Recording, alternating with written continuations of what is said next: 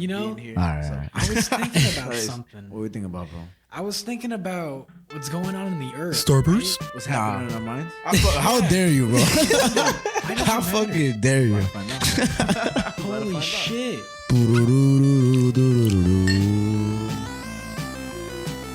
Ready? Best theme song in the fucking world. You think so? Welcome. Nah, not at all. to Earth Mind Matter. Okay. Like top 7,000. He said- Okay. Top 7,000. I'd put it He said, let's top talk 2. about some Top 2? movies. It's not number 2? Ooh. Across the internet. I don't know. The only one I know is Joe Rogan's. That's the only one I know. And ours. Come on, Frankie. And we're number 2. Hey, hello. You know, Hello. now that we're actually starting the episode, Yeah. I'm just gonna come out and say it. What's up? Frankie, Yep. I think I have an addiction. What's your addiction? I'm highly addicted to getting high. So you're addicted. That's why I said highly. And what are the tragedies that come with this addiction? I am constantly hungry. Okay. I sleep too much. Okay. I constantly have glossy or red eyes. Okay. I sometimes will respond slower to people Yeah. or just move slower. Like a sloth, which is a sin. And yeah, It's a big sin. sloths are the devil. But most importantly, it just isolates me. Damn, it's deep. Like I just, I feel like whenever I smoke, I just get separated from the world, and I'm just kind of like, finally, In the good way? hell yeah. All right, so then we're good. So we're good, bro. Fuck out of here. But I think I'm addicted too. Oh yeah, what Yeah. you did think addicted to? Well, what I'm addicted to? A duck a dig. I think I'm addicted to granola bars. Oh yeah, which Yeah. one's Nature Valley? No, the ones that make you feel funny. You know? Oh Yeah. Are you talking about those? The Iraq bars? No, those are just for Tuesday nights. You know that. Yeah. Oh, okay. But You really gotta stay up there for pool. I'm a fucking division champion, by the way. I fucking won a fucking trophy, man. It feels so good to win a trophy. If you didn't catch the last episode, Motherfucker, call me a champion for the rest of 2023. no one called Frankie a champion. I'm not only an addict, but I'm a fucking pool champion, motherfucker. He's addicted to being called a champion. That's what I'm saying. My ego is fed, bro. So whenever you hit me up, refer to me as champion, or else I won't respond. Unless you're my employer, then I guess I have to respond. You know who also thinks they're a champion? Who? I know I'm a champion. I don't think I'm a champion. You know, I'm technically a champion. You're sitting in the. You know in who the else presence is of also a greatness. champion? Who? My nephew, who I call Champ. Respectfully, fuck that kid. Respectfully, He can probably beat you at pool. I'll smack the shit out of him. I don't care if he beats me up. I'll smack the shit out of him, bro. Respectfully, though. Why is that always your response? I'll smack the shit out of this person. I'll smack the shit out of It's this so person. satisfying to say, bro. Like, yo, yeah. Hey, Frankie, what's up? I'll smack the shit out of you.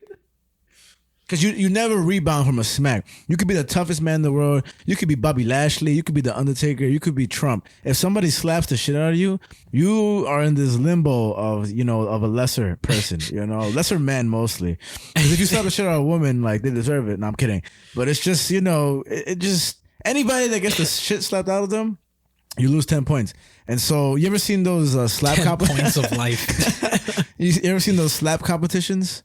Yeah. Bro, them shits are crazy. But see, they're warranted slaps. That's not slapping the shit out of somebody. That's just slapping somebody competitively, which kind of, decreases the effectiveness, But if you're mid-conversation and you're talking mad shit and yeah, your mom's a bitch and this bitch is a hoe, and then like, it's just everything you ever amounted to, 10 points. Decreased by 10 points. And it's the truth of life. Yeah, man, and your rank goes down, and as a person, you just matter less. I was fucking. What was it? I had it on the tip of my tongue. I was slapping the shit out this hoe. We were playing D&D Okay. a couple years ago, Yeah. and Chino, Shout out to Chino. his character, it was his turn, Yeah. and he was like, he was a wizard, so he was like, oh, I'm gonna use like this lightning, this thunder slap or something like that. the thunder slap, bro. That's Yeah, fucking like funny that as was like shit. the name of the movie. It was Yeah, called yeah. like the thunder slap or something like that. Some dainty slap. And so Chino, like, he's like, you know, playing D&D, you get into it. You sort of act Oh, what and you're it's a board doing. game. I'm a dickhead. I'm here thinking it's a fucking like computer no, game. no. All right, no, board game. I'm gonna thunder slap you. Yeah, so like Chino's just kind of like doing his wizard voice. He's like, and I'll thunder slap this bitch in the face.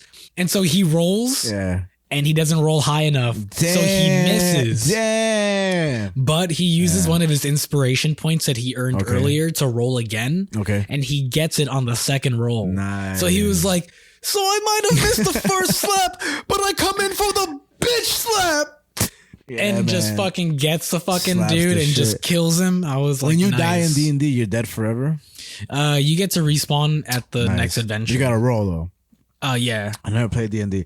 I don't know if anybody's interested in this, but they play Dungeons and Dragons in Greenpoint at Action City Comics. I think every Tuesday really? night. Yeah, every Tuesday Oh, wow. night. Yeah, you should do it. They have like it's very small fee. Like they even like they stress that on the Instagram post. Mm-hmm. But yeah, every time I pass by, I think the comic book store is open. But you look in and there's like 4 or 5 tables. By the way, Javi got a flannel cozy, and it's so fucking funny, bro. Shout out to my podcast bro, Frankie. You guys can see in the camera. Yeah, we'll put it up on the social. But you know, I like it so much because I can hold it by the arm. by the little what's it called, heated elbow, because it's in the flannel. Yeah, it's like I feel like I'm holding a mug at this point, but I'm drinking beer. Yeah, it's man. awesome. So bring your flannel beer cozies to Action City Comics on Tuesdays. Mention us, you get no discount, but maybe they'll let us shoot in there one of these days. And yeah, it's Dungeons and Dragons. I'm pretty sure, if not that, it's another board game, but I'm like 99% sure. If not, you can slap me. You can slap the shit out of me.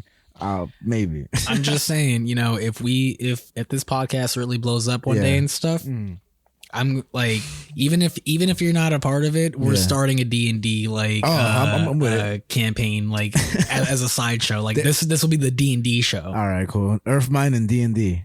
Because like, you know, there are D&D podcasts out there. 100%. 100%. So you think they just audio play and you can just follow the adventure through the audio? Yeah. That sounds awesome. Yeah, because like, you know, D&D is very bare bones of a game. Like, Yeah, you don't all really need have, much. Yeah, all you have is like your sheet of information about you, your dice, and your imagination. And you make up everything. Yeah.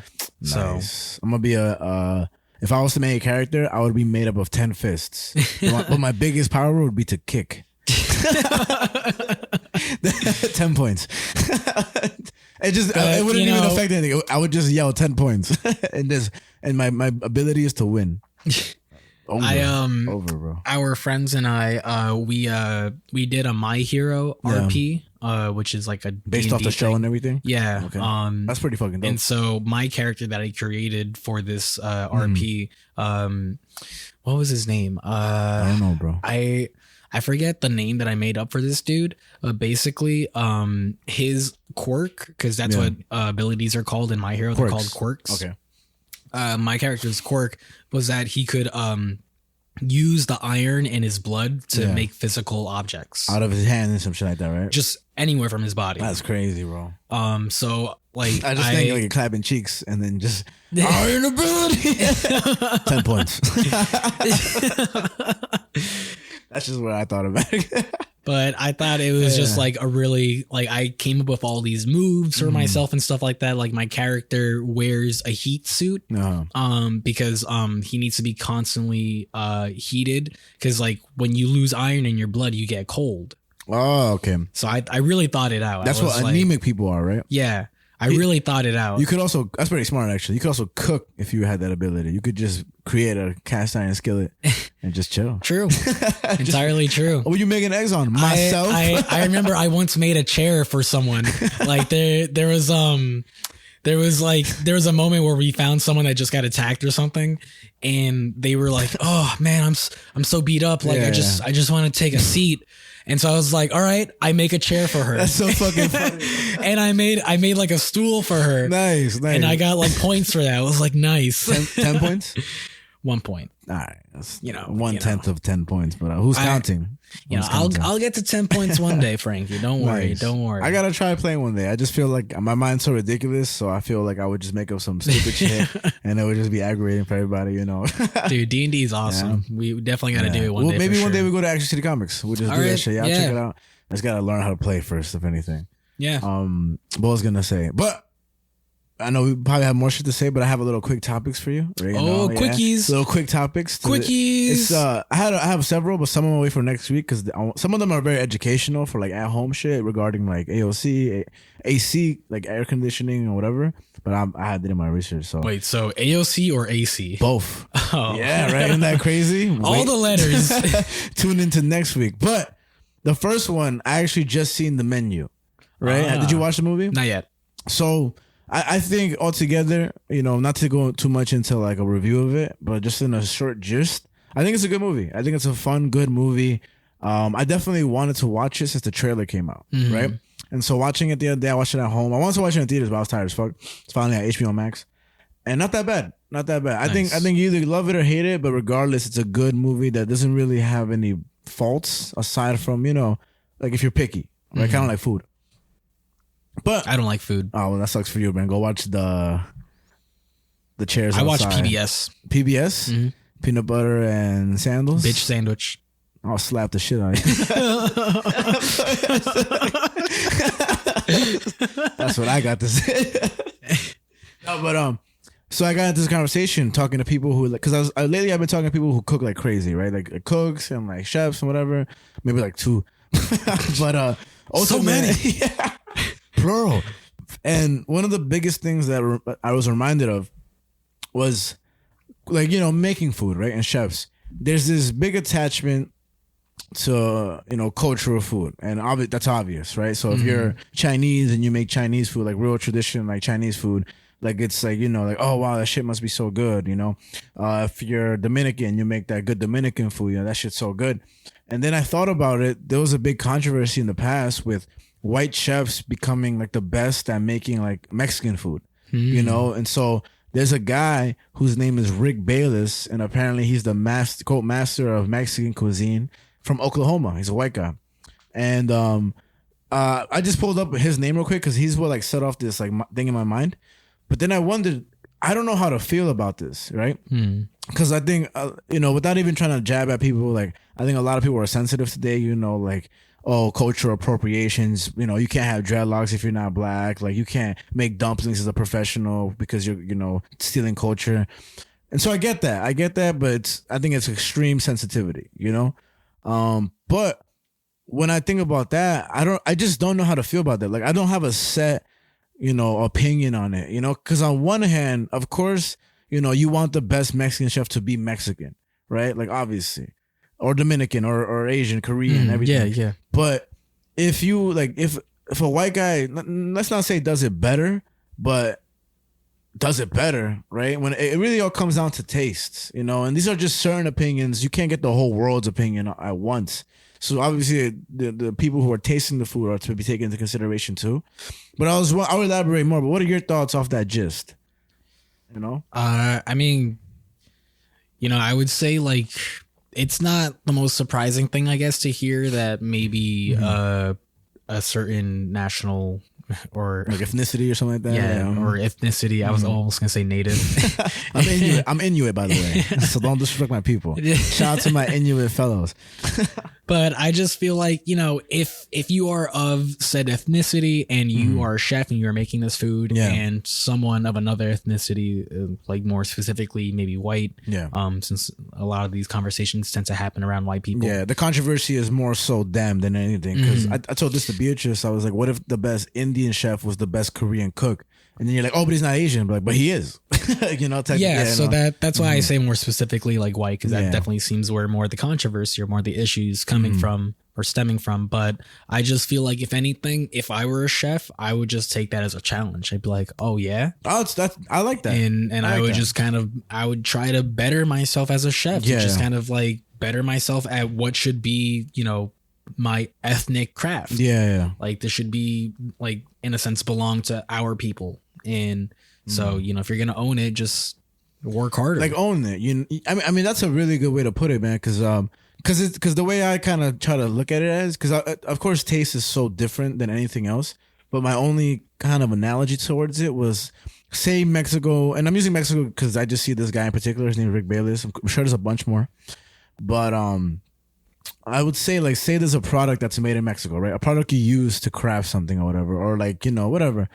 Say it's invented there and it's very it's cherished greatly in that area, but then somebody from Ohio recreates it, right? And they make it better. Okay, well, that's really unrealistic because nothing good comes from Ohio. That's what I'm saying, especially the people. They're all trash. Ohio is literally the middle of nowhere. Okay, I think Dave Chappelle's from Ohio. Shout out to Dave Chappelle. Okay, one good thing came out of Ohio. Brian Redband's from Ohio. I don't know who that is. He's a cool one good thing came out of Ohio. Whoop the fucking do. Hey, that's crazy. Is a thing? That's wild, bro. Hey, you said it. I did say it. So in that sense, it wasn't really great because it's like a product or a tool, right? So obviously tools get improved all throughout, and there's no real strong cultural attachment to it. But the way I kind of looked at it was my first was the Asian thing. Like if an Indian guy makes Asian food, that's one thing, or like a Mexican makes Peruvian food the best and this and that. Like, obviously people who are ignorant will be like, oh, he's Spanish anyway, this and that.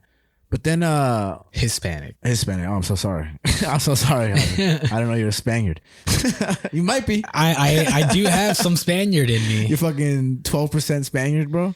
You want me to tell you my ancestry? I do. Well, I think I'm at my point because I lost my fucking point. But while you look it up, I'll say this. So Rick Bayless, he got so famous for making Mexican food that in 2010, the Mexican president Felipe Calderon asked him to visit the White House, and he got to make dinner for him. Okay. Oh wait, no, a Mexican president was asked to come to the White House, and Bayless made the dinner for him. Oh, okay. Yeah, okay. I'm about to say. But yeah, that's pretty crazy, and then it's just like, because like obviously you want to see a Mexican person there. Like I get that. Like my mom's food is better than this Rick Bayless food for sure. But that's a bias. And how far do we take that? Oh yeah. Well, did mom make it? I didn't think so. Checkmate, bitch. And then you smack the shit out of her. What percentage are you? I bet you have it pulled up. That's so fucking funny. So your stats? These are your stats? Yeah, these are my stats, my guy. So, my top thing, I'm 23% Ecuadorian. Okay. It's crazy. Indigenous Ecuador. Yeah. Next one is Spain at 16%. Senegal at 8%. Yeah. Benin and Togo at 7%. Jesus Portugal Christ. at 7%. Ivory Coast and Ghana at 6%. Yeah. Colombia and Venezuela at 6%. Nigeria at 5%. Basque at 5%. Cameroon, Congo, and Western Bantu people at 4%. Yeah. Northern Italy at 4%. Ireland at 3%. Indigenous Haiti and Dominican Republic at 2%. What the fuck? Eastern Bantu people at 1%. Yeah. Northern Africa at 1%. Bengal and Southern Italy at 1%. That's why you don't watch the World Cup, bro, because you be cheering for every team at once. You won the World Cup. Except this year with Argentina. Fucking Jesus Christ, bro. Well, I'm Inuit and Mexican. I didn't get a test or anything. I'm just assuming, and I'm a little bit French. Oh yeah, I'm a little French. My ears are French. Your ears are French? My ears are French. Do they smell like baguettes? They do. In the I morning. would smell your ears, but that's probably really weird. It's a little weird. I'll collect earwax, and that's the butter. You get me? Yeah, but that's not like the source. I know that the source is inside me, like my inner ear. Yeah, but I don't want to smell the innards of your ear. I want to smell your ear. That's all you get, bro. I'm not letting you sniff my ear. That's assault. I think to make it not weird, what we should do is that you should cut off your ear. I should Van Gogh it. And just hand me your ear so that way I can just sniff it in my hand and be like. And the French regrow our ears anyway, so you can just keep the ear. Mm-hmm. It's like a scratch. It's like a snail. French. I see both said shit with S's. All right, so okay, look. So he's from Oklahoma, right? And again, I'm really not trying to target this Bayless guy. He's literally just the first person. This article's asking me to listen to a 22-minute article. I'm definitely not doing that. But let me just read these two things because it's a question and an answer. I don't know what's said, so stay tuned. Here it comes. So a guy named Pashman says, quote, "There are also other Mexicans and Mexican Americans who are like, screw this guy, Rick Bayless. So how do you feel when you get that kind of reaction to your work?" Bayless says, "Fuck those bigs." No, I'm kidding. Imagine that's the whole thing. I almost took you serious for a sec when you said the "fuck you" part. I was like, "Oh shit." No, he says, quote, well, usually people who have had da da da da da da da. That's what he said. Well, usually people who have that opinion on me don't want to have a conversation. Those people say it are usually very political and they have a mouthpiece and they just go around saying it. And everybody thinks, oh, lots of people must believe that. And honestly, I don't think they do. I know there have been a number of people out there that criticize me only because of my race, because I'm white. I can't do anything with Mexican food, but we have to stop and say, oh, wait, is that plain racism then?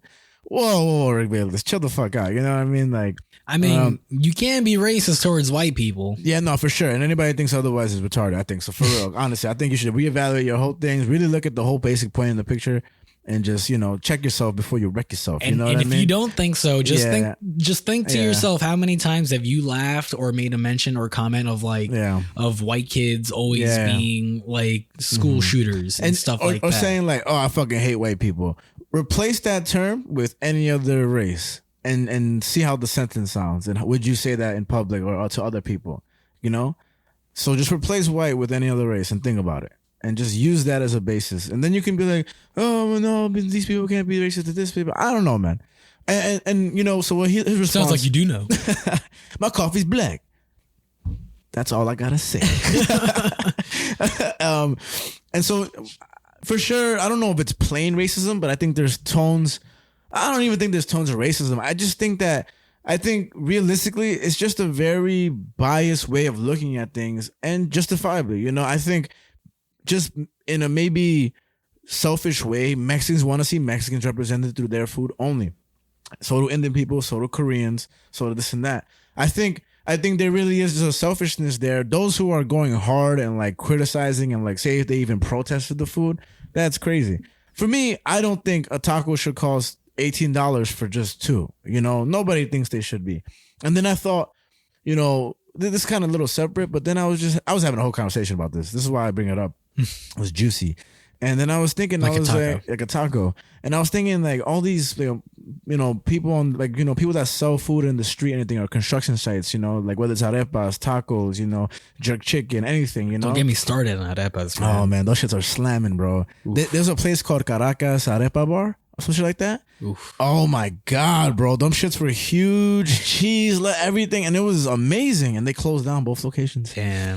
I think you could order through DoorDash, but it's fucking the best. One of the best arepas you have. I won't say the best because I don't know all the arepas. Shout out to White Maíz. That's my arepa place. White Maíz? Yeah. Ooh. It's in Brooklyn, Carroll Gardens. It's good. Yeah. I'm gonna go there and be like, this shit trash. Nah. Shout out to White Maíz.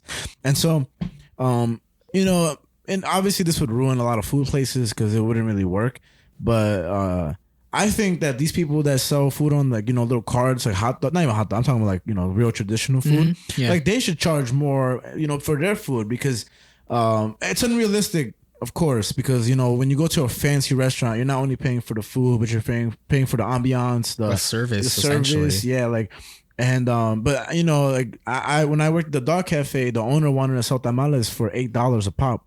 And I'm like, she's bugging the fuck out, but it's a wealthy neighborhood. But I told her nobody would buy these shits because it's all white people around here, and it's not that they don't like tamales. They don't know if they like tamales. They're just unfamiliar with them, Mm-hmm. Like if you said, oh, here's a taco, they would pay that off the bat. And so that was just my thought. And it's kind of unrealistic, but it's just, if you want real cultural food and you want real great Mexican food, can't you take a traditional taco kind of shack looking place that looks like it's in Mexico that really isn't that expensively built and just perceive it as, or, represent it as like, oh, getting the real Mexican experience. Like this is how it actually looks like in Mexico. Rather than buying a flight, you would buy a place that looks average like Mexico and we charge you $30 for 3 tacos because it's traditional, imported, And so that's kind of a little like fantasy, but you get what I'm trying to say? Like, yeah, replicate what you would pay to visit, and then you would pay because if you go to Cancun, they're gonna charge you the same price. But if you go to there's a place tequila, but Tijuana, which is right over LA and shit like that, like they'll charge you cheap as fuck, and you're actually technically in Mexico. You know what I mean? So, yeah. What do you think about that? I just think that it just kind of goes back to my original thoughts of just that, you know, in my shoes, I would just kind of be like, I'm going to take this as a challenge. I'm going to just get better at this. And just that way it can belong to us. Yeah. In terms of like places that try to sort of recreate that stuff. Yeah. You know, I don't think there's anything wrong with like going to like, you know, a Mexican whitewash restaurant and getting tacos, because like, you know, people aren't always going to want that Mexican experience or like that quote unquote Mexican experience. And then there's also quality of ingredients that increases the prices. That's also a very real thing. And that's why I say that like, you know, for these fancy restaurants versus like street vendors, it comes down to the quality of it and things like that. Yeah. You can say that, sure, that the street vendors can probably charge more because they're maybe dealing with more like the elements and being outside and all that shit.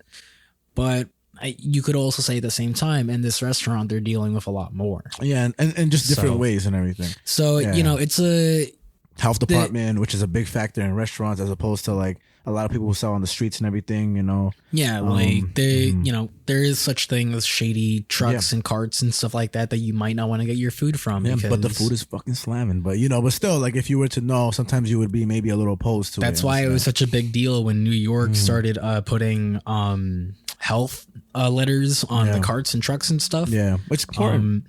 So that people could have a more informed decision of where they're going to eat, because that is important.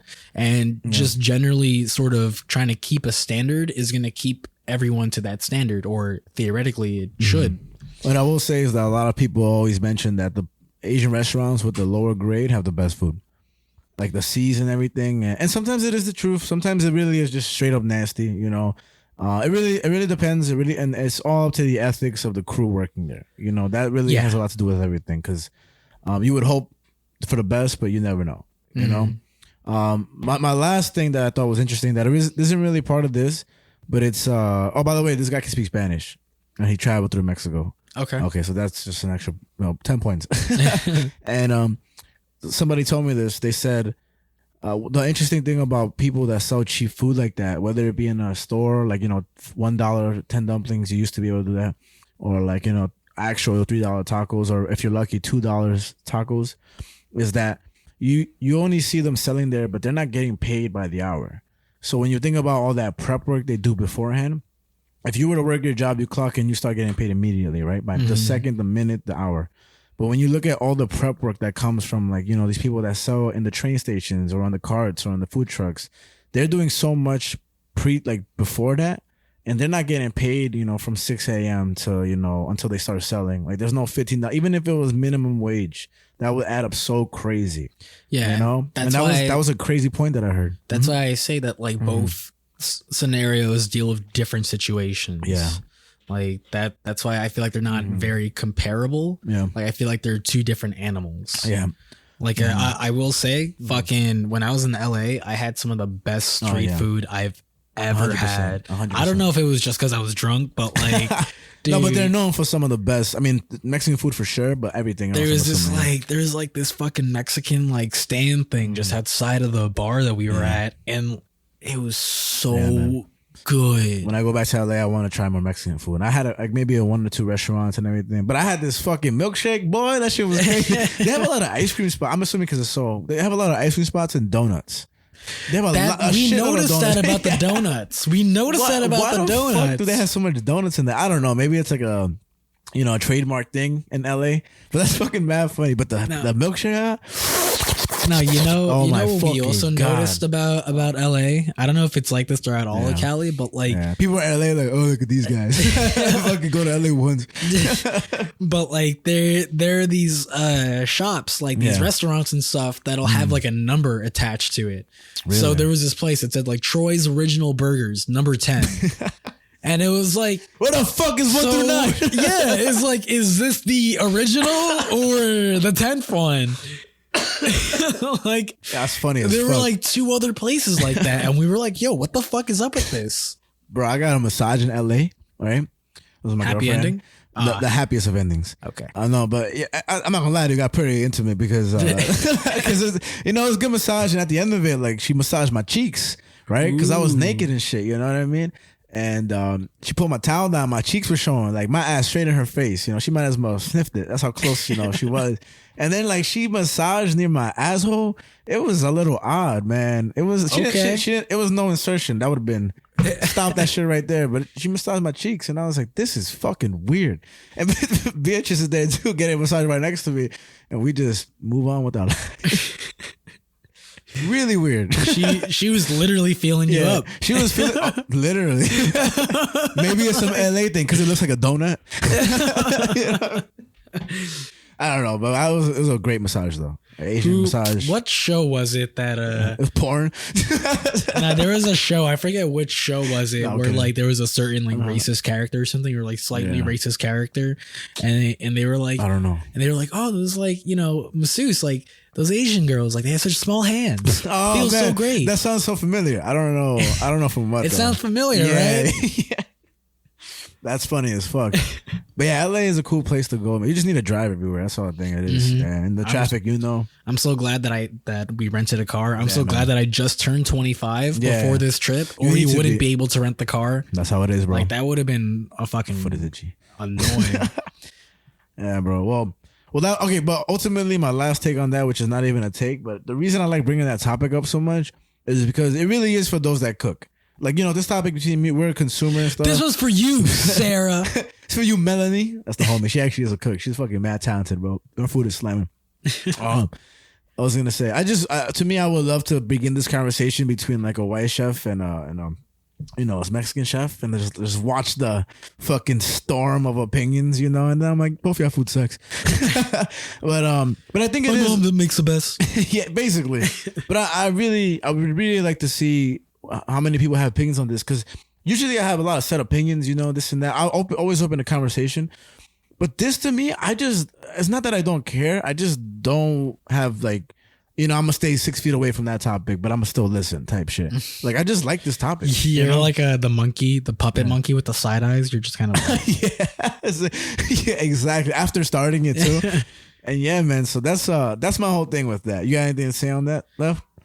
I mean, not really. It's just kind of, you know, it's interesting to say the least. Like I don't have a super strong opinion for except for what I've already said. Just and I really think that was a good opinion. Get better, bitch, because they're coming. They're coming, bro. The white man's coming for your job. Yeah, you think you're good, Ecuadorian? Fuck out of here, Michael fucking Scott. I don't know. Watch out, Venezuela. Wade Rick is taking your job. Chill out, Croatia. Yo, man, there was a dude at my job. Wade Rick. There was a dude at my job. There was a patient. Yeah. His name, he had 3 first names. And it's allegedly, because you would never share patients' names and stuff. You know what I mean? Of course. It's all legend. Yeah. Like, I can't even remember what the last one was. Yeah. But it was something like, it was literally like Wade Lewis Ryan, something like that. And I was just like, I looked at that and I turned to my coworker and I was like, this dude literally has 3 first names.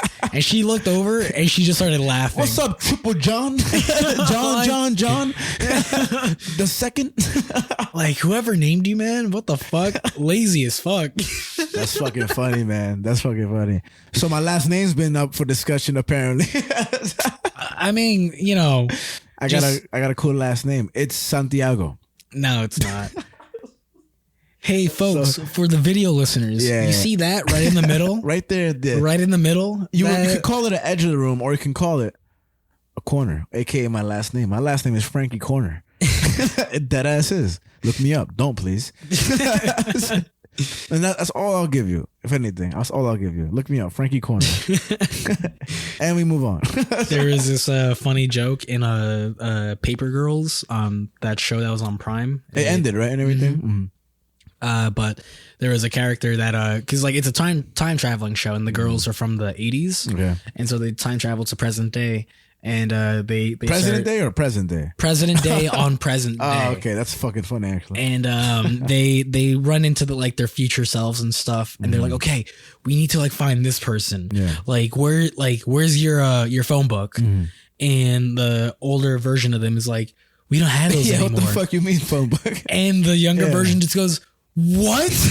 Like you see like the distraught in their face, and I was like, nice. Yeah, man. That's cool. You know, phone books, man, that's not really a good idea. Like, here's everybody's number. You know what I mean? I mean, back then when you literally had no other way of like finding someone. I know, but they should have a phone book today for somewhere, but all updated like iPhone. I mean, phone. there are Yellow Pages online. Man. Yellow Pages does have a website. Damn, you know, I literally did find somebody once online through Yellow Pages. Yellow Pages are something that I do not ever need, but I want around so bad, man. You ever smell a Yellow Pages?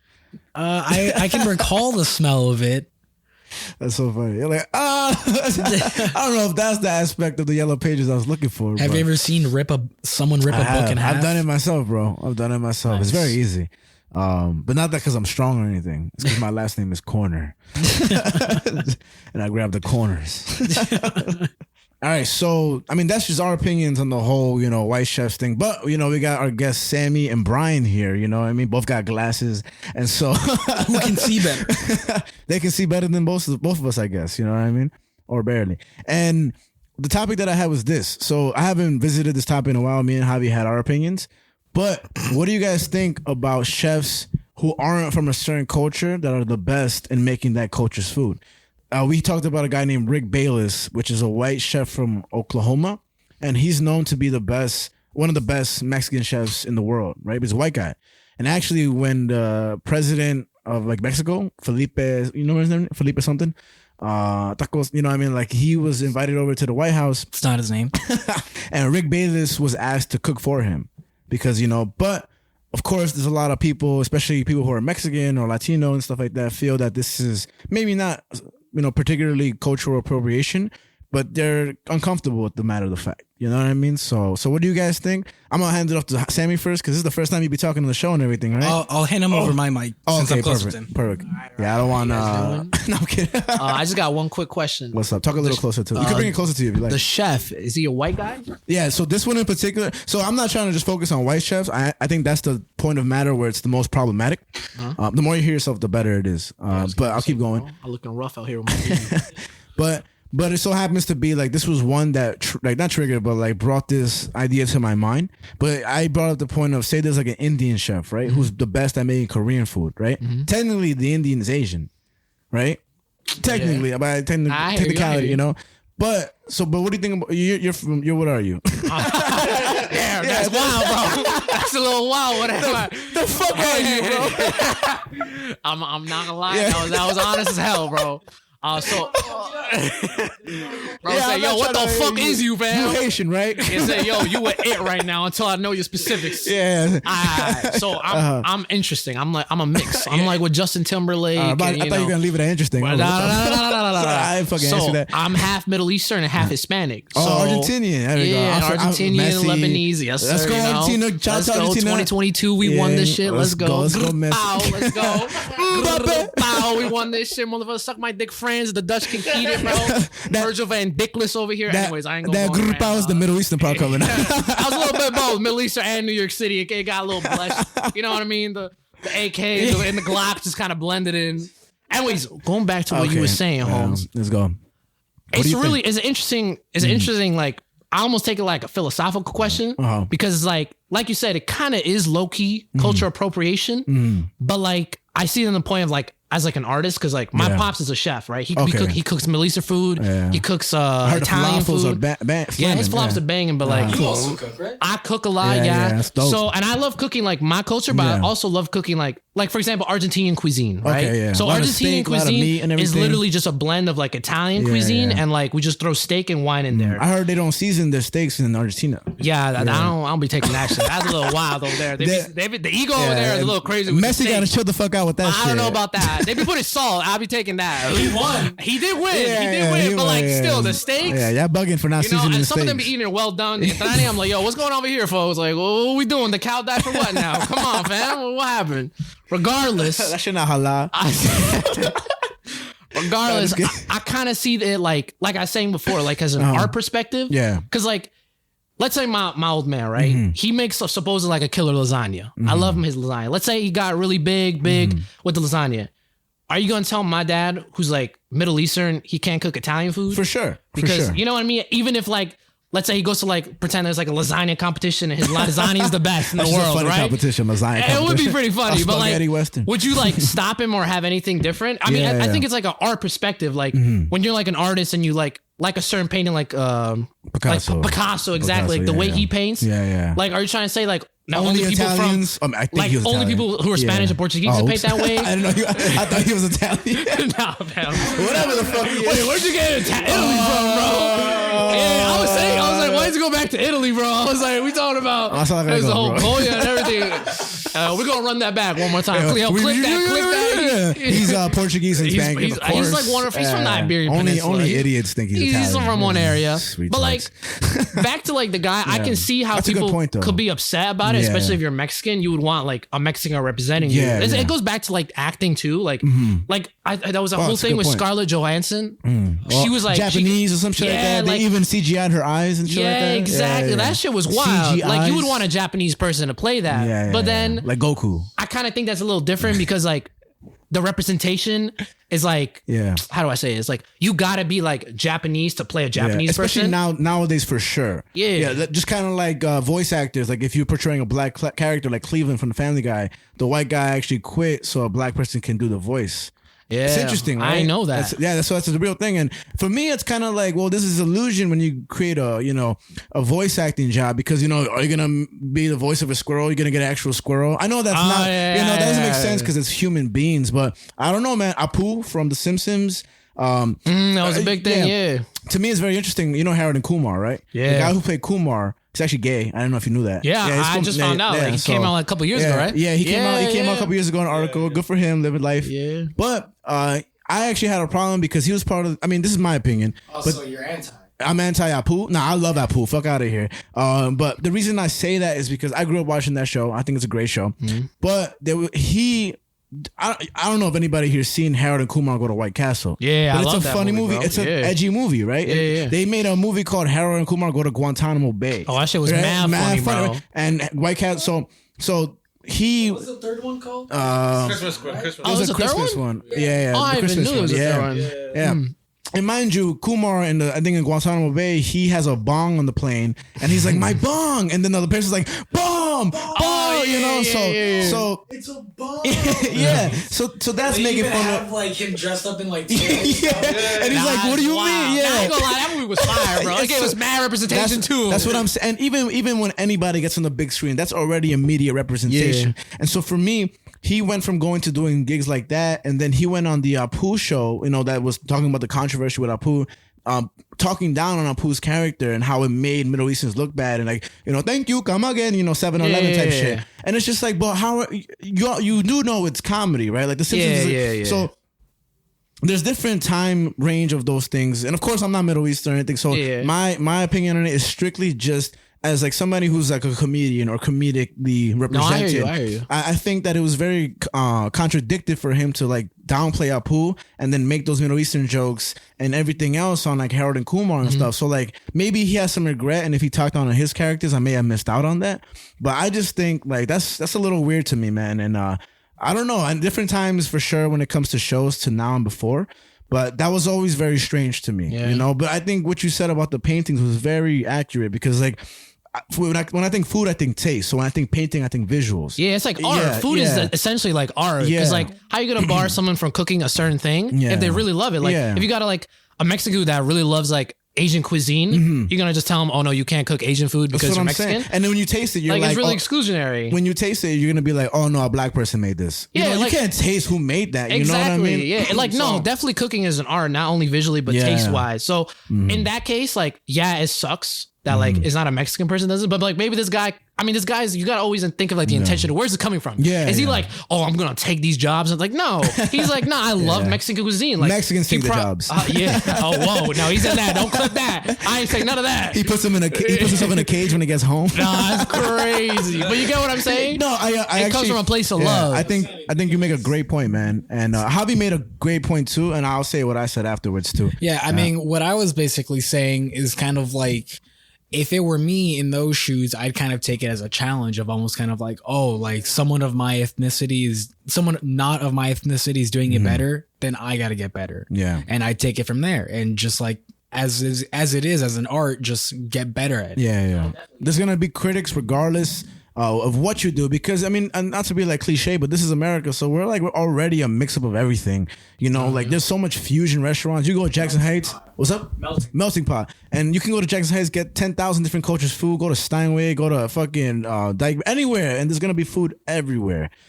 And so for me, the way I saw it, I just think that in some sense, I think that we are truly not being selfish in the way to put down Mexicans who want the Mexican person to be represented, access to the White House. But I just think that there's this kind of justifiable selfishness that like, yeah, we do want a Mexican person to be, you know, the face of Mexican food, because like that's what we know as, you know, as natural. You get what I mean? So I think we're not wrong to feel that way, but we shouldn't be suppressing or protesting or denying this person's ability or opportunity to create this food because he likes it himself, you know. And then media is the one that chooses to put the white guy on the cover instead of the Mexican. You know, media does that. And of course, those who deem him the best chef for Mexican food, they're not everybody's opinions. Yeah, you know? who said he's the best? Like, oh, he was on the covers and stuff. He was like, he's a really big. He got Mexican like a bunch chef. of Mexican restaurants, or like what? Probably he probably does and everything. I kind of, because I really didn't want the censor to be him, because I just wanted it to be just anybody making the food that's not part of their culture. He was the one that sparked this within me when I first heard it. And actually, interestingly enough, today somebody told me that. Real quick, there was a blind wine tasting competition, right? And you know, America's not really known for their wine like that, more like France and Italy. And so they had like 12 judges, all blind test wines. And what they didn't know is that it was USA wines and French wines. And they all concluded that the American wine was better from California. When they found out that they rated California better, they were like, oh, no.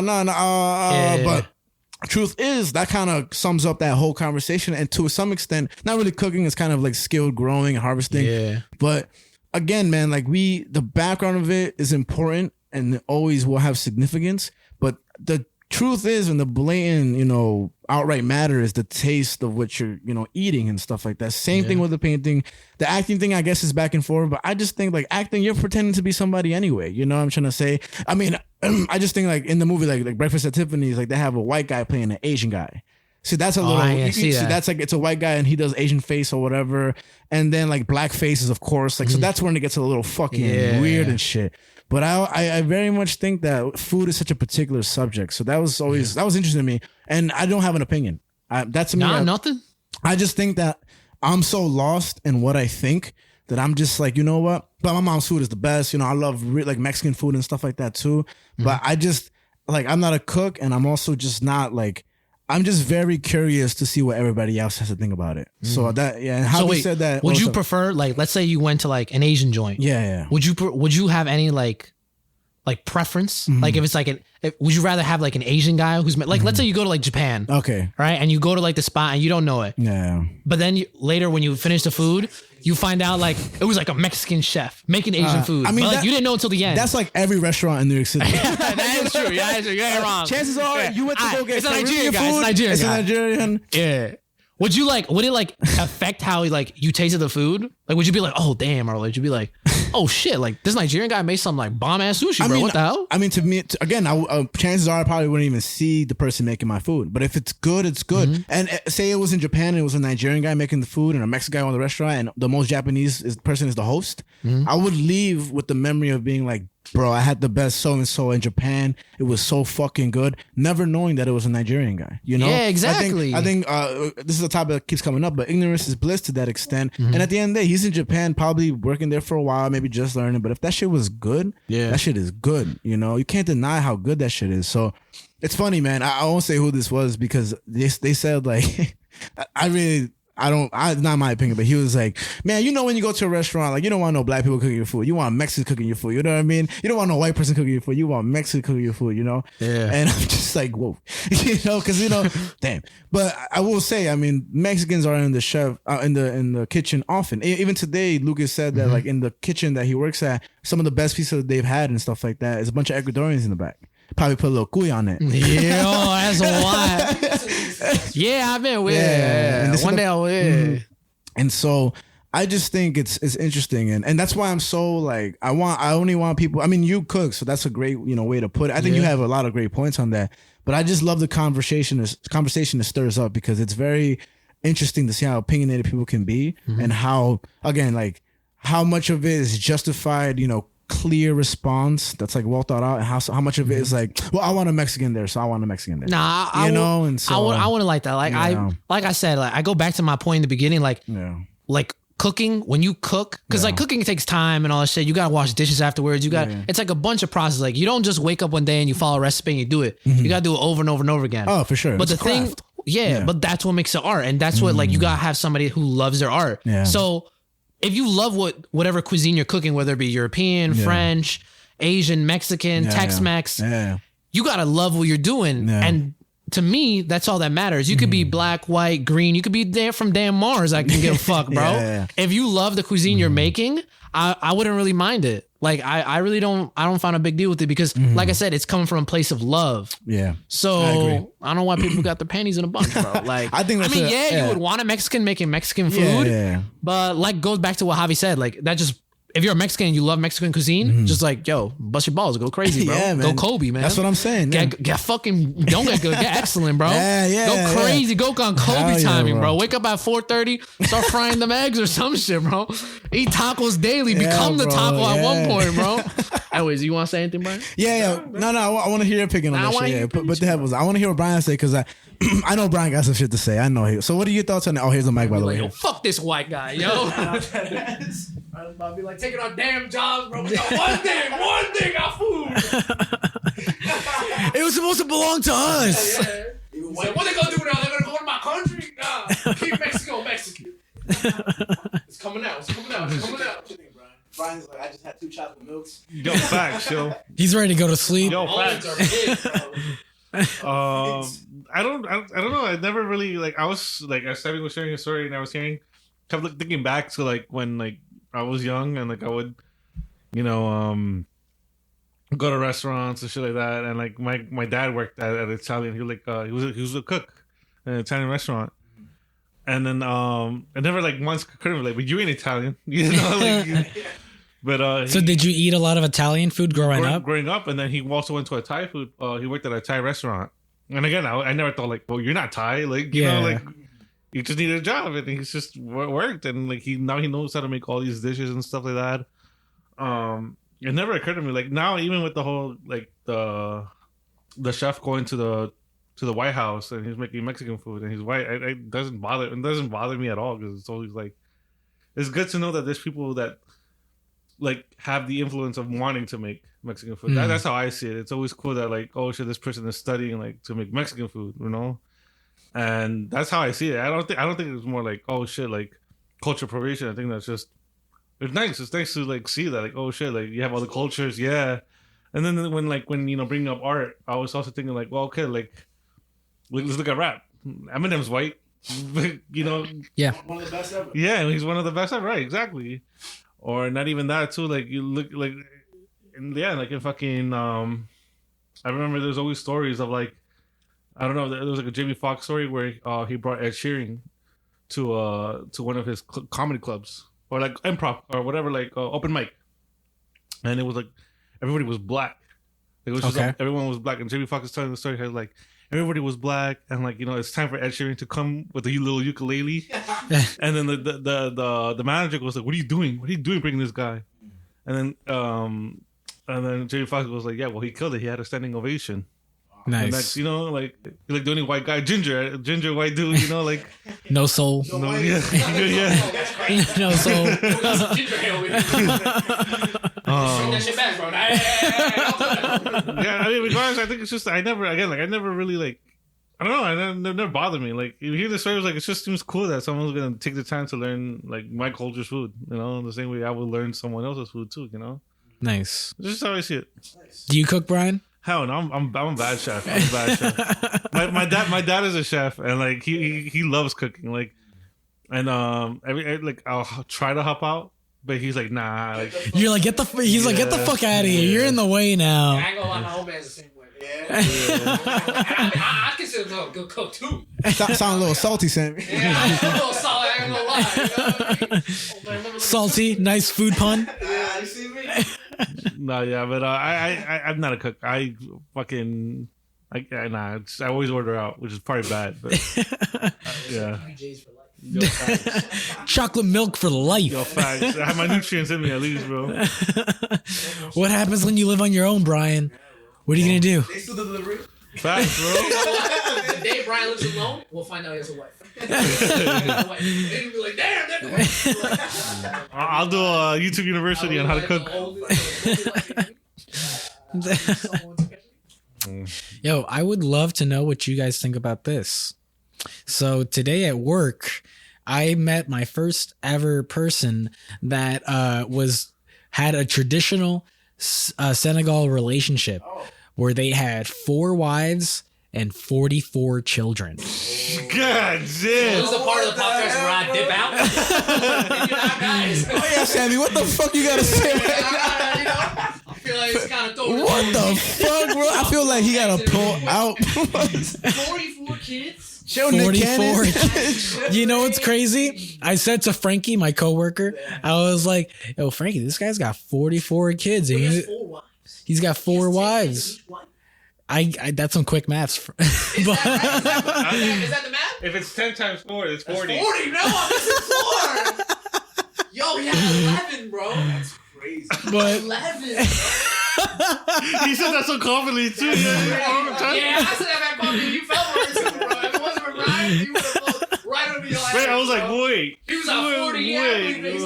He got 4 wives, but had 44 children with 1 woman. She broke the world record. But I was saying to Frankie, I was like, yeah, this guy's got 44 kids. And he was like, oh my God. I was like, yeah, this guy thinks he's Nick Cannon. And Frankie goes, I think he beat his record. And like, Yo, what does he do? Are they all single? dude, Claps cheeks, bro. here's the crazy thing about his job. So, you know, when you come in, allegedly, this is a made up person, of course. Yeah, this is I- not real I- at all. You would like- never disclose any. Yeah, this is all like- fake. You know, you know, I don't know his name, so this could be anyone. This is literally anybody. Yeah. Upale. But when this person shows me their ID, it's a driver's license ID. Now, mind you, this guy was cross-eyed. Cross-eyed. And so when I saw a driver's license, I was like, yo, man, I'm never getting in this guy's car. What room, bro? 44 kids. You're not getting that car regardless. Imagine that Uber driver, bro. Maybe he only has 4 kids. He doesn't think he got 44. And it just keeps popping. You know, he's looking at that number like 4, and then he keeps seeing like the same kid over. Hey, bro. Oh, you never know. You come cross-eyed. It's kind of believable now. It's tough to look at a cross-eyed person, man. You know, I'm not even gonna say cross-eyed. Now that I'm thinking about it, it was more so like he was like chameleon-eyed. Yeah. Like one eye was like looking outwards. To a lizard fan? Some lady came in today to my job, bro. She was cross-eyed as fuck. Well, cross-eyed because she had one eye that was crossed. So I keep trying to look at the good eye, but I'm like, I really want to look at the other eye. So I'm becoming cross-eyed, looking at the cross-eye. Just shake it around. Little shake and bake. Smack over here, and then it brings it back. God damn, 44 kids. I don't even want one. This dude was literally like one eye looking forward, the other eye looking upwards. His job occupation is probably Uber driver. Yo, man. Does that eye look that way? Yeah. Is it like just like Nah, I mean like the eye is looking like this? I mean like Sammy. Going through life like this, bro. I mean like Sammy, when you look completely to your left and you close one of your eyes, is the vision the same? Shit, you right, man. That's crazy, bro. Like imagine like talking to someone like this and you like. Imagine hypnotizing a cross-eyed person. Your circle gotta be like pointy and shit. You're like swinging. Grab your face, like focus on one eye, and then grab your other face. Nah, that shit throws me off You balance, swing like bro. the pocket watch, like an extra like 30 degrees to catch the other eye. It's like, You're you know when they do yo-yo tricks, they just gotta. I need to bring a mirror just to have like, Yeah, how you looking at my boy over there and me at the same time, bro? But I'll say, you know, when you reach a certain requirement, you have Medicare and you get to answers certain questions at when you see a doctor. And one of those questions was if you're married, and a follow-up question. Like, am I? And a follow-up question to that is if their wife is working. And so I go up, like, I asked this guy, like, are you married? I asked this guy, are you married? He goes, yeah, but all my wives are in Africa. It's like, okay, are they working? Yeah. Hold on, buddy. Hold on. Wives, plural? I saw it in the note. I saw it in the notes before he said it. So before he said it, I already knew. So I was already mentally going through it of like, holy shit. But yeah, I asked him, I was like, are they working? And he was like, no. He's like, working on this dick. That's all I would say if I had 4 wives and 44 children. It's like, don't work next door. Let me stop. That's fucking wild. I bet you cross-eyed people are the least likely to get assassinated. Because they seeing you. If you put 3 cross-eyed people like back to back, they're the safest motherfuckers. They're like owls at that point. So you tell me I gotta have like cross-eyed? Yeah, man. The peripherals. What? I mean, they do make glasses that have mirrors on the inside, so you could look behind you. Yeah, but if you're cross-eyed, you still just look in the same ways. Those mirrors. That's funny. Good driver because he knows when to switch lanes. Maybe not his left lane. You see one side of his car completely fine, the other side. You see his headlights are cross-eyed too. His car is like this.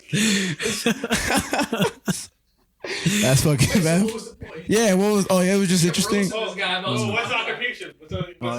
Oh yeah. He was a taxi driver. He was a taxi driver. With a 1-star rating, He bro. showed me his taxi license. What? How was that even possible? My driver was looking at me and the road at the same time. When I handed him his paper of his next appointment, he asked me, what day is it? And I was like, it says it here on the paper. And he yells at me. He's like, I can't look at it. Like, come on, you got to tell me which one it is. Like, you need to quit your job, buddy. And I was really like, dude, what are you like? What the fuck? I'll never get in your car. What are you doing? That's so crazy, man. But is that ableist? Like you go inside the car. Oh, you like, hit me with the ableist. Ooh. Because that's kind of ableist. Shit, man. Call me Is, because I'm... Kind of like we gotta clip that. Cancel him. My new co-host is gonna be cross-eyed, and I'll be fine with it. Yeah. I have cross-eyed friends. You're gonna be like this the whole episode? Deadass, bro. I don't give a fuck. I'll FaceTime me so I could be here and there at the same time, bro. I don't give a fuck. I'm not ableist, you see. I accept no matter what. You see me? That's what I do here, bro. Man, Sammy and Frankie, Earth Mind and Matter. Yo, I wish we had a third mic, bro. I wish we had. Yo, let's cancel this. Yeah. Getting at a taxi, looking at the driver, checking. Yo, you got all bodily. You got all your limbs, fam. Oh man, what?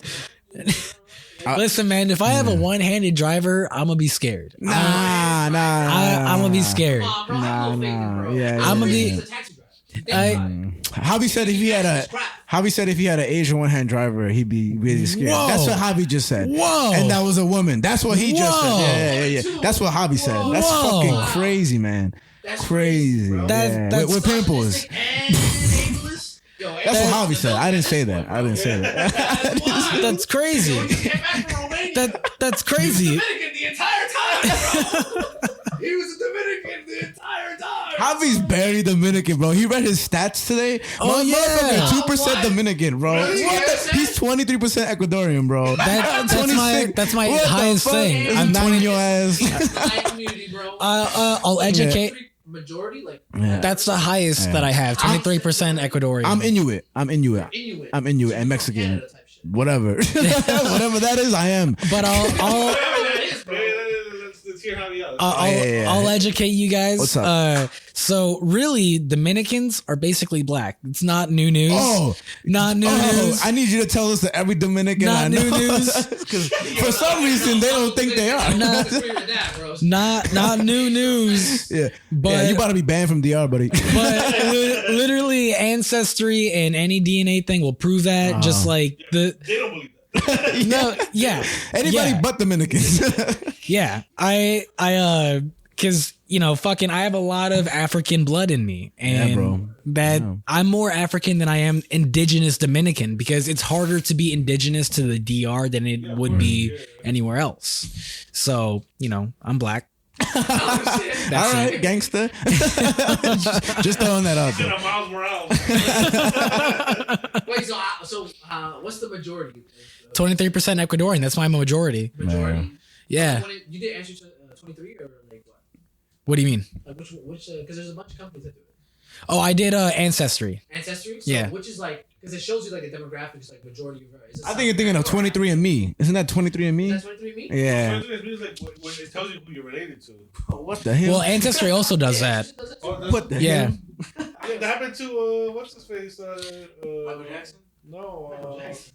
the guy from the Rain Brother, Marlon Wayans. He did the ancestry. No way. Yeah, he found out he was like 23% Irish, and there was a guy that worked at the What the fuck? at the radio station, and he was like, and it was this white guy. He was like, "You're my cousin," and he started freaking out. Like that, bro. Because the guy pointed it out to him. He's like, "Oh, he did an ancestry test." He's like, "I'm related to Marlon Wayans," and Marlon Wayans was like, "Yo, what?"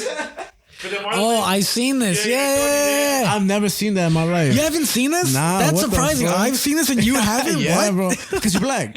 I'm black. I keep up with my culture. So Black what Twitter. up? Black Twitter. I do follow black people Twitter on Yeah. Reddit. That's what I'm saying. That Come on. shit is The dope. entire time, bro. That's fucking hilarious, bro. Fuck, man. I think it's also interesting because while I was in Cali, I was speaking to my friend Troy, who's Yeah. black, and I asked him. You have to throw it in there, but I did. Okay. Because I came up to me and I wanted to ask him. I was like, hey man, how do you feel about black people who Dominican people who use the N-word? Okay. And he took a second. He's like, it's really interesting, but he was like, I definitely go on and off about it. There are some Dominicans who say the N-word that I'm okay with, and there are other Dominicans that I'm not okay with who say the N-word. AKA the hard R and the Not even that. No, I'm kidding. For him, it was just more so the big difference that comes to it is whether or not that Dominican can accept that they're basically black. And he's like, the Dominicans that try to refuse that they're black and still say the N-word, he doesn't like that. Yeah. I mean, for me, I don't give a fuck who you are. Say what the fuck you say. Just say it with your chest, and if you believe so, say it anywhere. Don't just say it in certain places. That's all. Say I'll the N-word. Bro, I just told you. Like, I don't say that word in general. But for me, I've always looked at that word as the N-word, and I'm not gonna do that as much as I won't say the F word or K word or whatever. I'll say them because it's speech. You said the F word. I know, but I said it as a pretext. F word, Frank. No. That K word is. Oh, I definitely know what that K word is. The C word, the K word. Nah, I but think you said K word and then we both kind of clicked. I forgot we got a Middle Eastern here. So. No, but I really just think say whatever the fuck you want, but just mean it, intend to mean it, and have the intention to say it, and whatever, and really just speech is what you make of it, and there's history to it, but it's also just be comfortable in your own skin. I know a lot of white people, Asian people, this and that people that do say the N-word wherever they are, whoever they're in front of. They feel that way, whatever. But it's this cancel culture and this and that today where it's like, and it's always existed. This is not just now, but now more than ever, I see it coming across as, white people saying like, oh, you can't say that.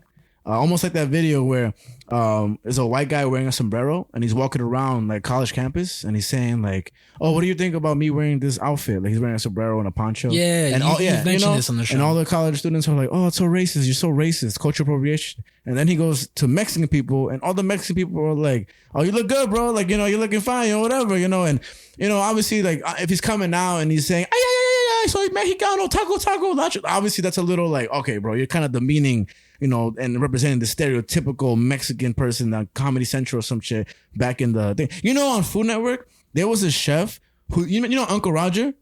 The comedian, Uncle Roger. Now it's Uncle Roger who like Like he make the rice and he talk like this. You know what I'm talking about? And then he like would watch white people make rice, and he's like, and he'll be like, oh no. Is like, he on like a lot of food he YouTube even, channels? He even does comedy now. Like he sells out shows and stuff. Okay, yeah, I think I know who you're talking about. So he's not controversial at all. I mean, maybe to some Asians that feel that way, of course.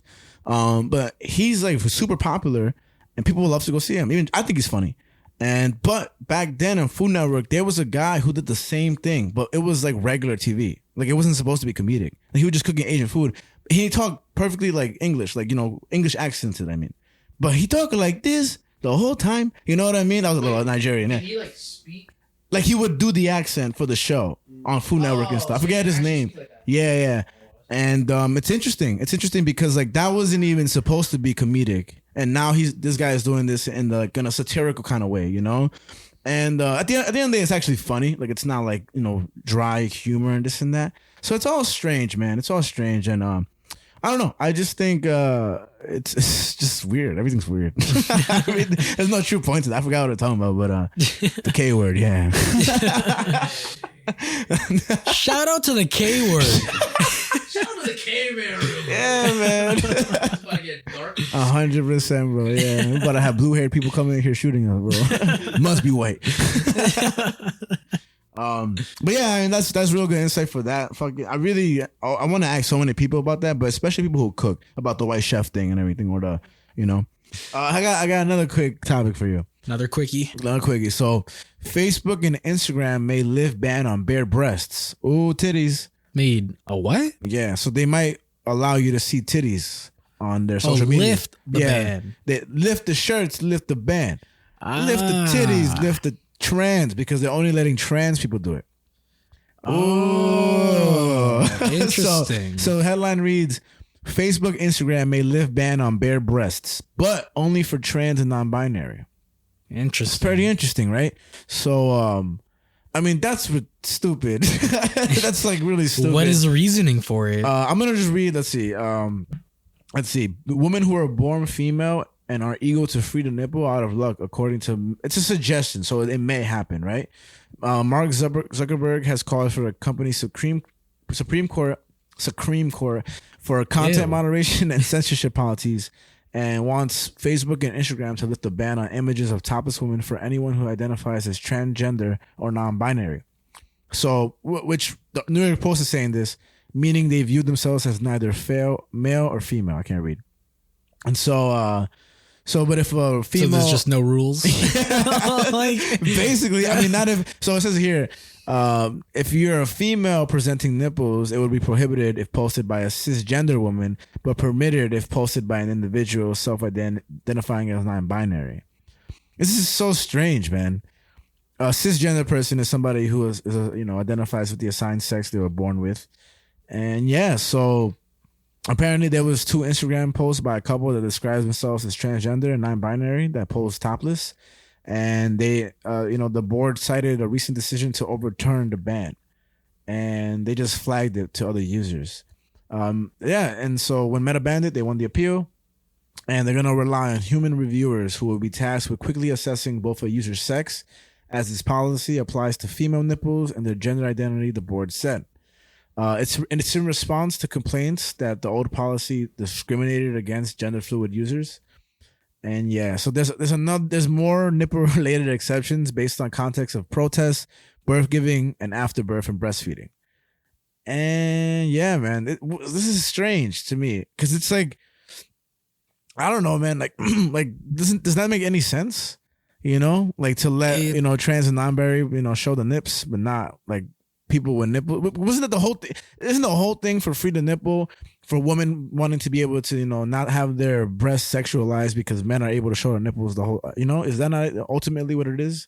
It just, I mean, to me, it just kind of sounds like Meta and is just kind of trying to keep themselves away from this by being like, just do whatever you want, just leave me out of it. Yeah, just kind of being like, well, they're non-binary. Yeah. Like, the rules say man or woman. But it says trans too, so don't they assign themselves a gender? So don't you think trans women would get upset at this because they're not being... Maybe they are. Their titties aren't being equal. Maybe they are. Actually, let me look it up. Let me. That's some good shit you just said right there. So I'm gonna look up trans titties. Upset or no? You're gonna get some weird results.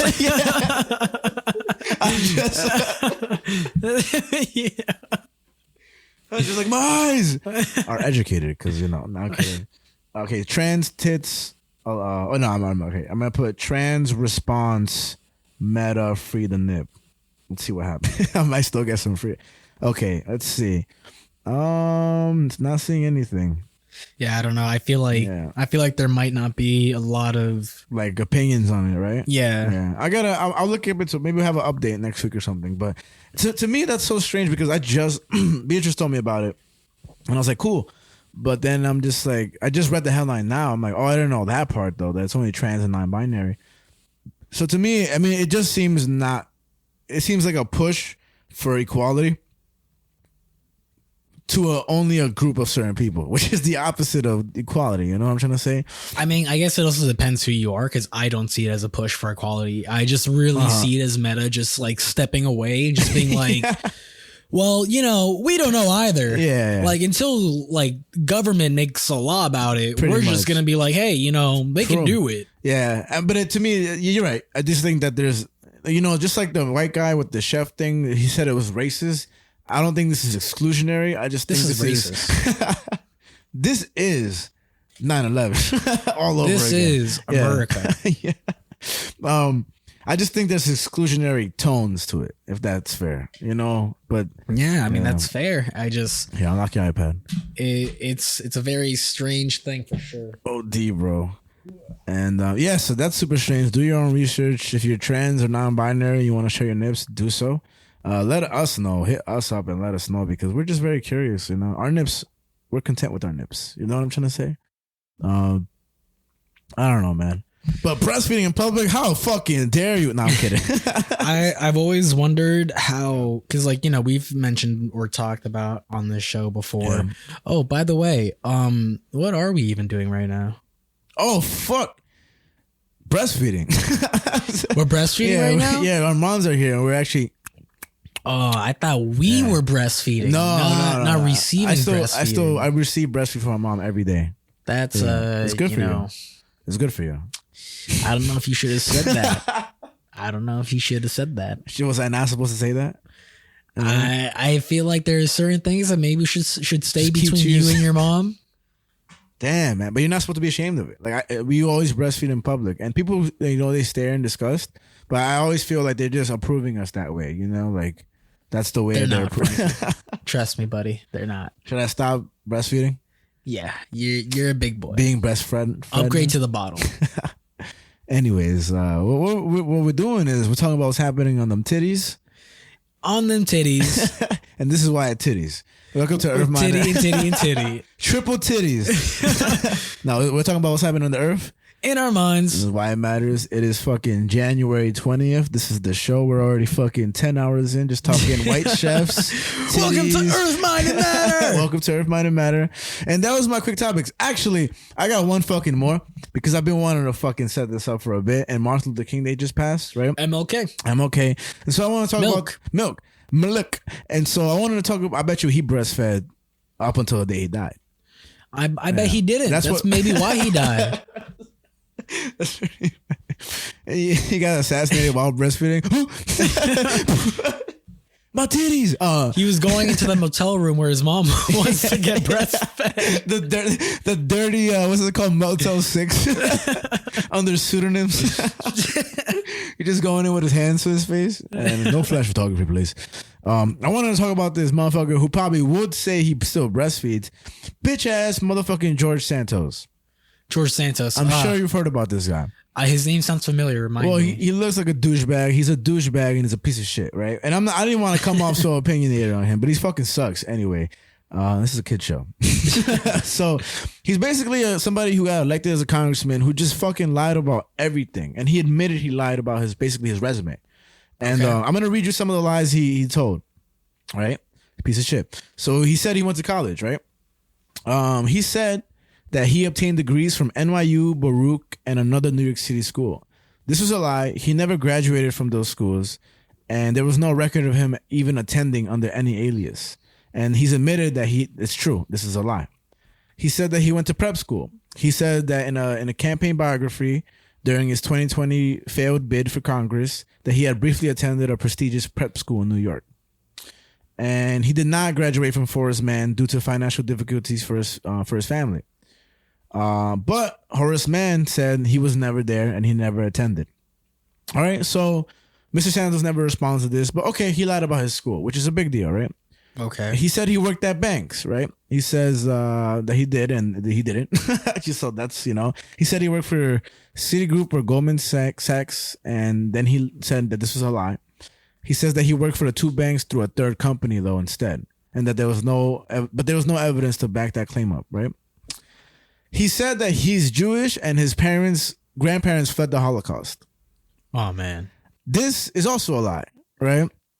And so, let's see. So he said he was Jewish, and the Republican Jewish Coalition says that he represented himself to them as Jewish, and he has made public comments to that effect in interviews. Then there was the position paper uncovered by Axios, in which he simply refers to himself as an American Jew, right? But in Fox News, he insisted that he did not lie, and in fact only referred to him as Jew-ish, like ish. There's a comedian who says you can't be Jew-ish, it's like I can't be black-ish, you know what I mean? And this is right here. It sounded like a ripoff from the Weekend Update joke. But he's actually Catholic. And genealogists contacted by the Forward said that there was no evidence to prove his other past claims that his grandparents on his mother's side escaped the Holocaust because they were born in Brazil. Bruh. Yeah. You know what that reminds me of? It reminds me of that actor from that show, The League, on FX. I don't know about him. I forget which actor specifically. I forget his name. For some reason, I think of Ezra Miller. But one of the actors on that show, The League, they got outed for being a 9/11 liar. Like they had a whole story where they had been telling for years in shows and on the news that he survived 9/11 or something. There has to be something there then. It's so weird. Like, why would you lie about that? Do you remember that episode about that guy who, set his house on fire, went to Mount Everest and stuff, and he lied about everything, then he killed himself in court? I don't know if you briefly remember that. He set his house on fire. And then, you remember? And then, he happened to have a scuba suit in there, so he was able to breathe oxygen. I don't know what episode that is, but just look up, people killing themselves in court. And yeah, I think that what's it called when you're, an excessive liar? Pathological liar. Pathological liar, yeah. And it doesn't end there. He said that he knew victims of the Post nightclub shooting. Remember it happened in Florida, I think so? Yeah. It was a hate crime against gay people and stuff like that. He said that he had personally lost 4 of his employees at the tragedy of Post nightclub. He told us to WNYC. It was later determined by news reports that no one on the list of those killed in the mass shooting were identifiable as being employees of any business owned by Mr. Santos. Bruh. Then he changed his story to say, well, they hadn't officially been hired yet. The 4 unnamed persons were supposedly all new employees. No evidence of that either. Bruh. Yeah. I don't even know this one. There's one that says he owns real estate, but I don't care about that one. But his mother died twice. What? So, in one tweet uncovered Wednesday by reporters, Mr. Santos claimed that his mother had died in 9/11 terrorist attacks on the Twin Towers in New York. Then he sent another tweet 5 months later. In that message, his mother had a new time of death, December 23rd, 2016. He's never admitted to this fib or addressed it publicly. It is reasonably safe to say that his mother did not come back from the dead. He lied about his apartment being robbed. His name is George Santos. Let's see. But he called himself Anthony DeVolder. I don't know. Yeah. He may have performed as a drag queen in Brazil. I think I knew about that. That one is coming to light a little more. And so, yeah. But I want to tell the truth about George Santos. You know what I mean? I want to, first of all, let me show you a picture of him because I want you to get to know the guy, right? Because he's not a liar. I've seen the picture of him as a drag queen. No. But this is who George Santos is. That's George Santos. And I'm showing, this is exactly who he is. We'll put the picture in the video. But what did you see in the picture? MLK? Yeah, that's actually George Santos before he came alive. He's the reincarnation of Martin Luther King. Okay. And he's also Afro-Indian, right? And, okay. He's a Black Panther. This is all George Santos. Because he doesn't tell a lie, bro. Yeah, but this guy gets me tight, bro. Because he's still our congressman. He said that he would he would not retire, but he would step down if he got like 142,000 people to like, ask for Sign a petition or something. And it's just crazy. He just gets me so mad because he's such a public liar and accepts his position as a congressman. I don't get it. There's no rules for that. Yeah. I mean, there should be. And then the whole Speaker of the House thing where they had to vote 17 times until Kevin McCarthy and shit like that. That was ridiculous. That's fucking. That's why that I barely have any faith in politics, but that to me was just like this makes no sense.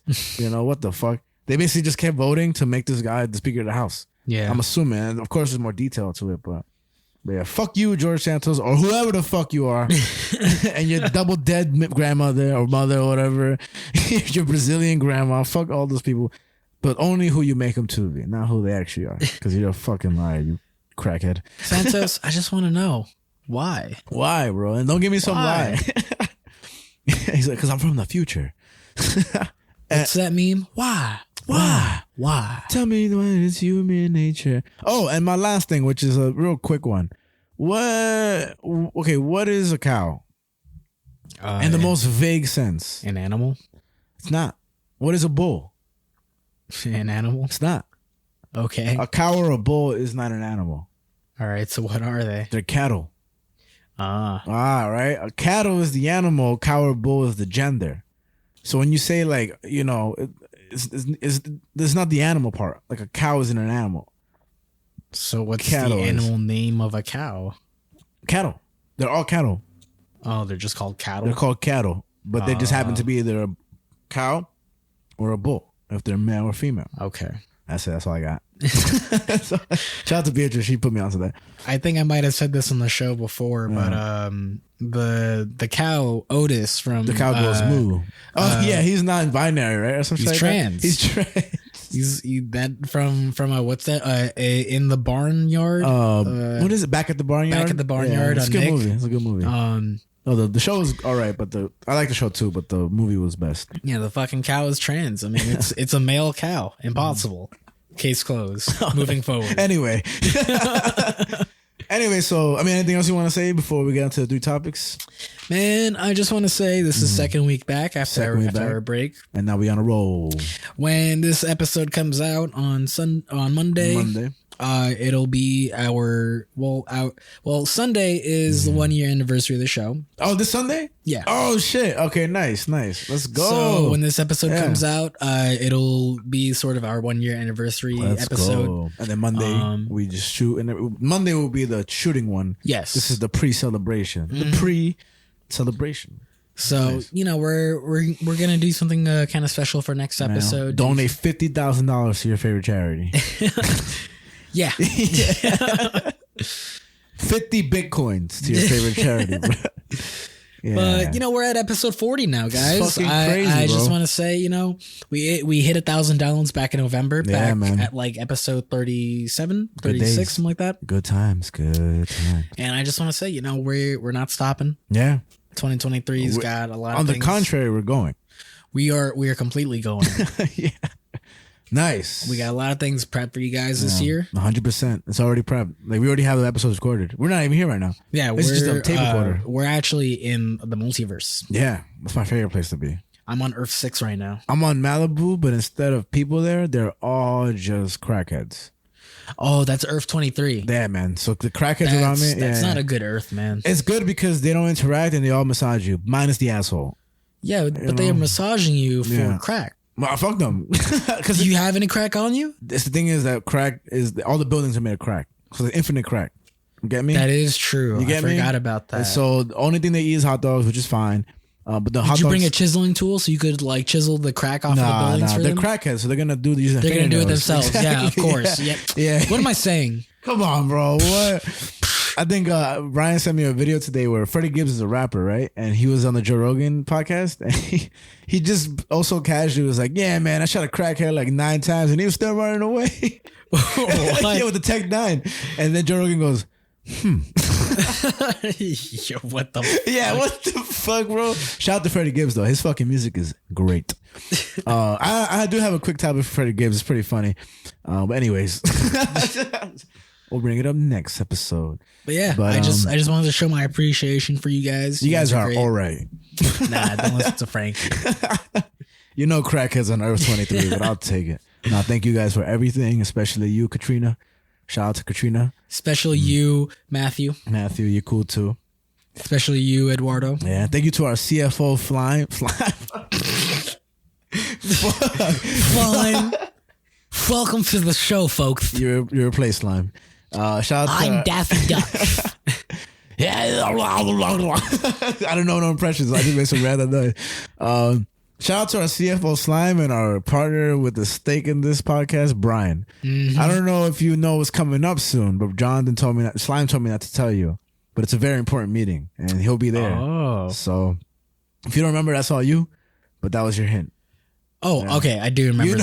Okay. Fuck, it took me so long to remember that shit. February 14th. I was actually February 14th. Yeah. I was actually going to mention it. Because the other day I was like, yo, whatever happened with this? I forgot about that. It's a deal we made. We might as well just say it, right? We can say it and anything.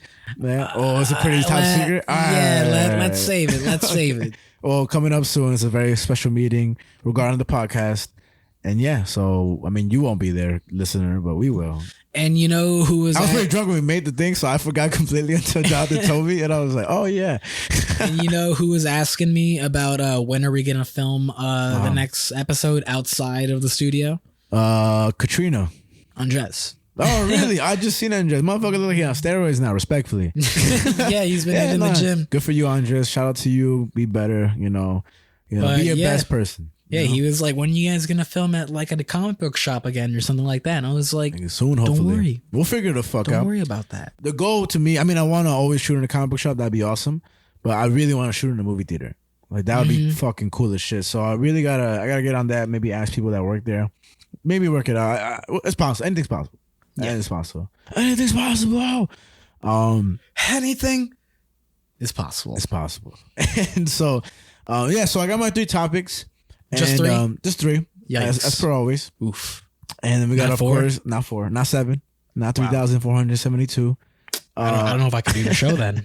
I'm sorry, bro. That's all I got today. And I was really expecting 5. Next time I'll have 17. Okay. Bro, somebody want to do a podcast with me?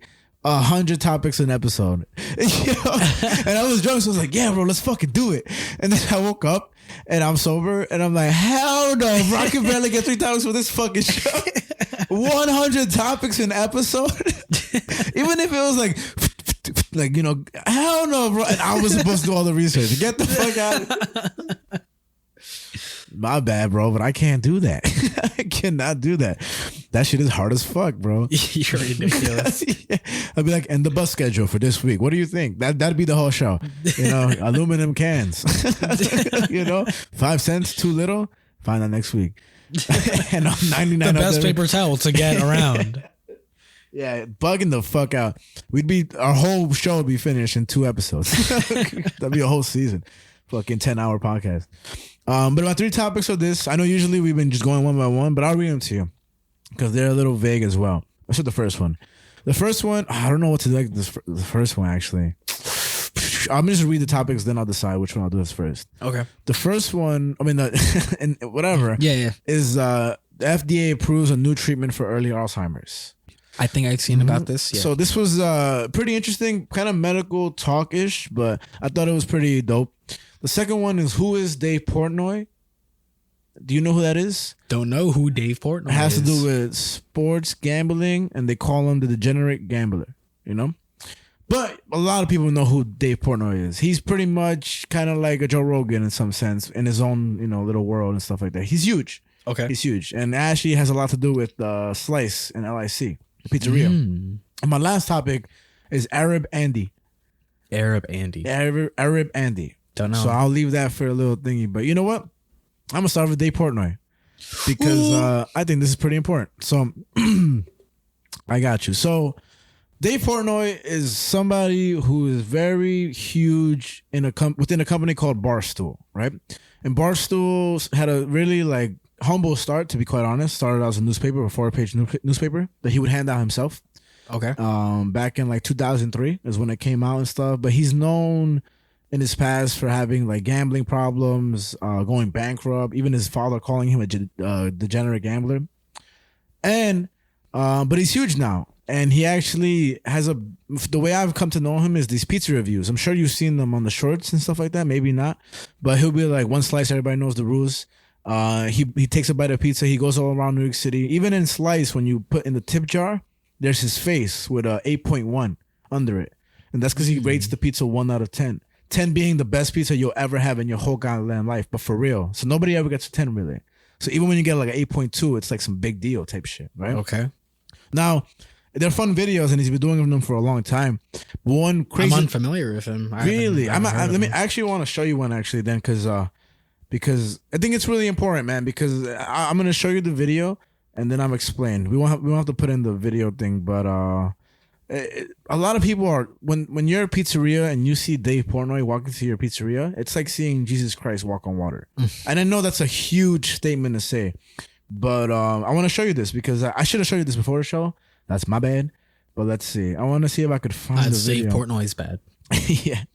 Fuck. I want to see. All right. So I just showed Javi a couple of videos. I'm going to play one on the actual microphone so they can hear it.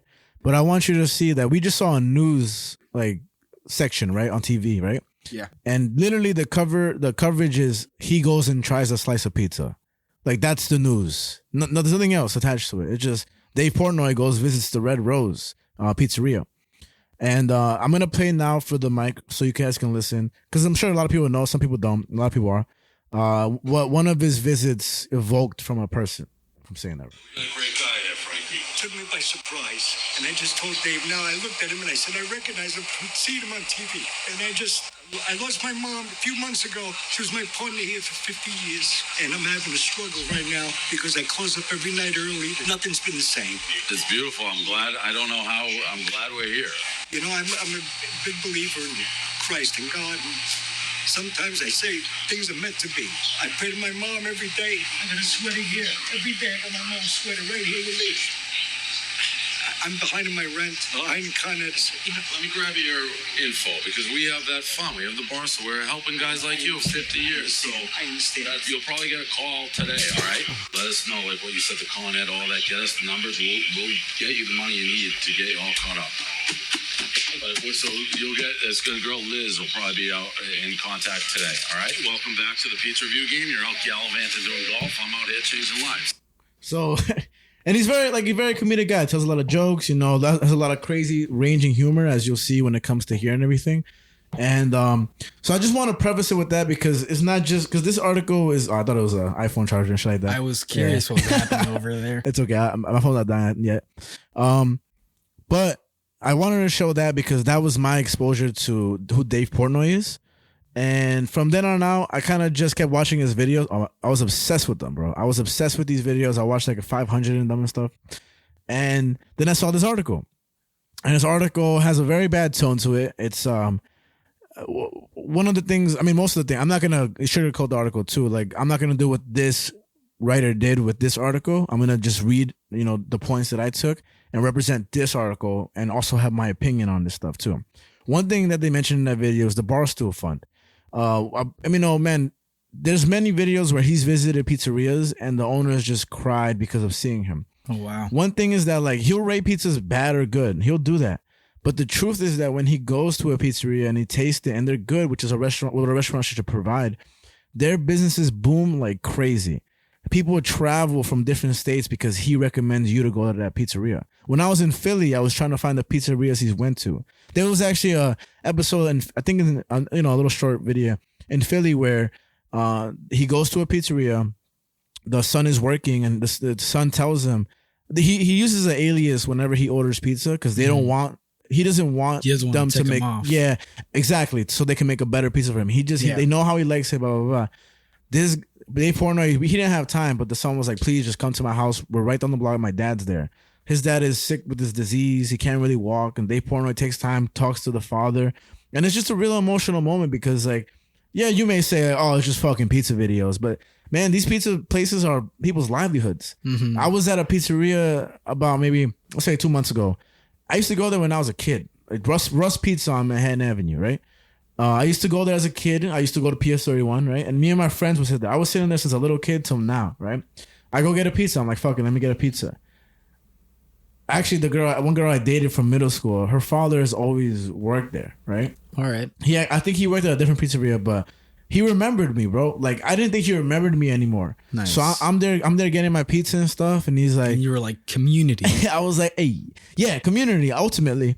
And he was like, been a long time, huh?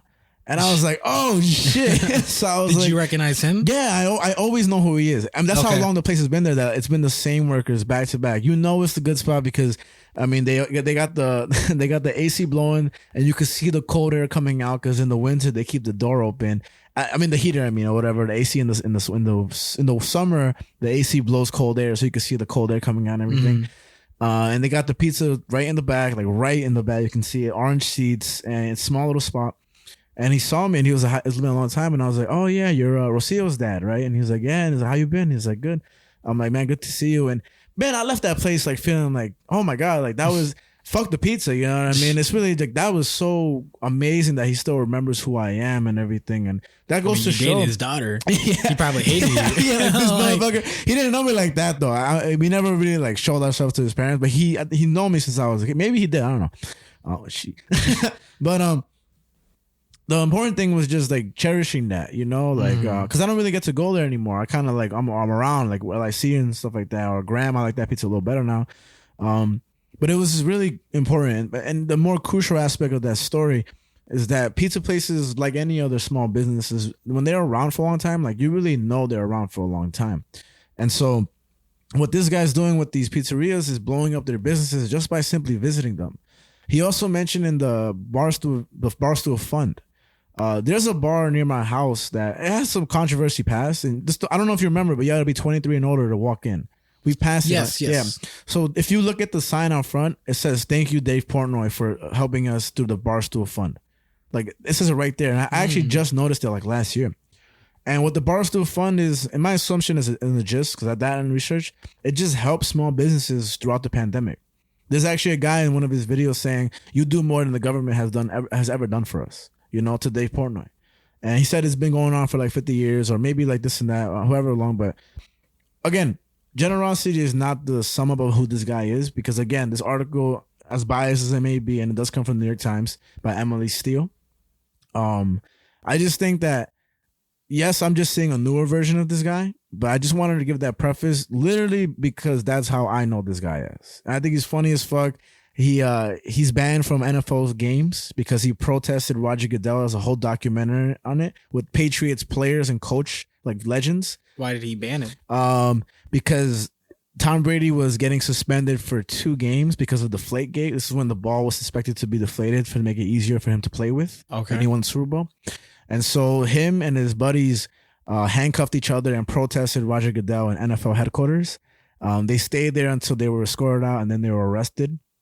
But it made this whole spiel about everything, and just basically this whole movement, and like he's a clown, man. Like, but in a respectful manner. Respectful. And I just think this guy's hilarious, man. I really idolize how he came up to be where he is today, and just I'm not saying he's God, but I think he's very strategic. He's Jesus. He's Jesus. He's Calvin Klein. I don't know. But I idolize work ethic so much that there's even a picture of him at his desk in 2011 that he looks like shit. But I equate it to, and don't kill me for this, but Kobe Bryant sitting in the locker room with his sweats with his championship trophy in his hands, looking mad serious. I don't know if you've ever seen that photo. I'm not sure. I'll show you a picture. But and if people listening, you're like, what the fuck? But it's because it was before he erupted into just millionaire, because he's always loved sports betting. All right. So, all right. So, he was actually on Joe Rogan, and I've been listening to the beginning episodes, but I listened to like a portion of this, and the way it starts out, I think it prefaces. Okay, wait. What? So, before we get into the article, what's up? I just want to ask. So, okay, so this guy, from what I'm getting, it seems like he might have like gotten into some shady shit or something. Or I would say his past. Somebody's trying to bring up his past to just kind of like scramble him. The real emphasis on this article is to represent later on who buys a stake into Barstool. He's founded Barstool, right? Mm-hmm. The company, and a company wants to buy into it to lead to a sports betting app, right? Okay. And so this is why I hate this lady, you know, this Emily Steele lady, because it's such a biased article, and you know, obviously I could sound biased as well, but I'm not trying to, you know, sharpen this guy's image. You'll see this, but it really has more to do with the gambling aspect of it. And actually, the title is this, and just tell me what you think of this. Desperate for growth, aging casino company embraced degenerate gambler. And under is a picture of Dave Portnoy right here, and it says David Portnoy, the founder of Barstool Sports, visited Penn State in October. David Portnoy, who has a history of misogynistic and racist behavior, is now a public spokesman for the sports betting industry. Okay. So that's the title of the article. So of course there's no, like, obviously this is going one way, right? And but they said the same thing about Joe Rogan, right? And this is why I want to preface the beginning of this, because this is how they start the what's it called? The podcast that they had. It's like a recent episode. Okay. It says Joe Rogan to Dave Portnoy at the beginning of the show. Quote, we were just talking about how we're a bunch of right-wing psychos. If you're not completely aligned with the left, they'll just lump you in with the left. Dave Portnoy says, yours is pretty, what's it called?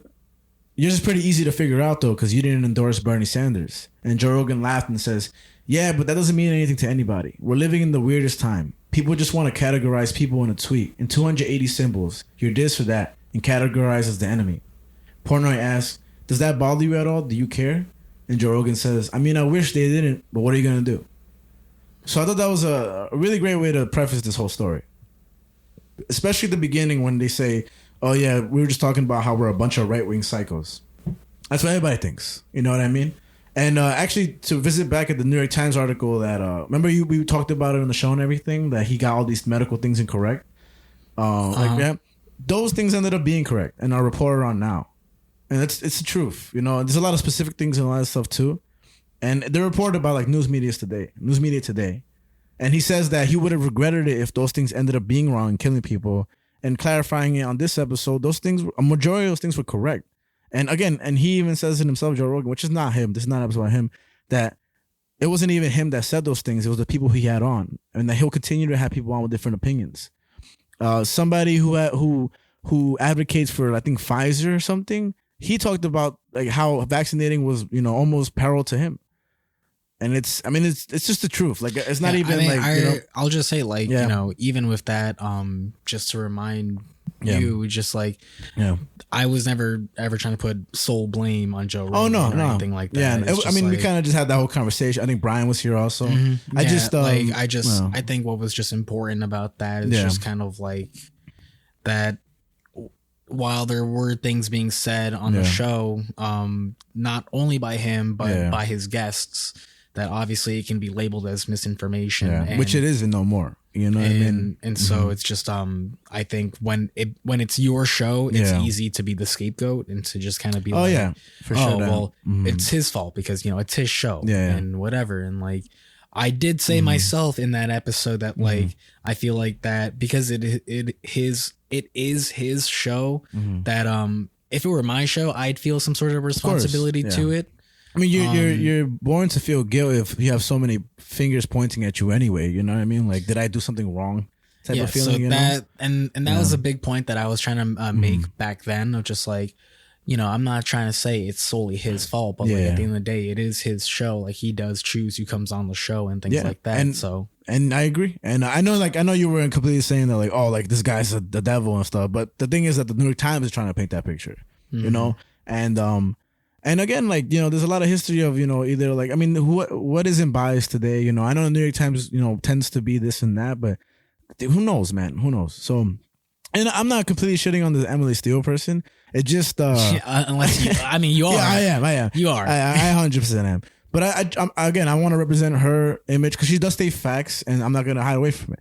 I just really wanted to preface it with all that because it's today, listening to that conversation and reading this article, it just invoked in me. And ultimately the message of like, you just got to speak your truth and not bite your tongue, you know? Like, it's really hard to do that today, you know? And like, even doing this podcast, like, yo, we say so much stuff that like, for sure we're potentially going to piss off like 100 people, you know, some more than others and some, you know, and it's like, you know, we talk about that. It's a scary thing sometimes, you know, but it's also just, you got to be bold with your word, you know, and what's attached to your name and everything. And You know, we grow and mature and we always change, but we're not who we were in the past. And I think that, you know, it's so hard to be a human today, you know? Like, you know? I'll just say that I was kind of thinking about this to myself, where I was just kind of like, it was more of a theory more than anything. I wasn't trying to say that like, I think it's this way. Yeah. But I was kind of thinking to myself, is the world more sensitive today or is it just easier to say what's wrong or quote unquote what's wrong? Because I wonder like if the internet was a thing back like during the 70s, for example, and when drugs were rampant and all these sorts of situations were happening during the 70s, like the Cold War and all this shit. I wonder how much more vocal people would be about those things if they had the internet back then.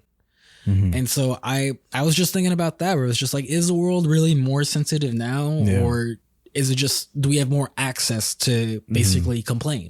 Yeah, I think the world is more influenced now, and it's made a sensitive world because now the youth, or like, you know, the grown youth, who was youthful before, obviously like younger before, is influenced by the many of voices there are. You get me? And I know it sounds kind of jumbled, but it's a hard question to answer. I just think that, you know, whatever it is, whether it's the one or the other, I just think that there's so much influence. The only difference is that not only can you be vocal today, but you can be consequential, right? So like people kind of suppressing others' voices because they don't agree with it can not only lead to just them like, you know, being attacked verbally or this and that by people who want to spread love, right? But then again, they can lose their jobs, they can lose their, you know, show that they have on TV, they can lose this and that. You know, I understand things like fucking like really, you know, like, oh, Harvey Weinstein type shit. Like, of course we need to punish that, you know? But just, I mean, there's so many opinions now that you can never please everybody. But nowadays, like, you have to abide people like they're the law, you know, because it hurts their feelings, you know? And I think there's this false romanticization of today's society, the potential it can have, and like kind of a skewed utopia, you know? Like people want everywhere to be New York City, minus the crime, you know? And people think of Texas as racism, you know, county, because we perceive, you know, a guy who is a redneck, you know, as like, you know, this and that. And I think like people are so ignorant to America that people think that America is supposed to be Europe and Germany and fucking, you know, like Spain, you know, where like a mixture of all that just leads to, and then of course social media like TikTok and all that shit. I think that it's such a difficult way to view the world today. And I think that the saddest, I mean, I think mental health is so high only because like you're not allowed to be a human being, you know, like you're not allowed to be flawed, you know. And I don't know. You could say that you've never been allowed to be flawed in some sense, but I think, you know, like, sometimes think about it, back then, like you said it yourself, mental health was much looked down upon back in the days. Well, yeah, for sure. Like, I mean, nobody really, you know. It's kind of like this, and then this is kind of not the same, but I asked somebody today, somebody I work with, because I've heard this before. I was like, when you were younger, right, and other people were younger, did you guys have a lot of allergies? And she's like, no, like nobody had allergies. Actually, in Korea, there's so little allergies that like, you know, if you say like you go over there and you're like, oh, I have an allergy to this, they're like, oh yeah, you just gotta eat a lot more of that. But now in today's generation and like recent generations, allergies have been more common than ever. And this is from a lot of sources that people that are way older than me. You know what I mean? Not like way older, but way older. And I feel of course, that's not the same at all as mental health, but I think there is an ignorance is bliss factor, you know? And I feel that like, yeah, I think kids should be playing in the park and not on TikTok. And I think that's a huge deal with it, you know? Because like, I remember one time I posted a picture of like a bridge leading to a highway, and it just it just happened to be painted like rainbow, and I put the color out because it was a rainy day. And somebody messaged me, they were like, "You fucking faggot!" Like, you know, gays are bad and this and that. And I was like, "What?" Like, I don't get offended or nothing because I'm just like, you know, what the hell, you know. But it was like the first time I received like hate mail from like a stranger account, you know. So I was like, "Yo, what the hell?" So I blocked them, and I'm like, damn. You never received hate like online gaming? Oh, I mean Xbox Live for sure. Yeah. You know that, but I'm saying like from an Instagram DM. You know, like I've never received that randomly. Like to me, it was just so off guard. Like I'm not fazed by that. Like to me, I'm just like, I mean, I think people are gonna be crazy, and I've had people say things, you know, verbal things, you know, and that to me makes me bite my tongue a little more. But you know, you gotta keep straight face, keep going. But that was like so strange, you know. So I was like, damn, bro, I'm never posting rainbow again. Real quick, I just thought it'd be funny if Chick-fil-A had like rainbow milkshakes, because the LGBTQ community would be bad, right? I mean, would be mad, right? I remember when Chick-fil-A had like a sign on their door. I saw this on Reddit. Their sign said like, "We welcome all walks of life. Doesn't matter if you're masked, unmasked, left, right, this and that, whatever." And like the Reddit caption is like, "Unless you're gay." But I just think it'd be funny if they had rainbow milkshakes, because then like, you know, gay people can be mad, or LGBTQ people can be mad, but it's also like, you don't own the rainbow, motherfuckers. You know what I mean? Like, our rainbow is, I know they own stole Skittles, Frankie. Okay, Skittles belongs to them. The LGBTQ community is gonna monopolize Skittles. When you open a bag of Skittles, all you hear is whenever you open a bag of Skittles, you're gonna hear, "Oh, hey, baby, you look nice." Delicious. And so, Yo, man, it's so funny because when we were in Cali and we were at the bar, fucking when we went out to go smoke, none of us had a lighter on us because we're all stupid. Yeah, of course. And there was like a big group like walking towards us, and we were just like, "Hey, dude, you guys got a lighter?" And like the gay dude of the group like just like jumps out. He's like, "Oh, of course, I got a lighter for you, honey." And just like, that's fucking funny. Like hands us a lighter. You know what's funny? Like, you know when you know spark a lighter goes right. Imagine he does it and it goes. Just a little kiss. You're welcome, baby. And then you fucking, the flame is rainbow. I'd buy that shit. That should be pretty fucking. That'd be cool. Dope. Yo, gay people, dope. Get on it, bro. And LGBTQ, whatever. That's funny as fuck. But my whole point being that, like, man, I know I still grew up in a digital age as well. But I definitely am so grateful, man, that I remember next to my house before the skate park was there was this big patch of grass. And me and my friend Tim, shout out to Timothy, my brother, we would just play like baseball with two people. We would play football, like 2-man football. And the trees would be receivers. And he would be a defense, he would count to 3, and then like I would have only certain time to throw, and then I would throw and I hit a tree, and that's like, 5 yards. And that was the imagination. You know, we had one baseball bat. We hit the ball. I remember it went over the fence, and the fence within had so much trees before the pool was there. And I thought it looked like Jurassic Park, so I was really scared. And one time he got my dad's ball over, and I was like, "Fuck, that ball's expensive." And I don't have that ball no more. My homie Tim, I love him. And so I had to go under and get the ball. And little things like that. I remember in McCarran Park when the pool was abandoned, me and my friends from middle school, we all climbed over the brick wall just to go into an empty pool. We threw like sparklers, we spray painted up there. Like, and I feel like, of course the OGs will still do that today. I mean, like the young kids. And by that, I mean, I just feel like now it's like, hey, like let's get on our phones and just hang out. And I'm not talking about like us right now or like middle school. I'm talking about like little kids. Oh, what? Sorry, I was on Instagram right now. Yeah. What was that? What were you talking about? Just you follow me, bro. And I just feel like, no, but Frankie, look at this meme real quick. Isn't this meme hilarious? Oh my god! Oh no! And even covering that TikTok story of like people, young children developing tics and stuff like that, through TikTok and stuff like that, which is kind of ironic, or whatever. It's just or whatever. I hate you. God damn it! So unnecessary. Or whatever. I think the biggest factor of before all this sensitivity or the access to easy access to accuse is just the fact that we were more together in the past. And of course that comes with its flaws, like there's a whole bunch of things that, technology has strengthened. I mean, there's probably more pros than cons, but I mean, talking to the people from like, that I work with that are older, that have children and stuff, like just, hearing things like mental health affecting children nowadays, like, it's just interesting, man. And I just feel that it's a strange world today. And when it comes to like these two people, I mean, of course, they're like cisgender white men. So like they're basically the devil to anybody with blue hair. You get me? Like it is they are Satan to the what's it called?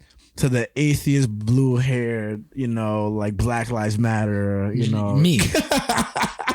No, because you're not blue haired and shit like that, or like Black I identify as blue haired, Frankie. I identify as just blue hair. Just plop. I just think, and of course, those are very like far fetched kind of, how can I say, like display of people. It's not, obviously there are people in the middle, and I feel like me and you have like a lot of opinions that this is why we have the show, because I feel like we don't agree on a lot of things, but there are a lot of things where we're like, oh nah, man, like come on, and I just think, like, for me, like, I just think Dave Portnoy is a very interesting character who obviously is doing good, has demons, and is just a normal human being who just is in the position to be where he's at because he never stopped moving forward, and he's funny as fuck. He's funny as fuck. And so regarding these two, right-wing psychos, as Joe Rogan puts it, I'll start the episode with, the topic. All right, so moving on with Dave Portnoy, just to get into it now. So we know he does the pizza reviews. He helps small businesses during the pandemic and even now with the Barstool Fund. And, he's part of this huge sports betting app, which is Barstool Sportsbook, just like DraftKings, Caesars, all these big companies. And this story has actually more information about those things and shit that I did not know at all. But just to go into him very briefly. So, beginning of his life, he owed credit card companies about $59,000. And he owed respect. and $18,000 to his father. Respect. And he lost $30,000 gambling. And at 26 years old, I'm 26 years old, he filed for bankruptcy protection in 2004. Major respect. OD, bro. And so what Barstool Sports is, for those that don't know, it's an American blog website and digital media company headquartered in New York. Shout out to New York City. And Where? they produce New York City. And I didn't hear you. Shut up, Javi. And it produces content on sports and pop culture. It was founded by Dave Portnoy in 2003 in Milton, Massachusetts. Shout out to Boston. I know it's not Boston, but Boston's pretty cool. So the company's two primary owners are the Sherman Group and Penn Entertainment. Keep an ear on Penn Entertainment because they're a majority of this whole story, right? Okay. So the current CEO of Barstool is Erica Nardini. And her, within the headquarters of NYC, and her office is a poster with the words toxic masculinity in her office. And she has a podcast herself. It's called Token CEO. It's not better than our podcast, but, she's trying. I mean, maybe it is. You don't know. Have you listened to it? That shit trash. That shit, that shit garbage, bro. I'm about to listen to that tonight. You're definitely going to fall asleep to it tonight. Sex is ableist, Asian hate. So before all this shit, David Portnoy started this 4-page newspaper in 2003. And I'm going to read the article title again because the article title, written by Emily Steele, November 20th, 2022, is this: Desperate for growth, aging casino company embraced degenerate gambler. David Portnoy, the founder of Barstool Sports, visited Penn State in October, and he has a history of misogynistic and racist behavior, but now a public spokesman for the sports betting industry. Okay. She then writes this after the brief mentioning of growth and that's notes to myself. But then she writes this verbatim: Mr. Portnoy, 45, rose to fame by capitalizing on misogyny and other offensive behavior. He once said that some women kind of deserve to be raped. He wouldn't remove photos showing a toddler's penis from his blog until police showed up at his door. He made what he acknowledged were racist statements, including using the N-word repeatedly. He outed women who accused him of sexual misconduct, threatened to fire employees, engaged in unionizing, and repeatedly incited attacks on his critics. This is all one paragraph. Okay? Okay. And that's heavy. That's super heavy. And off the bat, you'd be like, this guy's the worst, I was going to look into each of those topics individually, but for the sake of the article, I'm not. I'm just going to leave that as that. And these are things that are true. I don't know what context all these things are in, but that's what she wrote. Now, let's see. So what Portnoy says, and what I heard in the podcast, basically, is just that there's a lot of things that are out of context. There's a lot of things that didn't age well, and he's acknowledged that because of like cancel culture today and everything, that I mean, I don't know. What thing you see here a lot is accusation, apologies that, may be kind of squeezed out of him through today, and a whole lot of other things that I won't elaborate on because it really is just his own word. And I'm going to keep talking about the article, right? So, Penn Entertainment. You remember I mentioned that earlier, right? Yes. They bought a 36% stake of Barstool. Real quick, is that Penn with one or two N's? Two N. Okay. Like Pennsylvania type shit, Yeah, I think? yeah. So they bought a 36% stake of Barstool. And Penn, what's it called? They're an American entertainment company and operator, integrated entertainment, sports content, and casino gambling, right? Their method of bringing about sports gambling is to do so through Dave Portnoy as their spokesperson rather than advertisements, right? Most online sports betting books spend hundreds of millions on ads to promote their gambling companies. And in the past, there's been a bunch of people who have been associated with the gambling industry and like mafia type shit and everything, or like bad noodles and everything. So now there are regulators that you don't want to be a bad noodle. Never. And now there are regulators that reveal who exactly are the major shareholders and marketing partners of these gambling companies. To maintain this regulation, and in doing so, it ensures fairness to those who play and an ethical industry as well. Now, because states want that tax revenue that comes with gambling, the oversight on regulation kind of eased in order to establish gambling companies prematurely and before undergoing full licensing reviews. Basically, states want gambling, especially sports gambling, to happen in their states because it brings about so much money. And there's supposed to be this stringent process in order for you to gain a license. And later you'll see that basically the states care more about just getting it started before anything, instead of like really checking out who's part of this company. Okay. Yeah. So, quote, Iowa and Tennessee sports betting companies allowed gamblers to put money in their accounts via credit cards, even though seeking to discourage gambling that states had outlawed such transactions. This is from the New York Times, why states were unprepared for the sports betting onslaught. I feel like gambling with a credit card is just such a crazy. Thing to do. Can you imagine, like, say you only have $500 in your bank account and you got like a $2,000 limit on your credit card, right? And then you're drunk as fuck. You're in Vegas. You're having a good time. You're a Mets fan like me, fucking no idea why. And you're like, let's go Mets. Let's fucking go Mets. 2,000 on the Mets, even though like they're not supposed to win, but that means you're gonna get so much money if they do. You wake up, $2,000 gone, $10,000 gone, $15,000 gone. If you got an Amex Black, they will let you take as much money as possible.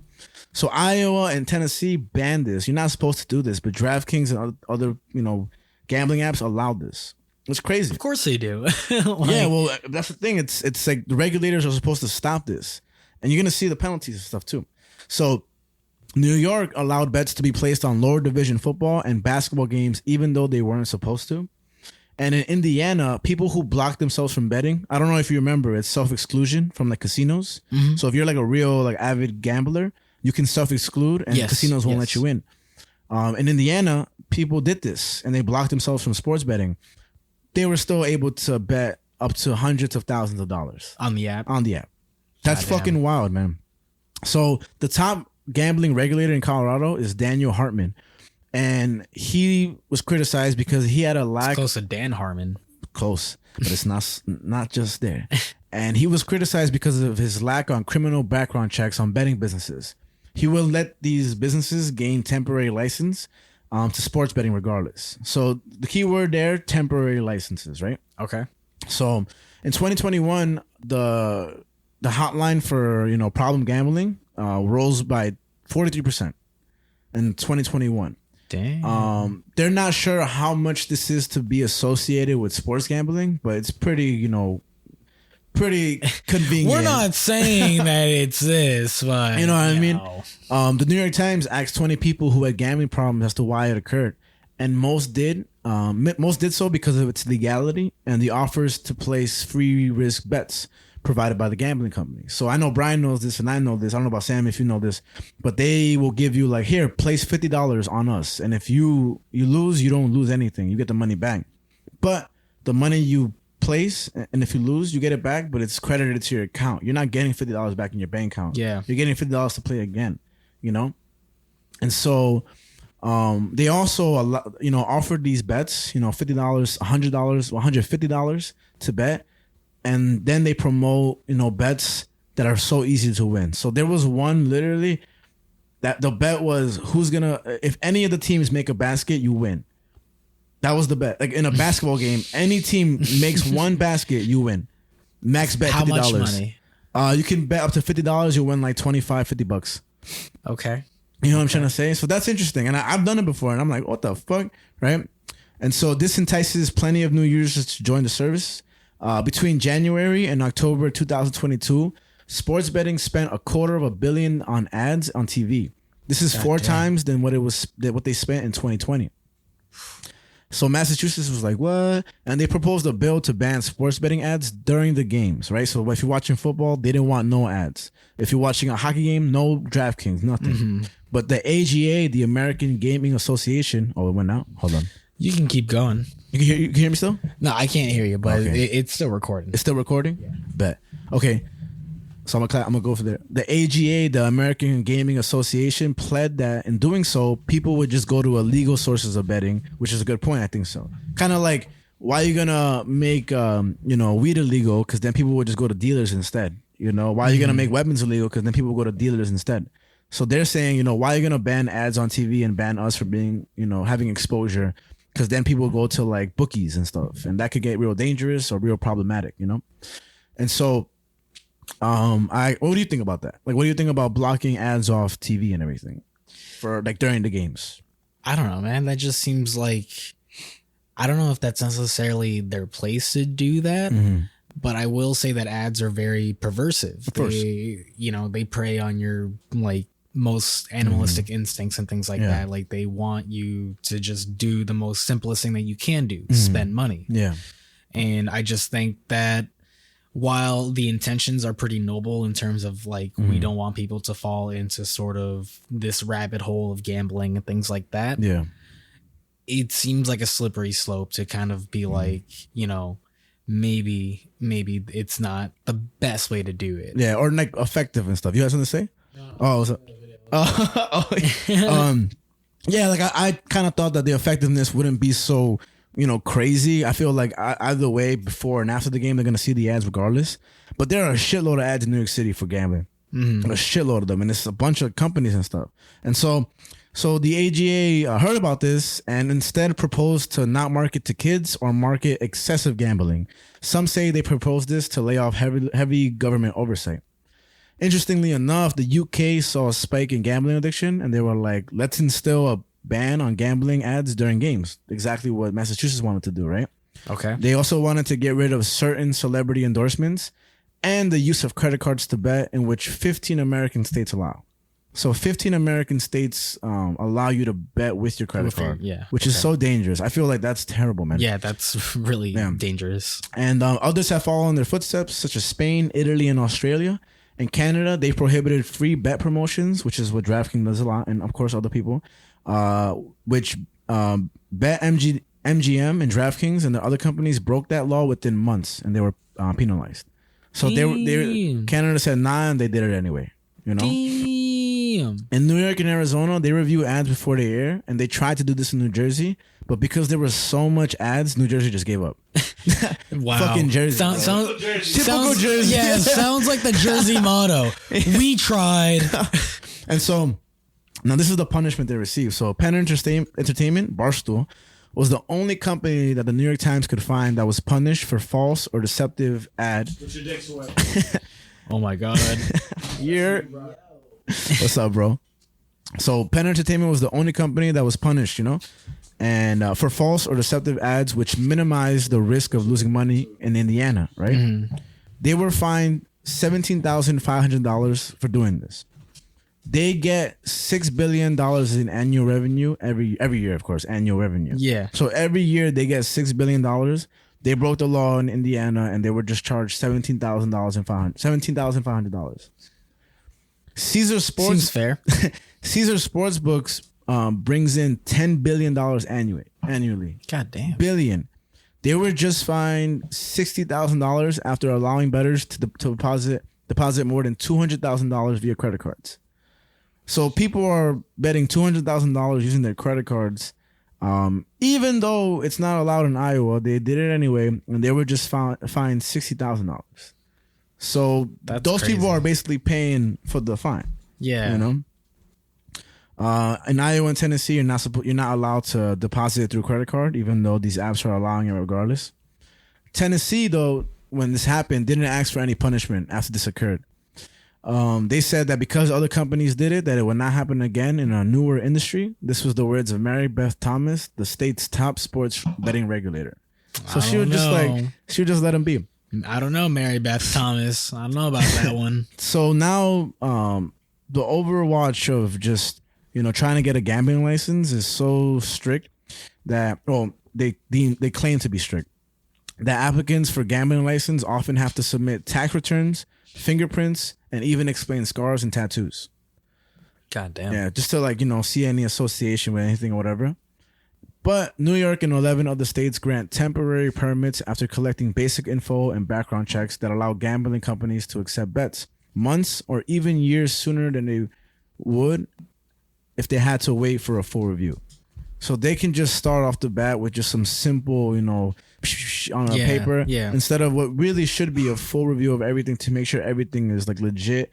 And again, for the ethics of the player and stuff like that, In Colorado, remember the name Dan Hartman? Daniel Hartman, top, regulator of sports betting. Through a review of 5 of 19 temporary licenses granted, state auditors found that Colorado had not run the background checks for any of them. Damn. 35 of 39 companies in Colorado were still operating with temporary licenses as of March 2022. This is 2 years into betting in Colorado. So there's, this full review is basically pointless because they're able to function regardless. 2 years of making money. And is all this in the article, or this is in the sector of the article? Okay. So this is we're gonna return back to porn in a bit, but I was like, what the fuck, That's crazy. This is actually fucking real crazy shit. And it seems kind of subtle, but writing this shit down, I was fucking baffled, because this is real fucked up. That same man, top regulator of sports betting in Colorado, Mr. Hartman, he received a glass trophy for North American Regulator of the Year from International Masters of Gaming Law. Damn. That's fucking stupid, man. So, again, in casinos, you can self-exclude if you bet too much money and don't want to return again. Federal legislation proposed this in 2018 for sports betting apps. But, once again, the AGA, the American Gaming Association's fought this and argued that this should be decided on a state-to-state basis. And the bill never passed. Some states require sports betting apps to have their own state exclusion list, list of people that don't want to participate in gambling anymore. Yeah. But they don't share these lists with other gambling companies or regulators. They're very, to themselves with that. So they don't want nobody. Seems counterintuitive. Yeah, exactly. Indiana had a website where you were able to self-exclude, but 117 of those who added themselves to the list were still able to make accounts with DraftKings. Bruh. This led to 28 of them wagering more than $731,000. Oh my god! All could have been prevented if they were allowed to self-exclude. Do any of them play FIFA Ultimate Team? God damn. Yeah, man. And so when they asked this lady from DraftKings about this, she said this, quote, "Nothing is more important than providing a safe experience for our customers." And that was her answer. So getting back to Dave Portnoy. Barstool Sportsbook operates in 13 states, and 12 of them have decided to not license Dave Portnoy because, according to regulators and Penn, the gambling regulators and Penn, who owns a stake in Barstool, he isn't necessarily involved with the betting platform itself. He's the face of Barstool, basically. Yeah, he's just kind of like a mascot. Exactly, like a cheerleader, a spokesperson. The only state to give him a license is Pennsylvania. Okay. Go Birds. You know what I mean? So how Portnoy... Go Rocky. Yeah, yo, Adrian!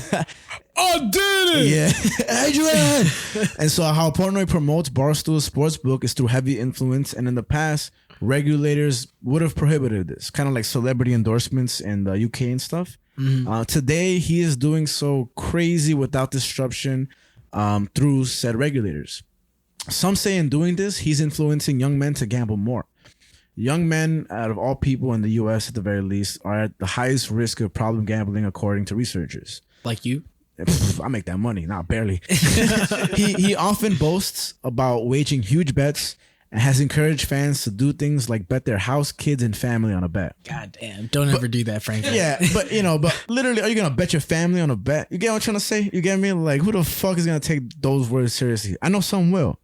Some will, yeah. Bet their family? Like, here, you can have my son on Barstool Sportsbook. I'm gonna deposit my son into the sportsbook. I feel like some motherfucker out there is crazy enough to do it for sure. They can't do it legally, that's all I know. They can't do it legally. So regulators have frowned down upon this behavior. He also said that this is free money and that it would be reckless to not place a bet. What I wrote here is like, but I also think of how out of context this may be, because I understand how it is problematic, but I also think this writer is shitting on this guy, and in what way, if any, is she skewing the base or context of these claims? That's my whole thing with it. Like, yeah, what he's saying is ridiculous, but yeah, most things we say on this podcast, if you snippet it, like, it's ridiculous. Like earlier I said like fucking faggot, but because somebody wrote that to me in a DM. But you can just get those words. Frankie says the F word. He's a bad person. But I was saying it because it was a hate message to me. You know what I mean? So I was like, what the fuck? You know what I mean? So that's my whole thing. You sound pretty anti-ist. I have blue hair. And so, I want to see you blue hair. Fuck that. No. I would love to see you in some blue hair. Good for you, but there's filters for that. Yo, man. There's filters for that. Yo, man. If this show ever hits, let's say 100,000. Yeah. Would you dye your hair blue? Nope. For 100,000? You do that shit, bro. For 20. Okay. No, let me continue. Because I want to finish this. Like, I want to get this message across. So, Massachusetts Gambling Commission has expressed concern with Portnoy's affiliation after allegations of sexual misconduct, and Nevada is investigating Penn's compliance with gambling regulation alongside Dave Portnoy. Okay, but nothing legally could be done to separate both Penn and Portnoy's association with one another. Because they're tied together. Well, because he's not involved with making any of the decisions in terms of sports betting. Oh, that's right. It's not his. He has no license to do. Yeah. So in the fall, Portnoy. The article says in November 20th, Portnoy is planning to tour college campus in order to broadcast bets in front of cheering students. So he wants to place bets in front of cheering students. He has a lot of podcasts, a lot of shows, and everything. And here's some history. When Portnoy was 11, he visited a racetrack with his father, even placing bets with his little league coach, who happened to be a bookie. At University of Michigan, he started the website, thegamblingman.com, to publish his picks. He then lost a lot of money gambling past graduation, working for a market research firm. His dad even called him, quote, a legitimate degenerate, end quote, while commenting on his gambling issues. 2003 was when Portnoy quit and self-published Barstool newspaper that he would hand out to the people in Boston. These included advertisements from offshore websites such as partypoker.com, which operated illegal in the U.S. I found this out today. The reason that he was able to get those sponsorships was because those websites operated illegally, like you just heard, and they didn't want to be on the internet.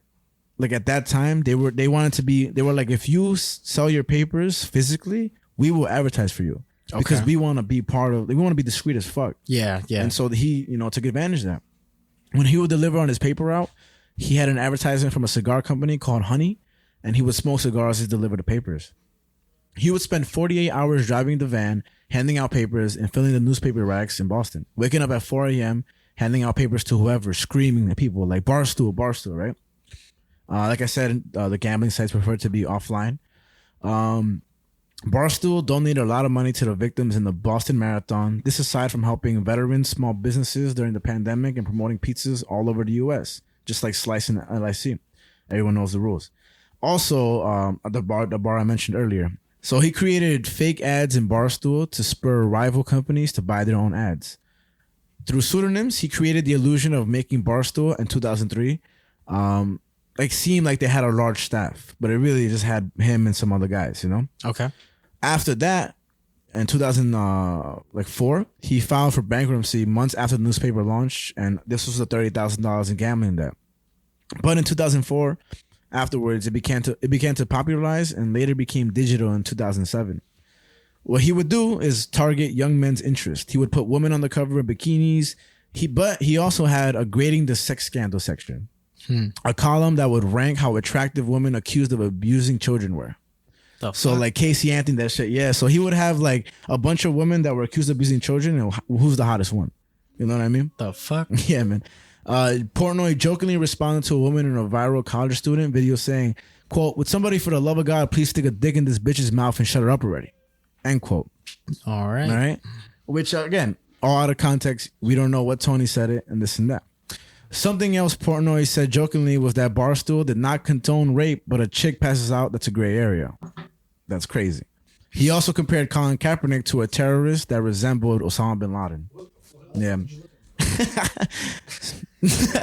He apologized once and clarified that these statements were all just jokes that were bashed upon cancel culture. This, I will say, is argued. This is me. And aside my opinion, was able to lead to tens of millions. Oh, no, it's not me. But it led to tens of millions of fans who called themselves the Stoolies, and they referred to Portnoy as El Presidente. Okay. Of course, it isn't just these particular comments that led to the uprising fame for Barstool and Portnoy, but more so the bias of one reporter to correlate such incidents to overall success, in my opinion. So, there's this, little theme of, let's say the worst things about him and talk about some of the facts that they get from the podcast, but it's explaining who he is now and everything, bad that he did before, right? There's no mentioning of anything else. I think the mic went out, but it's still recording, right? Yeah, no, we're still good. Still good? It's going a little in and out, but yeah. And so, but in 2016, this is all beforehand. In 2016, an investment group invested in Barstool and rose its value to $15 million. So it went from being this 4-page newspaper that he would hand out personally to, now valuing $50 million in 2016. Through high praise of Portnoy and his colleagues, Penn paid $136 million for 36% stake in Barstool. With an option to buy the company, they're planning to offer that in February, elevating Barstool's worth to $450 million. Oh, wow. This also included a long-term employment contract for El Presidente, Dave Portnoy. Okay, yeah. So now, this led to Penn idealizing a sportsbook, betting app, and digital casino games such as blackjack, as well as Barstool-branded bars and restaurants. So now, if you walk into a Barstool bar, you could bet, you could do this, whatever. Dave Portnoy, after this, he said he was going to retire from gambling because he lost a shitload of money, but soon returned after it. He faced a tax lien, which is a legal claim against the assets of an individual or business that fails to pay taxes owed to the government. Basically, you owe and the creditor can take by seizing assets. Okay. A sex tape of Portnoy had also leaked, and after Portnoy threatened to fire employees who attempted to unionize, a settlement was reached between the National Labor Relations Board and Barstool. Kind of like Elon Musk. And in short, there's a history of creating standards that would separate negligent involvement when granting gambling license and enforce cutting ties with celebrities who endorse said companies after controversial incidents. All right, so basically, like, people that are like this, I'm gonna just keep recording. Yeah. People that are like this, often they have to be cut, from the ties of any sports gambling app or anything because of their controversial attitude toward things. But it's just the controversy itself is that Dave Portnoy is allowed to keep going. There's a famous chef that was called Paula Deen. Well, she's still called Paula Deen. But she was cut off by Caesars Sportsbook, or Caesars in general, after admitting to using the N-word to the world. And Las Vegas Sands closed the chef's Mario Batali's restaurants after women accused them of sexual misconduct in 2018. Mm-hmm. So what this lady's trying to say is basically like they were associated with this platform. Therefore, because of their controversy, they got cut off. But Dave Portnoy is not getting cut off. Penn Entertainment, they said they knew Barstool was edgy, but because they managed the gambling, they said that Portnoy is a separate entity and through that sector, and by doing so would be able to ensure that its functionality would run accordingly to regulators' conduct. So who is Barstool under? It's founded by Dave Portnoy. The CEO is Erica Nadini, but Penn Entertainment has 36% stake in the company and operates the sportsbook sector. Yeah. With Portnoy only being able to have a gambling license in Pennsylvania. Yeah, and he's just kind of like the face of it more than anything. Basically. Yeah, I was just trying to like find who's like the one person that's kind of like, I guess, sort of the actual head of Barstool. Yeah. And so what Penn did was they lobbied to make sure that only the people that make the higher decisions within these companies retain licenses, and if opposed, would slow down sports betting in Arizona. aka less gambling for tax revenue, leading to Penn getting a license and Portnoy not, but also Arizona sports betting went live right shortly after. As of now, Dave Portnoy is worth $100 million. Barstool is now the 7th largest ranked betting app in the country by revenue, making up 3% of the sports betting market. Analysts projected that it would make up less than that. Lastly, there was an article written on Portnoy by Insider that detailed sexual encounters that led to violent outcomes from several women. Portnoy denied the claims and sued for defamation, and the suit eventually became dismissed. Okay. This stirred up controversy between Penn and Portnoy, but the CEO of Barstool defended him, and so did the chief executive of Penn, Snowden. They wore like Barstool Edward sweatshirts. Snowden? Nah, man. Shout out to Edward Snowden. That's a goat. And so these are just some quotes from Portnoy, very little. But he says, quote, "My main thing with it is if I know how you're going to answer the question with... my main thing is if I know how you're going to answer a question before it's asked, which I think you could do with almost anybody involved in politics, I can't trust you." This is his take on liberals or conservatives, right? He in his house has champagne glasses with names of people. When they fuck up in life, he drinks the champagne. John Skipper is one of them. He ran ESPN, and he canceled a Barstool show after one episode. He was busted. He was blackmailed by his co-dealer and the owner of ESPN, John Skipper, right? Okay. So he was blackmailed by his co-dealer that he like had one interaction with. And so during his reign as ESPN's owner, Barstool, like Van was the name or something like that, had one episode and he canceled it. And then afterwards, he didn't realize that it was associated with Barstool at all, even though the show's called Barstool Van. Okay. That was his words, right? So he ended up leaving ESPN because of the coke dealer thing.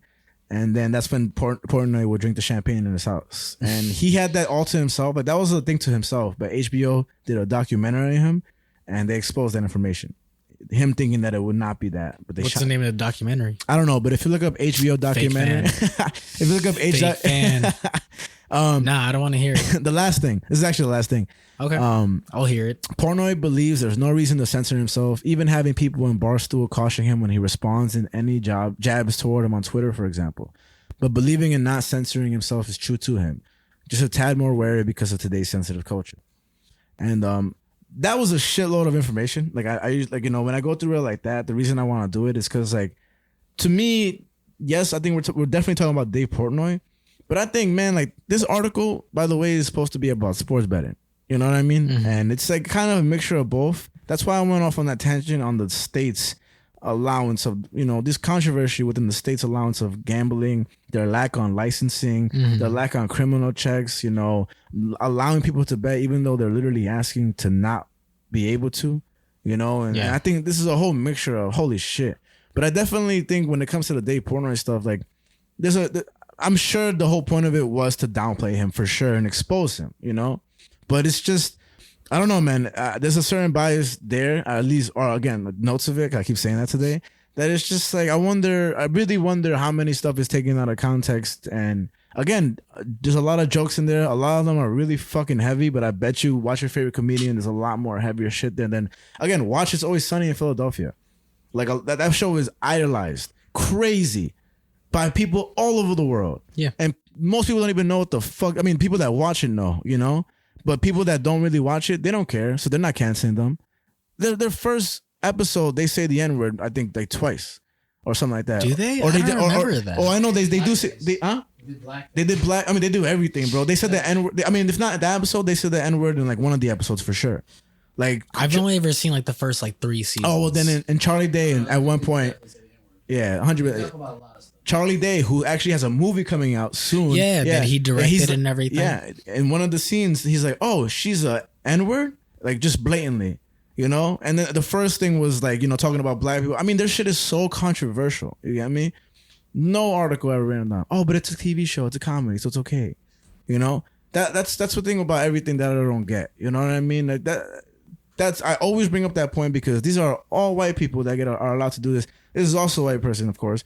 But it's just like, where do you draw a line? You know what I'm trying to say? I mean, I think it just kind of comes down to whoever is working at these places. Like, I mean, it's FX. I think they were the ones to broadcast It's Always Sunny. Well, I mean these the gambling these place? reporters. Oh yeah, I mean that's the New York Times. That's the New York Times for you, bro. Well, I mean, I wouldn't just like generalize it to the New York Times. I just say in general, just like on any like publication, it's always going to come down to the reporter where whether any bias is going to come in or not. I mean, it shouldn't though. I mean, it should actually be the obligation of the reporter to not any bias in. You know, that's like the whole point of being a journalist. Yeah, ideally, it unless should, it's an opinion article. Ideally, it should not, unless it is an opinion article. Ideally, it should not in a reported article. Yeah.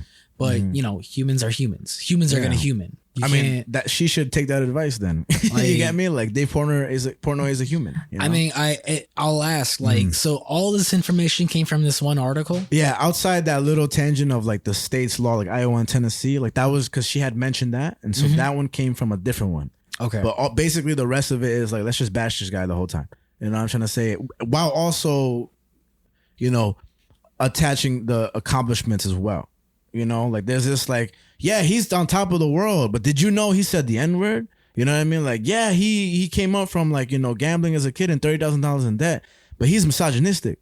You know what I mean? Like that's the first thing you read off the article. You get me? And of course it's informational regardless of anything. More so than anything, it's informational. You get me? But again, the way I read it, I mean, it's just bashful. It's a bashful article, whether you like it or not. Like it's. I will say before we went into the article, I thought it was going to be more like bashful than what it was. Okay. I'll say if anything, you kind of hyped up how bashful it was going to be. I don't know. Like, well, I mean, again, I didn't read the whole article to you. Like these are just notes that I took from the article. No, of course. Like I think you would have to read the article. That was the next point I was gonna bring up. I feel like this is something that like I feel like I couldn't really have too much of an opinion on unless I researched it myself. Just because like, you know, not that I don't trust you or anything, but it's just kind of like nah, for sure. Imagine that we did a show, you can't trust me. Right? It's like the whole time like, yo, man, this guy's full of shit. Lying, this guy's bro. fucking lying. This man loves the N-word. This guy is ism and ist and all of it. I think I'm 50% white then. Calls himself Inuit and thinks he can just fucking walk all over us. Yo, man, I don't even know what the fuck Inuit is, but I am. But I am. But yeah, no, I agree too. I could be the biased one, but I genuinely don't think it, man. From the second I started reading this article, yeah, I just from what I received from what you told me, I don't necessarily see it as super bashful as much as it is as just you mentioned, like bringing up information. Like these are things that have happened. But I also think that, you know, going back on a person's life is not just look at all the bad things they've done. Like I don't think that's how you unbiasedly represent a person, a human being. No, of course, but didn't you say that they mentioned like some of their accomplishments? And no, some like of that stuff was straight up from Joe Rogan. Like some of that stuff was straight up from Joe Rogan, and the stuff that she wrote was basic knowledge that most people know when you Google him. Like those little facts of him, 2003, Barstool, like those things are basic.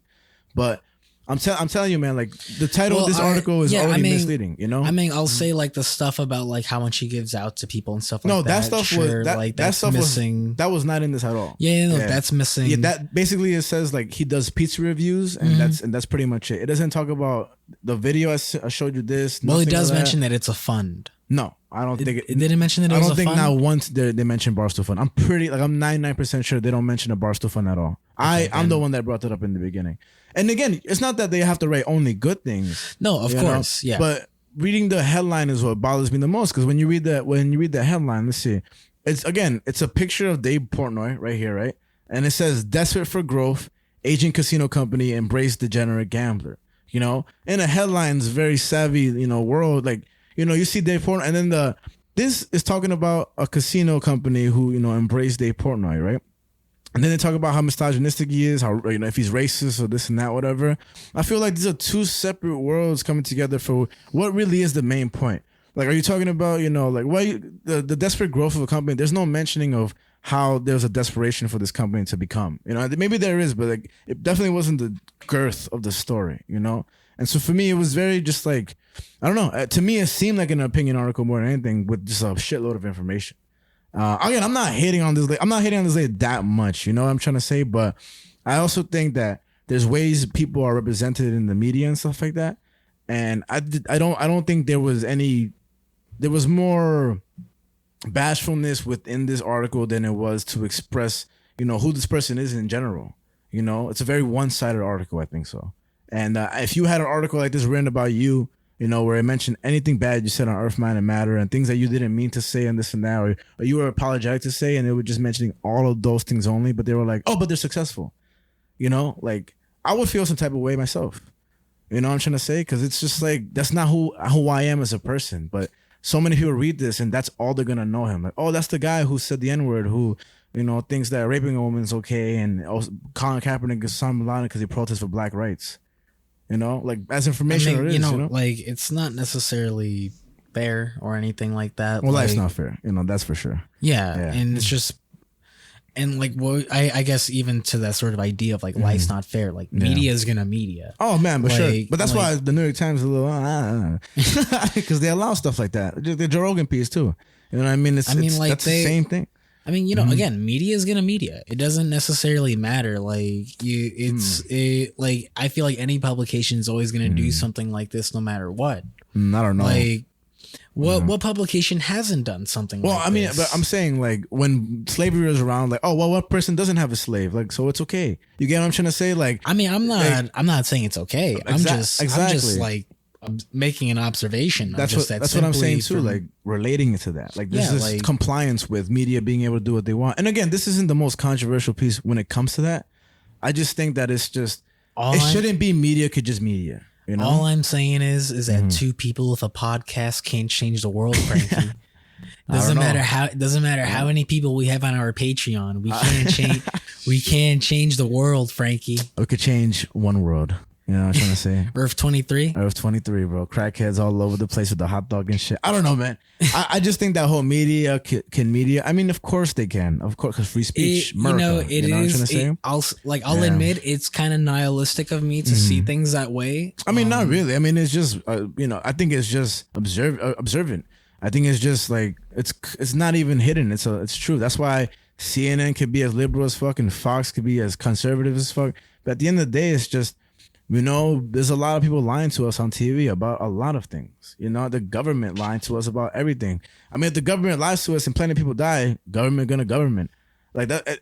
That's why I only listen to my mom. Well, good, she bro. She doesn't lie to me. Because she's part of the government. And you're not even Dominican, so who the fuck are you, bro?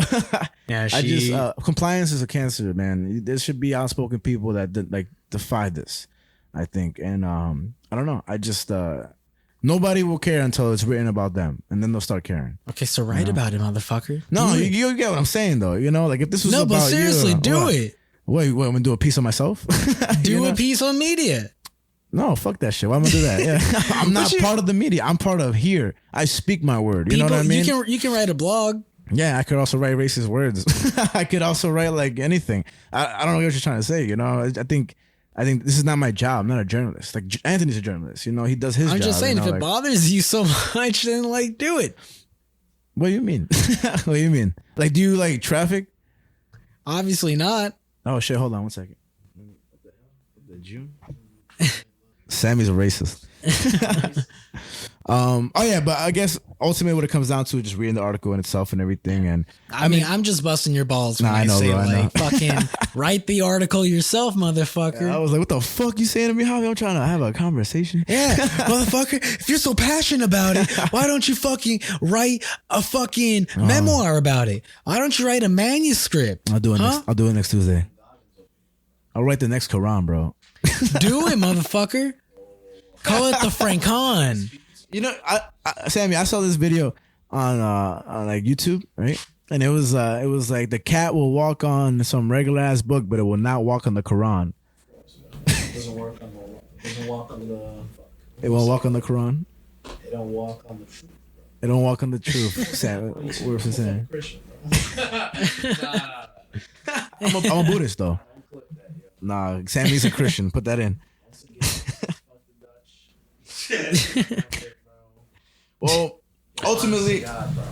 What's your opinion on the Dutch, bro? On the Dutch? On the Dutch. The shoes are stupid. City, what is it? The wooden shoes? The wooden shoes, yeah. Clog shoes. The what? What about the wooden shoes? They're dumb. You ever had a splinter, bro? Can you imagine that shit in your foot? Dutch people. Do Dutch people have the? No, they wear wooden shoes. Oh, is that no? What's that? Scottish? No, it's Swedish? Yeah, Swedish. The Swiss. Oh. The Swiss, bro. I had mad beef with the Swiss, bro. I had mad beef with the Swiss. If you're from Switzerland, don't at me ever. They're so neutral, though. What do you got beef with them for? I'm so mad that they're so neutral. Fuck that. Fuck neutrality. Pick a side. Pick a side, bitch. True, bro. Pick a side, That point, it bitch. gets a little bit annoying. I don't like bro. that. Y'all used to smoke niggas back in like the 1800s with Napoleon, and then all of a sudden you switched up on this piece of shit. That's what I'm saying, bro. Yeah, There's a yo, bunch Frank, of, you got you know what I a mean? point, bro. I've seen past that little That shit's facade. like annoying, the bro. Swiss bring World upon War I, they themselves. doing jack shit. They eating they fucking croissants and cheese and Yeah, man. Swiss people are ugly. Just kidding. touching their nipples and shit. Yeah, they're probably touching their nipples eating cheese, bro. Probably, honestly. Sucking on each other up. Yeah, and they're like, this is okay. We're neutral. I'm like, oh, we're so neutral. I'm the Swiss. So I'm gonna move on to the next topic, which is a little way juicier, way shorter. That was the longest topic, but don't gamble if you can't gamble, bro. Save your fucking I'm money. a libertarian. If you consent with that, do whatever. He said consent is hot, unless you're passed out. That's what Sammy Bro, said. you want to throw 200 G's in game night? It's your life. Fuck it though, it's your life. Yo, bro. So I got this story about this guy named Arab Andy, right? Arab Andy. I was telling Sammy this earlier, so he knows everything about it. Arab Andy was an IRL streamer, right? Are you familiar with the whole TTS thing? TTS now. So, like, say you're streaming, right? I watch Ice Poseidon. He's streaming in Japan right now. You donate $1, he extends it by a minute. He stays there for as long as people keep donating, right? Very famous now, very controversial in the past. He played a lot of RuneScape, and on his chat, people would just type OD racial slurs, like the N-word out the ass, you know? But after that controversy, he was banned from Twitch, and now he's just on YouTube. You know, kind of doing cleaner streams now, but still just, you know, a weirdo, you know? Okay. But there was this part where he mentioned a guy named Arab Andy. He was like, just Google him, find out what he's about. So I was like, who the fuck is this motherfucker? You know what I mean? So now, he was an IRL streamer, kind of looks like this right here. Okay. Like an Arab Andy. You see them? Do you just say he looks like an Arab end? I mean, he looks like one because he looks so controversial. You just like, oh shit, we're the Arab version of it? It's short story, but it's pretty crazy. So what he would do is walk around New York City, and he would just stream and have his viewers donate, and they could play whatever they want on the stream, whatever they want. It could be racial slurs, it could be curse words, it could be a threat, whatever it was, right? But he would do this regardless. There's one clip that you heard earlier that I don't know if I could play it here because it says the N-word like 3 times in a row. So I'm gonna play it for you, just so you can hear it, right? But I'm not gonna censor it on the podcast and stuff like that. Maybe just add beeps or something, you know? We got to, bro, because then we get banned, bro. I mean, you can put it in. I don't give a fuck. You can put it in. That's pretty good. So here's the video. So this is playing on his TTS.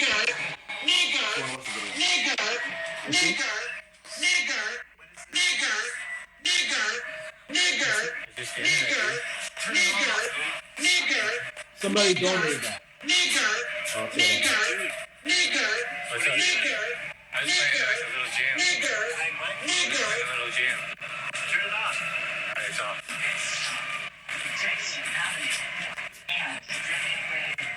That's crazy, right? Can you imagine walking around?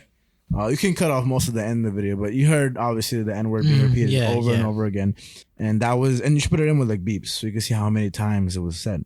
Or not, free country. Not really though. Spotify will not let that shit slide. So the thing is that somebody donated that, right? In order for it to be, be funny to them, this and that. And he was very comfortable doing this. He didn't really give a fuck, to be quite honest with you.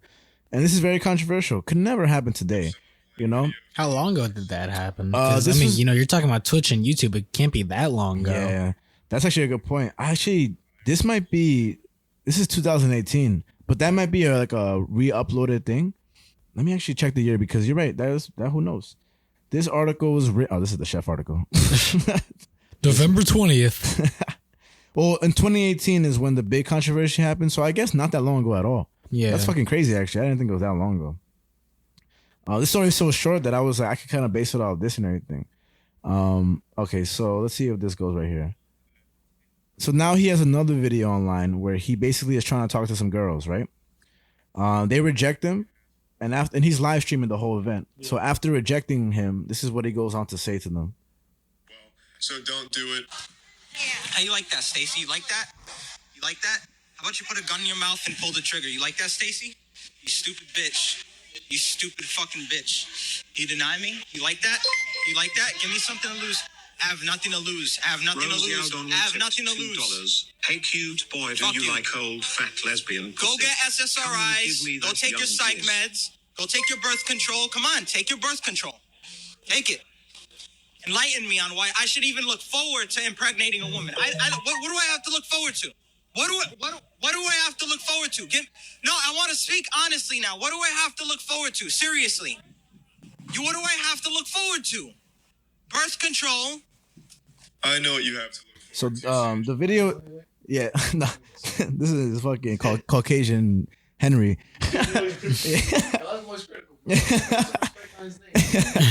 So during that video, I think you could put it in. It doesn't really say any racial slurs at the way, but it's kind of crazy for just talking to a woman who rejected you, and those little dings were donations that came in that were also talking shit to the woman as well. It's like $2 to speak whatever you want to say.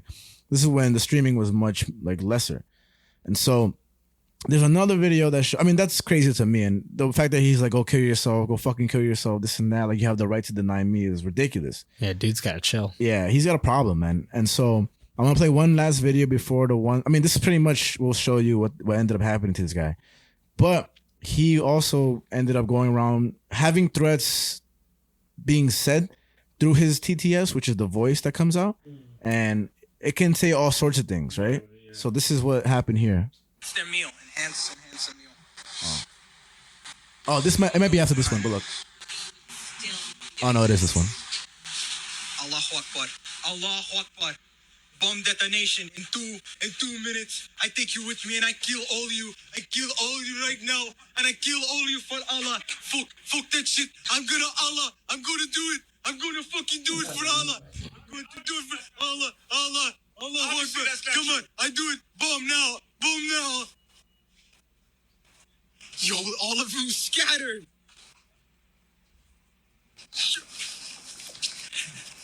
Yo.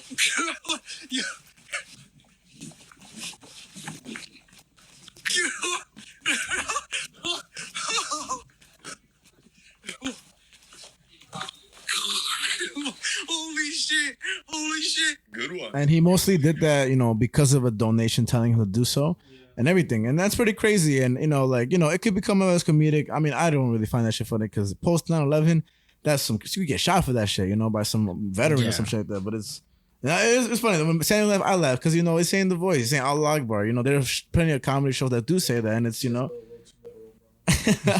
but it's crazy. And so what ultimately happened, I'm going to show you one more video before the final one, but this is the TTS, the donation coming through that ended up scaring people as well. And this is pretty crazy. You'll notice where this is because I'm sure you know where this place is. Hold on. There we go. Oh, fuck. My bad. So sorry. You fucked it all up. My finger slipped. Okay. Attention, everyone. This is not a joke. I have a bomb. It is set on a digital timer and is set to go off in 10 seconds. 9, 8, 7, 6, 5, 4, 3, 2, 1. Allahu Akbar. Boom. Just kidding, faggots. Yeah. So it'll scare people. Oh my god, that actually worked. Holy shit. Let's go, baby. We just did that shit. That was fucking dope. Thank you so much for that donation, bro. $2. Oh, that was hype. $2 for that. Oh, that just made my fucking day, didn't it? That made my fucking day. So he's giving. Thank you so much for that donation. By the way, whoever's watching and you report that, that was not me. That was a donator. And yes, thanks so much. Pretty rare. So that was his kind of scapegoat. I didn't say that. I'm not doing that. Somebody else did that, right? And so finally we get to what ended up being basically his demise. Let's see if I can. Okay, here we go. It's the same thing. The thing is that he did this in NYU, like an NYU classroom or some shit like that. Oh my god! So he did this same thing, and this was the reaction from the crowd. I'm gonna play it right now when it goes on. I thought this shit was crazy, man. So this is an NYU classroom. Activated. Bomb detonation countdown successfully started.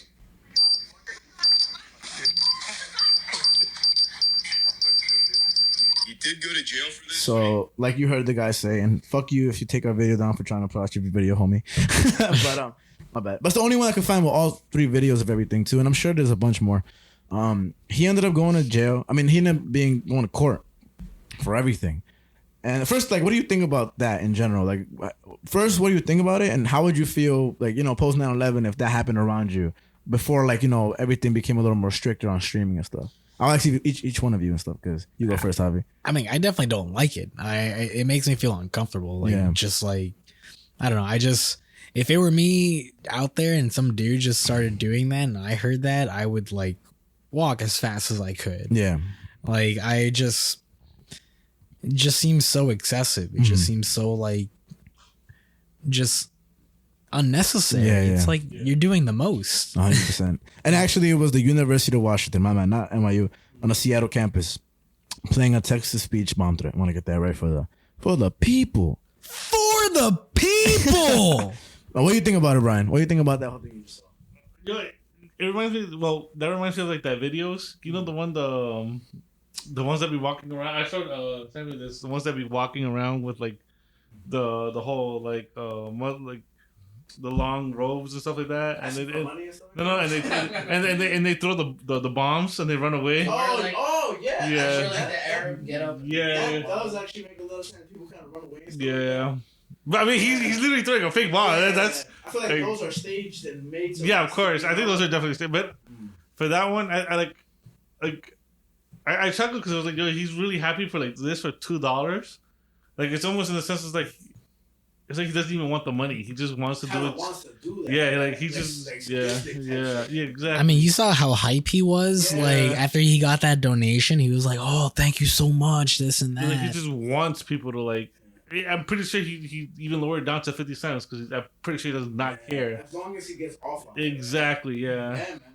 And it's like when I saw like the video, it's like, yo, like when he went up to those 2 girls in the restaurant, like, yo, it was also during COVID times. They were literally eating outside, so it's like when somebody gets mad close to you, it's also like, bro, like, you're already uncomfortable. Yeah, because it's like, yo, and then he's spewing all this and like whatever, and then it's kind of like, bro, like, I mean, to be honest, and then it's like he knows how to pick a victim. Yeah. The same way like a bully knows how to pick their victim, or a guy knows that he's not gonna fight back. Because somebody get punched in the face for acting like that. Yeah, but like mind you, he picked all like Caucasian people that like are probably gonna be like more like not I'm not saying subtle, but like more like tourists. Yeah, and like but he won't do that to like fucking somebody from the hood. Yeah. He's not going to Jamaica though. Facts. Stay out of Jamaica. Because imagine going to South Side Jamaica and they'd be like, all right, we'll kill you before you even set the bomb off. I'm going down. Yeah. I think honestly it's straight up social contagion. I think the dude has just been like he's probably a little bit lonely. He found like this outlet, he can do it. And he just found like community of like trolls, to be honest, And then when you have like this community and like this is the only thing you do, like was similar to what Brian said, like it's not even about the money at this point. It's about just like it's like he's not getting off, like he's not like bricked up or some shit, but he's like, it's like the energy, the passion. Mm-hmm. It's like his adrenaline is probably going bananas, and it's because and that's like the problem with like society and like technology today is like how easily that can happen. Like the spotlight just giving you that adrenaline. No, yeah, and it's like no, you're definitely right. Like it's so scary how man, it's like so scary. Like you have like this guy who's doing it, and you can just imagine like everybody else who's like has that possibility to do it. But you see like in other like atmospheres with like people like on like the far right, like how easy it is to like switch. Like you got like kids that are like you're like a little chubby, you don't got friends, and then like but you go online and like you just see all this like wild stuff, like you just switch like that quick. And like I think that's a really big problem today. I don't think it's that big of a problem, but I definitely do think it's a really big issue and it's something we gotta like call out. And I think that's the only time where I could really like see like government interference. Yeah. Like with this guy's saying like that's essentially like you can't scream fire. Like you got freedom of speech, but you can't scream fire in a fucking movie theater. Like your ass is gonna get arrested. Like it's common fucking sense. So if you do the same thing like with a bomb or anything, I think that's warranted, justified. In situations where I said like a little like people going down like a rabbit hole and like falling into extremism, I think you just need to like talk it out with somebody. Like if you just have somebody who's like cool headed and like something like you, like if you just like your little cousin just comes out and is like, yo, we're like pure Aryan Mexican race, we deserve to rule the world. You're not gonna like fucking smack the shit out of him. You're gonna be like, yo, all right, Juan, where the hell did you get this information from? He's like, yo, you don't know. Like I was listening. I don't know if do you guys know Destiny? No. Destiny? Yeah. No, that's Shut up. Get out of here. No, he's a really interesting, like, he's like a left-wing moderator, but he's like fairly, I like listen to him a lot because he makes like such excellent points. And I've been listening to like, he had this like, I literally listened to it yesterday, this debate on like race realism. Do you guys know what that is? Race realism? No. Yeah, it's essentially saying that like 50% of like, or even more, it's usually like, it's a white supremacist concept that like, whatever you're born in, the race you are is determined in your genetics. So the theory is that like Asian people are the smartest, and then white people obviously are the second smartest, and then it's like black people are they're not as smart, or like the average isn't as smart, but they're more like superior in like athletics and stuff like that. So it's like this concept, like you can imagine like how an uneducated like white person that doesn't have anything going on in his life. Would that be close to a stereotype or not really? No, because a stereotype is funny. Yeah. This is not really funny. This is like true. It's going into. Some stereotypes are true as fuck. I don't know, fam. That's moving into race realism, broski. I think so. How many Mexicans you know that have illegal? But like this is the thing. But that's not a stereotype. But like I'm talking about like Mexicans that like it's like saying like, oh, dude, it's like essentially what like racial realism people say is that like, oh, like black athletes, like that's like the only thing they're good for. You know what I mean? Or like black people are like they excel more in athletics, and it's not because of like culture or like systemic racism. Kind of like categorizing them more than anything. Like that's what they like. It's genetically. Yeah, it's more into genetics. And the reason why people think like this, especially like white people think like this, is because they're uneducated and they fall into that extremist rabbit hole. And then like you could just imagine how the internet goes. I don't know how we got to this topic. But, like, keep going. It's like you could just imagine like. It's like social contagion. Like it's just people bouncing off the same idea. And when you're in this ecosystem of like people just talking about it, like the guy had the same thing. He probably was like a normal dude, was chilling like you or me. And then just bam, he just started streaming. These trolls enter the chat saying like, yo, and it starts like with small things and you just grow. And unfortunately, I mean like he did like one bad thing and that's all it takes. And I mean, like, I wouldn't even blame him. I think of two things. One, there was this situation I saw that it was like a series that was posted on Facebook where this couple moved out to like a white neighborhood. And this it was supposedly a racist neighborhood. Mm-hmm. And so the guy wanted to sort of record his experience moving into this neighborhood. And you can see throughout the recordings, he himself starts to sort of fall into the group of his neighbors of like, I've seen that before. I've never seen yeah, like by the end of it, he himself has become like one of the racists essentially. Oh, damn. And I think of another thing where on a more funny aspect of it, what was it? Racist I had funny? yo, what you gotta say, Frankie? Say that shit to my face.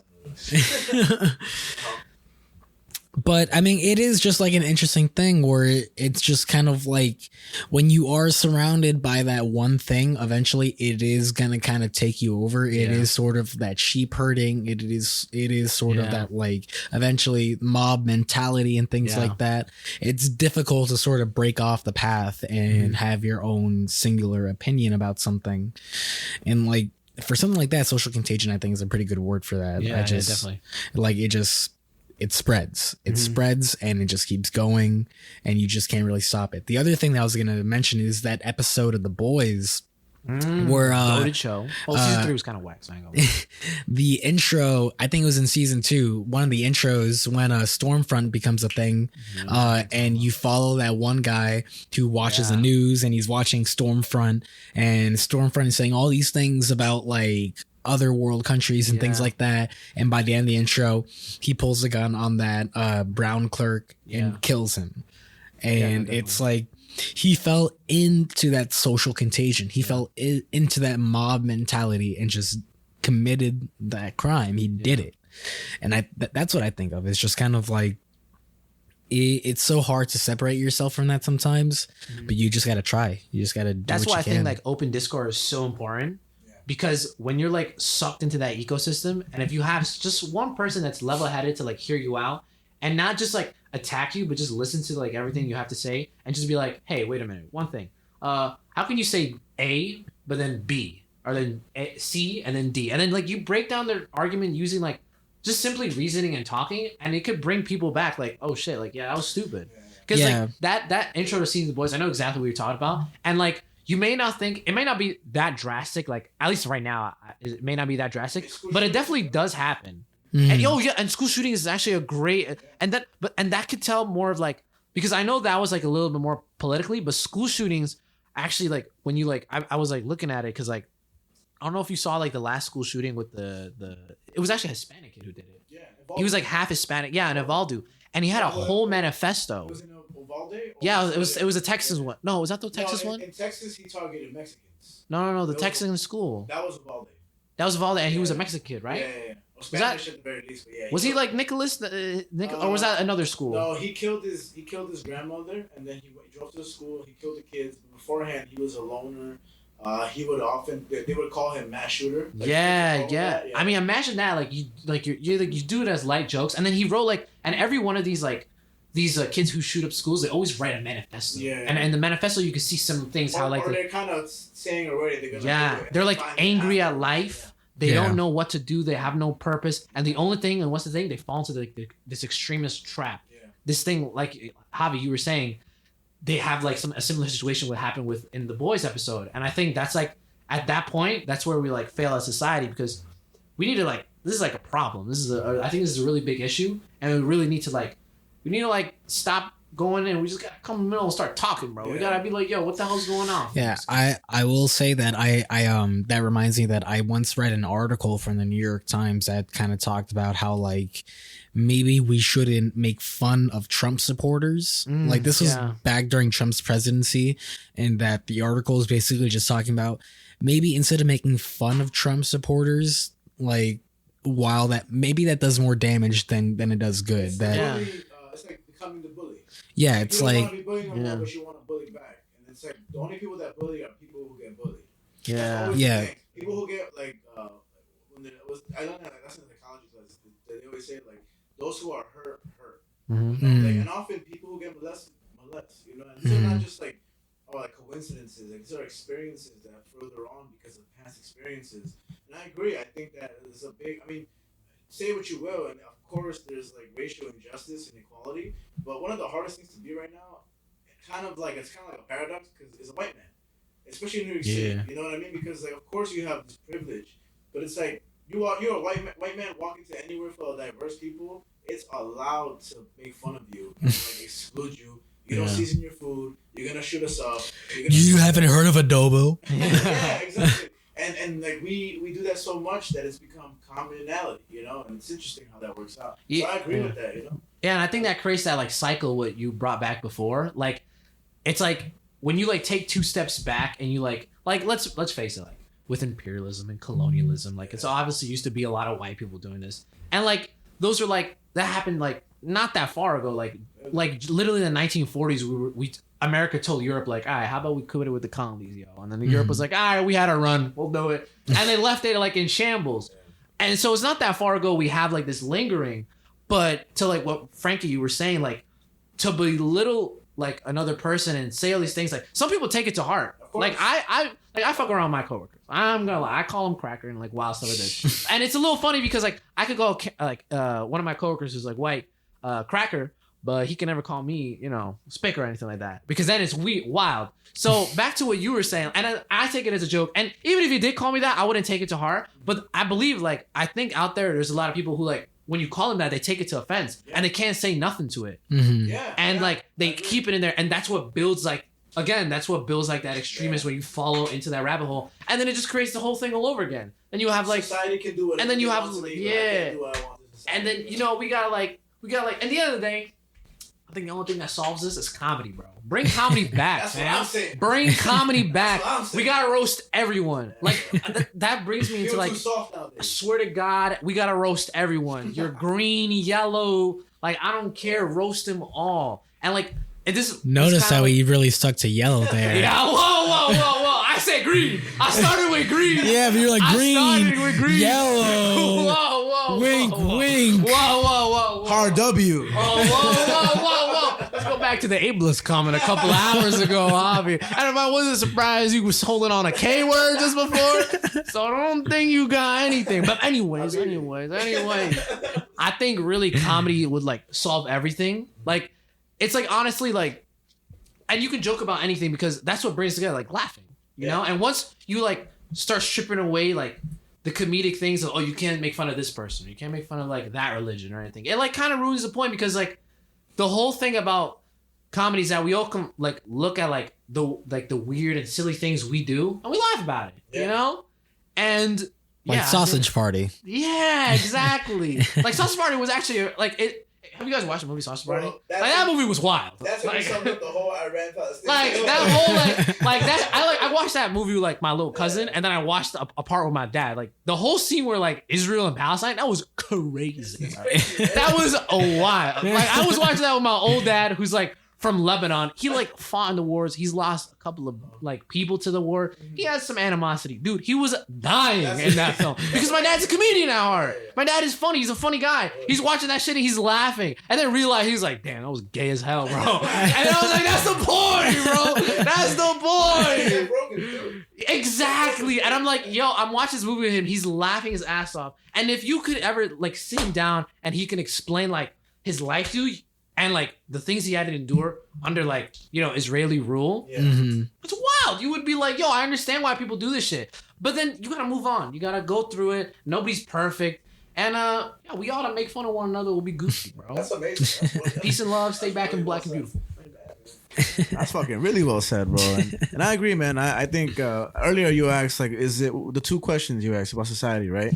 Whether we're too sensitive or whether we're just able to, you know, approach people because of what they said, right? Something along the lines of that? Yeah, that like either are we too sensitive now or just do we have too much access to basically complain? Yeah. I forgot what I was going to say, but I just feel it's along the lines of what Sam said. Just like people are a little too soft nowadays. And I know people are like, oh, that's like saying just be a man. It's like, no, I don't agree with that. I don't agree. Like, I think a little boy cries is fine. Like a little boy should be able to cry just as much as a little girl or non-binary, young, whatever. But just again, like I think to be able to laugh at yourself or like laugh, you know, along with others, and you know, there's a joy that comes with that. Most comedians deal with a lot of hard shit, you know what I mean, and they use that outlet to really make themselves better. And yeah, everybody's not destined to joke, and some people are not funny, you know what I mean. But being able like to Brian. just laugh. Nah, Brian funny as hell, bro. Now look at him. Look at him. One of my favorite things Brian does is he's like, hell no.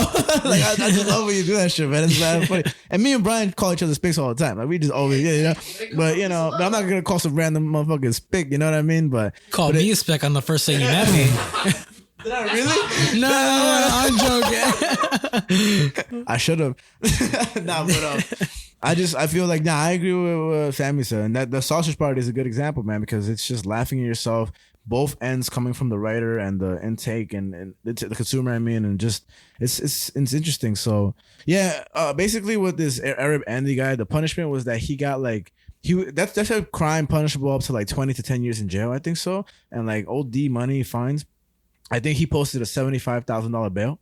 And I don't think he ever served jail time, but he's not ever able to make content. He didn't get the donation, did he? He didn't get the fucking yeah. And so he's not ever able to make content. Wait, did he go to jail? I don't think so. I keep finding his jail time, but definitely he paid $75,000 bail, and he can't create content. I wanted to reach out to him. I told Simon this earlier. I want to, and because he still has his account, but it's private. So I might do it on the social. Maybe see what he says. He probably gonna say Allah Akbar, leave me alone. You know what I mean? Yeah, man. I'll try it out. Maybe we'll see what happens. But yeah, you know, you know what I mean. He Between you and me, he sends a voice message. Beep. This will self detonate if you keep bothering me. No, we have somebody in the other room. Yeah. Yeah. Maybe he'll see what we have to say. Maybe he won't. Who knows? But not worth a shot. You get me? Maybe we'll give him $2 and he'll do it. But I thought that story was dumb interesting, and it all came about because when Ice Poseidon was streaming, somebody else by the name of Suspendus was streaming, and the Suspendus guy, he had a donation that said in a Tokyo station, it was like bomb will detonate in 5, 4, and then Ice Poseidon was like, "Yo, turn that shit off!" Like, and he walked away from him, and he did, and he was like, bro, don't do that, because look up Arab Andy and you're going to see what's going to happen if you continue to act like that and let those donations go through. That's why a lot of streamers today have mods. Yeah. Because they're the ones that are getting rid of the N-words, the things that get you, like you may not have written that, but since your chat is doing it, your YouTube channel is going to be banned. Mm-hmm. It's very interesting. But yeah, I thought that story was super interesting because stuff like that doesn't happen a lot, but it definitely does on different websites, dark web. Who knows, man? There's some crazy shit out there. I feel like it does happen a lot. Yeah, for sure. Like, especially in today's society. I mean, in general, look at Xbox Live, man. That shit was crazy. Bro, what? I know you asked me earlier, but damn, that's why I asked you earlier. Yeah. Like the Xbox chat. Like, yeah. everybody getting arrested. There's a website in the dark web where you can look up any chat room of any date for like Xbox and stuff. As long as you look up your username, it shows you all the chat logs. That's scary. That's scary, boy. I never even said some crazy shit, but I'm worried that I may have. You want to guess my super lame 360 gamer tag? The first one that was given to me. Dominican, not black.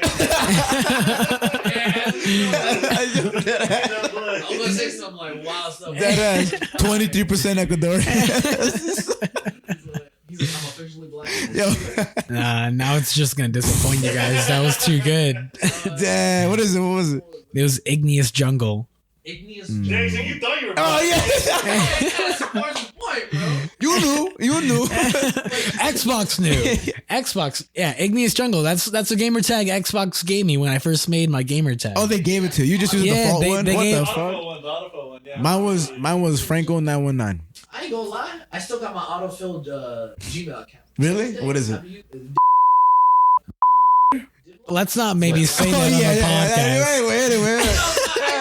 Elaborate jobs, bro. It's still fine. You go about to get some crazy dick pics, bro. You better get only dick pics. You better get the other. You better get the other 5. That's great. Oh my god, man. Yo, so for my next topic, I'm just gonna show a picture of Muhammad.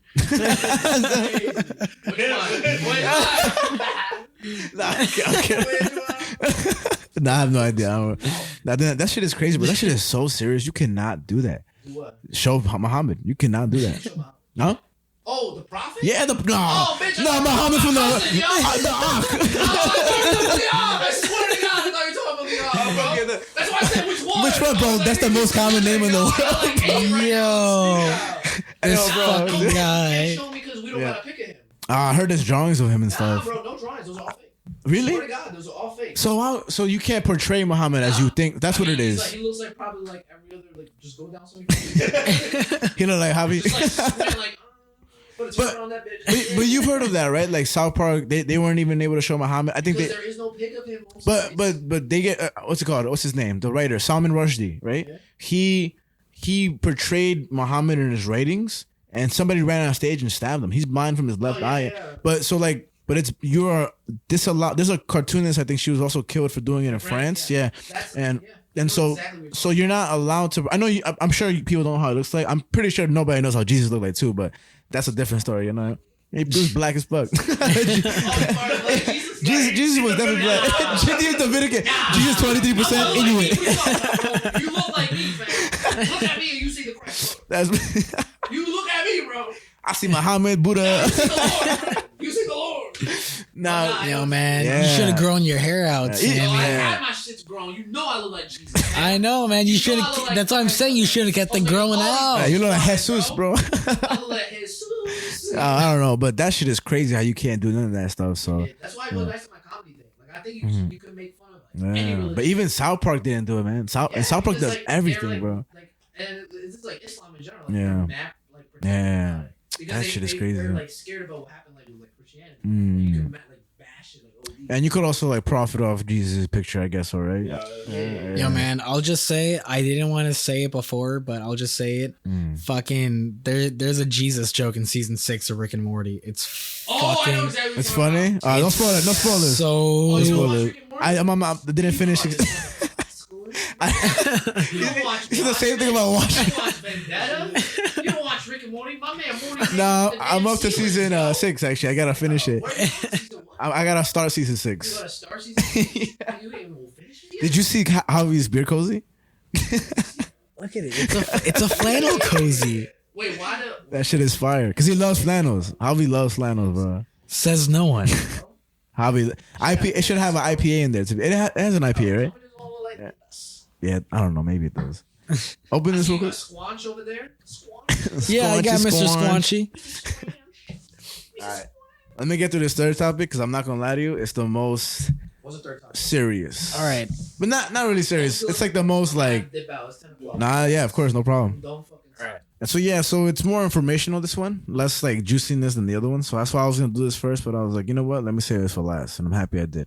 Okay. And this one is regarding Alzheimer's. You know. Okay. Yeah. Ain't nobody want that shit. Okay, so remind me what the headline was because I have seen about this online. FDA approves new treatment for early Alzheimer's. Yes. So the drug is called Leqembi, and basically it's meant for patients in early and mild stages of Alzheimer's, right? And there's not much, like a grand explosion of its effectiveness, but it's definitely a step in the right direction. That's pretty much the tone of this whole thing. But it gives some insight on some past controversy with other drugs, and I'm just gonna read through it because I thought it was pretty dope. It was the most informative article that I feel like is still very news heavy. And I think it's dope. Again, from the New York Times, written by Pam Bellick. Right? Okay. So the new drug is technically called lecanemab, but branded as Leqembi, Leqembi. And its goal is to slow the pace of cognitive decline early in the disease, right? The way it works, it attacks a protein that's called protein amyloid associated with Alzheimer's. Doctors are skeptical about the effectiveness of this attacking, but are content that they're carrying it along with a more careful process, right? The only risk that it has is swelling and bleeding of the brain. So that's like the risk that's associated with this, like a side effect. Yeah. On its label, it says you shouldn't take blood thinners while using this drug, and if you do so, it should be done with consideration and caution. And Alzheimer's experts say that even though it may slow down cognitive decline, patients might not even notice the slowing down of it. So I think the outward expression of Alzheimer's or how it makes you behave is not going to be a significant difference in that stuff. Mm-hmm. And I don't know about you, but Alzheimer's, I feel like so many people in the world are scared of getting that. And it's there's a lot of things that lead up to it and stuff like that. Even waking up early has shown to lead to that. I think so, if I'm not mistaken. Yeah, I mean, I'll just say my grandma has been showing early signs of it. What are the early signs? I mean, just my Colombian grandma, to be specific. I haven't seen her in many years, and I saw her for the first time in many years, like a month or two ago, and she just kept asking me the same questions. Like she just kept forgetting the conversation that we were having mid conversation, and asking me the same questions. Did she know who you were though? She didn't know who I was. Oh, so she had to be like, "Oh, who are you? Like, why am I here?" Like when my dad asked her, like, "Oh, do you know like who's who?" And she was like, "No." That's crazy. And for sure sad, and I fear for it with any of my family members or anybody I know, like friends I know, and it's really sad, man. And what I found out through this article is how many people are diagnosed with it. And it's crazy, and I'll get to that in a second. But yeah, it's very terrible, and I haven't experienced it firsthand. There are videos on it for sure, and there's also like these cute videos of like the husband that has a wife that has Alzheimer's, and he reminds her every day, that I'm your husband, and blah blah blah blah. But damn, bro. So the studies, I'm sorry to hear that too, by the way. Like I hope but. Studies of the drug are done through an intravenous infusion and administered every 2 weeks. So basically what that is an IV straight to the blood, into your vein at least, right? And more than any treatment, it's shown the most promise. The New England Journal of Medicine concluded that longer trials are necessary to, quote, determine the efficacy and safety of lecanemab or Leqembi in early Alzheimer's disease. And this was said after an 18-month clinical trial. The Japanese pharmaceutical company called A.M.C. is partnering with American company Biogen to produce Leqembi. But Biogen once created the controversial drug that was called Aduhelm, which is Aduhelm, right? Or I might be spelling it correct, but I'll get it right. Yeah, that's spelled it right. And that was also used to treat Alzheimer's. Okay. Now, they discontinued clinical trials in March 2019 after an independent committee found that it would probably not slow the cognitive and functional impairment, the decline in memory, language, and judgment that comes with Alzheimer's. So basically showing that it's ineffective. And the reason it's so controversial is that the FDA acknowledged this. What it says here, in this decision, the FDA appeared to be acknowledging the vehement criticism that erupted when it approved Aduhelm in 2021 after both a committee of independent advisors and an FDA Council of senior officials said there was not enough evidence that it worked. So remember how earlier we were talking about like gambling regulators and they would just give a temporary license? Yeah. This in some sense is basically the FDA approving an Alzheimer's medicine that was not showing evidence of function. You know? So it's kind of like that's kind of interesting how they both worked out in the same way, those two topics, right? So what worsened this controversy is that a 75-year-old woman who experienced brain swelling after receiving infusions of the drug as a participant in a clinical trial died. She lived in Canada, and this occurred in late September and was reported by the FDA reporting system in the summer of 2021. And they're trying to see, in 2021, they were trying to find out whether the FDA and Biogen, which makes a drug also known as the scientific name Aducanal, like whether it was the fault of this one. You know? Okay. And at the time, it said that they don't know what happened, but definitely that they were, hospitalized with seizure and diagnosed with brain swelling, a side effect of the drug as well. Mm-hmm. Later, they say the brain swelling is probably caused the woman's death, and that, quote, this is likely to have been caused by the drug Aduhelm. Man, that sucks. Yeah, man. Oof. This drug was priced at $56,000 a year. Wait, how much? $56,000 a year. The Aduhelm. Does it say anywhere how much it costs? Like after Medicare and stuff like that? Yeah, like through a prescription. I'll get to that in a bit because it's pretty interesting that also. Okay. But before that, I'm gonna read this straight too because the ones I have right here is just because again it's so medicine savvy and stuff. So it says an unproven drug. The FDA's independent advisory committee and a council of senior agency officials voted overwhelmingly that data failed to conclusively show that Aduhelm slowed cognitive decline. Still, the agency approved the drug. It required Biogen, the drug's manufacturer, to conduct a new clinical trial, but gave Biogen more than 8 years to complete it, while allowing patients to use the drug before evidence from that trial is known. So 8 years of basically an 8-year clinical trial of people using it without knowing if it could even help these patients. Yeah. So a lot of people were affected from that. I think in total 3 people died. 2 of them which were using it. If I'm not mistaken, but I'll get to that in a second. So both those companies, the Japanese one, all in the name of science. All in the name of science, bro. I mean, that's the true nature of that, like when you see like monkeys being used or this and that, like, I mean, it's tough, and that's a tough topic to reach on because who the fuck knows about that? But it's a super necessary kind of method, Science gonna science for sure. That's for sure gonna always. I was gonna say that. I'm glad you said it. Science gonna science. Science man. Always gonna science. So the Japanese company I.N.C. and American company Biogen, when they do this and they come out with Leqembi, will split the profits equally, and the price will actually be at $26,500 a year, about $1,800 a month, which is slightly lower than Aduhelm because earlier they said $28,000, but something else said $56,000. So, but the $56,000 one was accurate. I saw. Now, the Institute for Clinical and Economic Review, an independent nonprofit organization that assesses the value of medicines, recommended the price to be set between $8,500 to $20,600 a year, in order to get more people using this that are diagnosed with Alzheimer's, again in the early stages. Okay.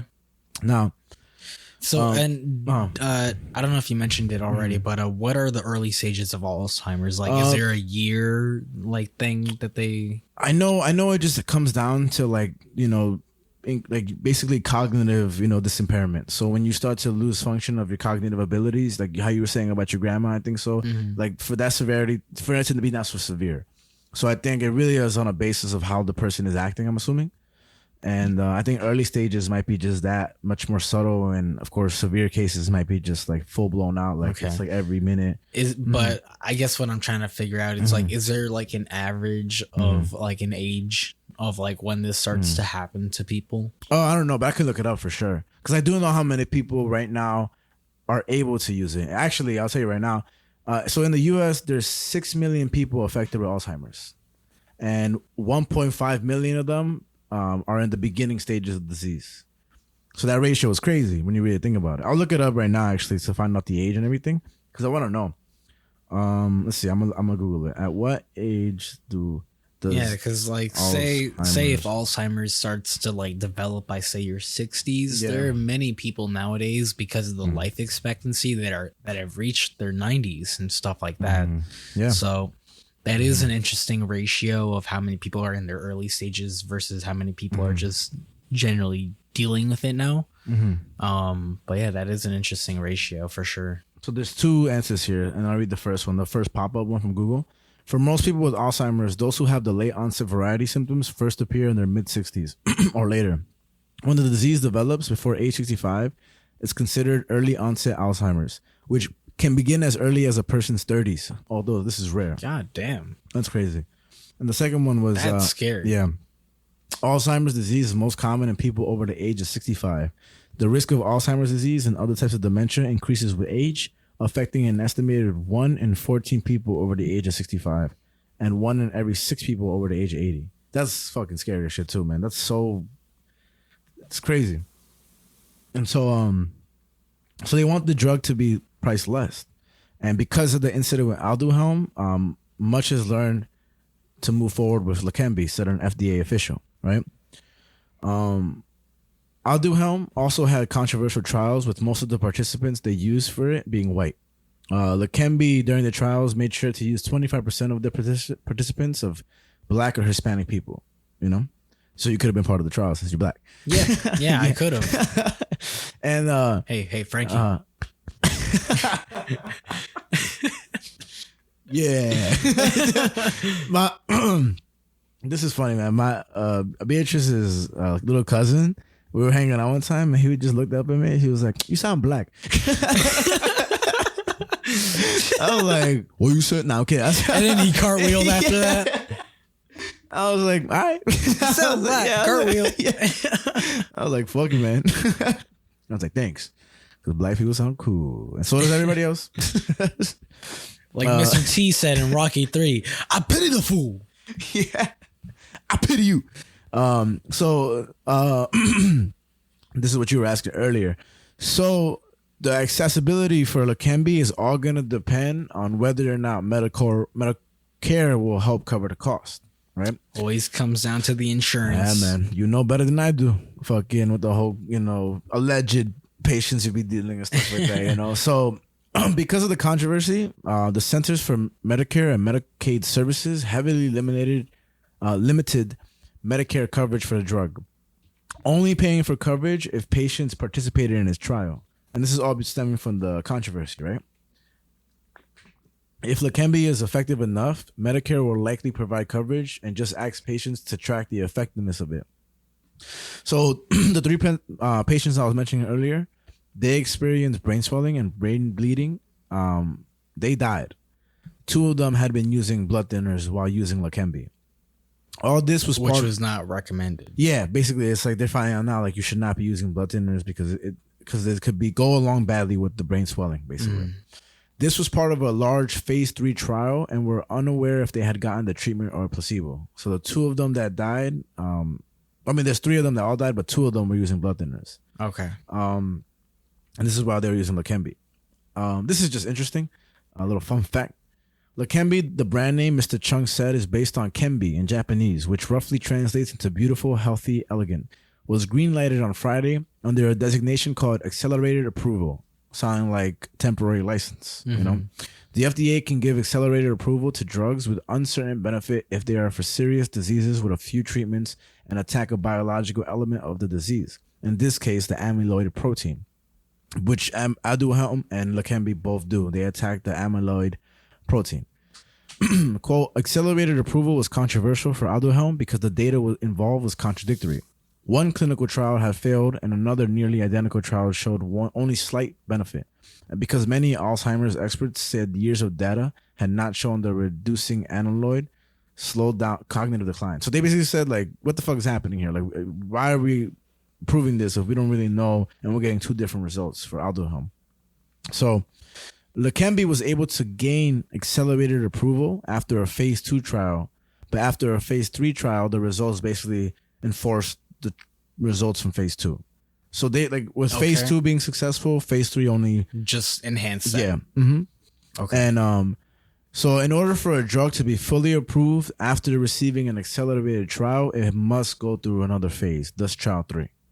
So so that's why they had so full approval will likely lead to Medicare's coverage of the drug.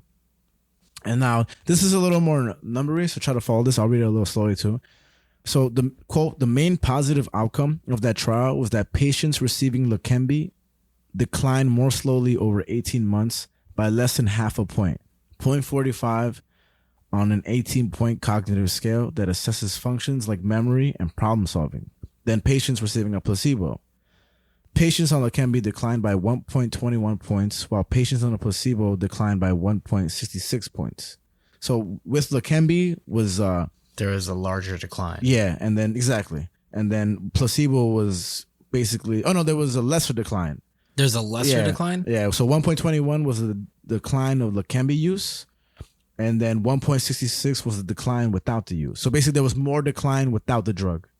Okay. You get what I'm saying? Okay. Yeah, and then that amounts to a 27% slower decline. So it's slower down. So if you were to get more, that's bad. Okay, so it works. It basically working, yeah.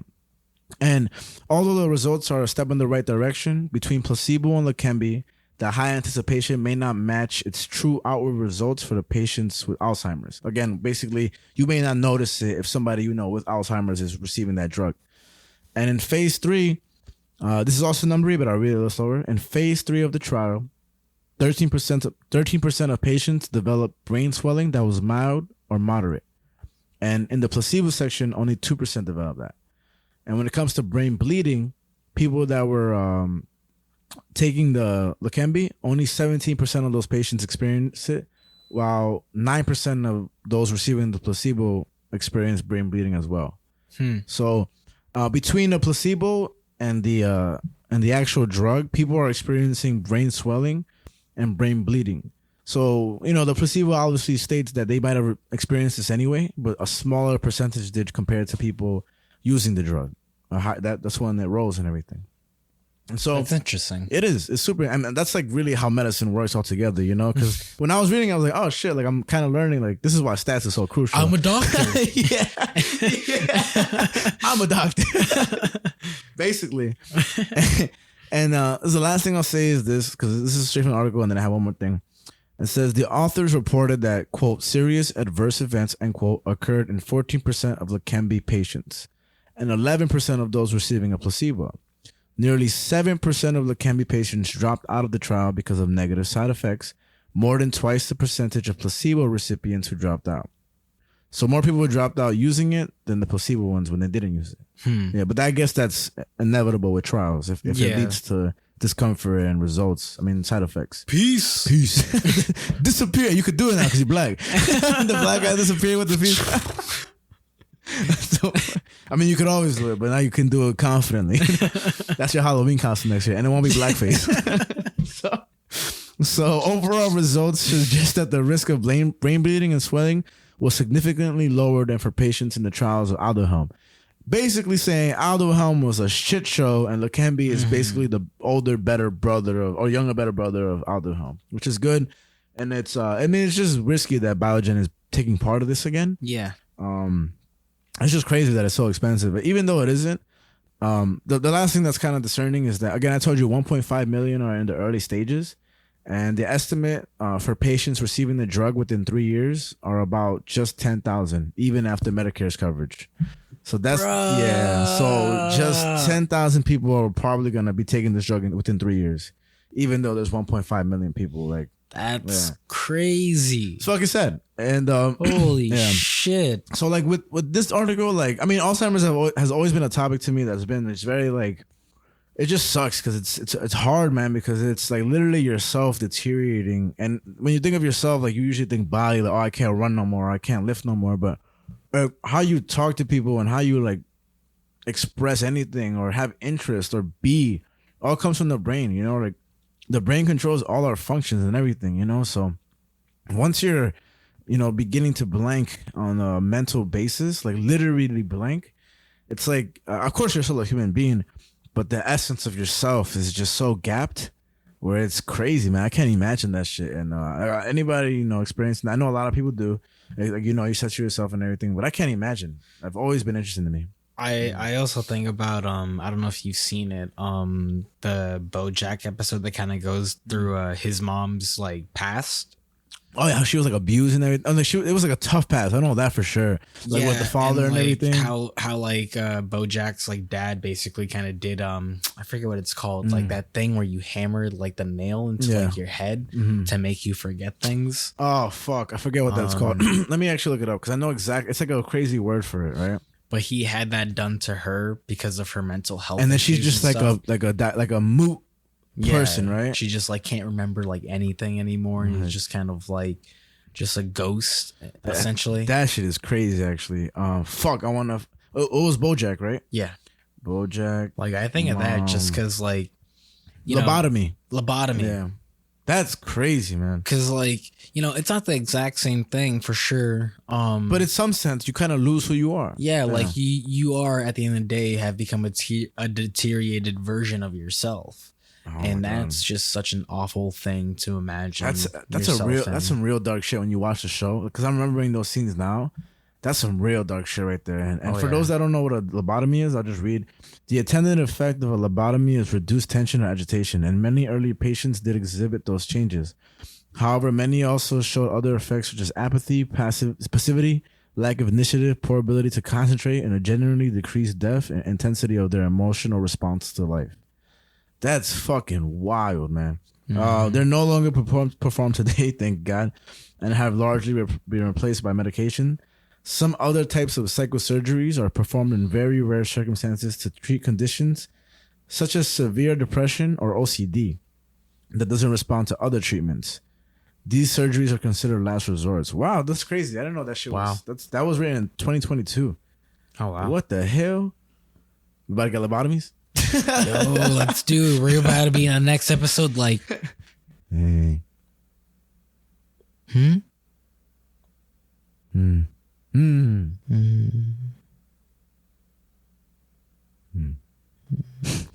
imagine that shit. And then we're like, thank you for listening to the show. Man, that if you don't watch BoJack, at least look up that scene and try to. You have to kind of near up to that, because man, that show is crazy dark, but it has one of the best theme songs ever. Yeah, that's one of the best theme songs ever in the world. So fucking gnarly. I fucking love that show, man. It's a good show. But yeah, that's pretty much it. That one's more information or anything. But I think she's still biased because she's talking mad shit about Dave Portnoy. Like she may have said Alzheimer's, but she was trying to say El Presidente the whole time. It always comes down to Dave Portnoy. Yeah, man. Nah, I'm kidding. But I mean, it is interesting to hear about this medication. Yeah. I wish it could be administered to more people. Yeah. Even though it does have its side effects and things like that, I think that is important to keep note of. Yeah. But if anyone is listening to this and dealing with this, that's mainly what it is, I don't know if this would help you. Yeah. Like if it does, I hope it does. Or instill hope or like this and that. Like there is, medical advances, and I just really hope that it does. That was the main point of this. That hopefully somebody who never know who comes across it, but if you're listening to it after all that shit show, in the talking about mad funny things, Sammy and stuff like that, like just like the what's it called, like the whole Social Security episode, like that's all done just to fucking maybe help somebody or just give somebody a little light of hope or something like that. But I mean, some information is there because it's way beneficial to them rather than us, you know. So yeah, we like to get a little education. A little education, show, you know what I mean? Barely, get on the magic school bus. The more you know. Yeah, man. But that's basically. Girl, that's a booty hole. That was me when I got massage in fucking California, bro. Oh man, you just gave me a little piece. Oh my god. Wow, you gave me a tiny ass piece. You gave me a fucking link piece. This shit mad good, bro. That's the first time I had a cookie in like 10 years. What is this? Cum flavored? No? Cum all over it. Ah, that's my favorite part. Yes. My favorite part. Cum-tastic, bro. He's used to it. Thank you, bro. Nice. Good ass fucking cookie right there. Damn.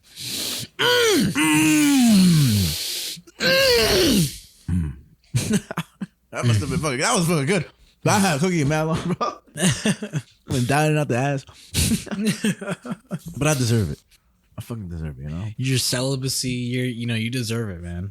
That's what I'm saying, bro. Because that's what you're doing, right? I guess so. You're celibate now. Yeah, bro. Less stuff inside my hole, you know. My mouth hole. And your ear hole. Come on, don't lie. You're right. Come on. No more Q-tips, bro. It's all right. No more Q-tips. When you use Q-tips, you're just fucking yourself. I once had a guy in high school tell me. Yo, no.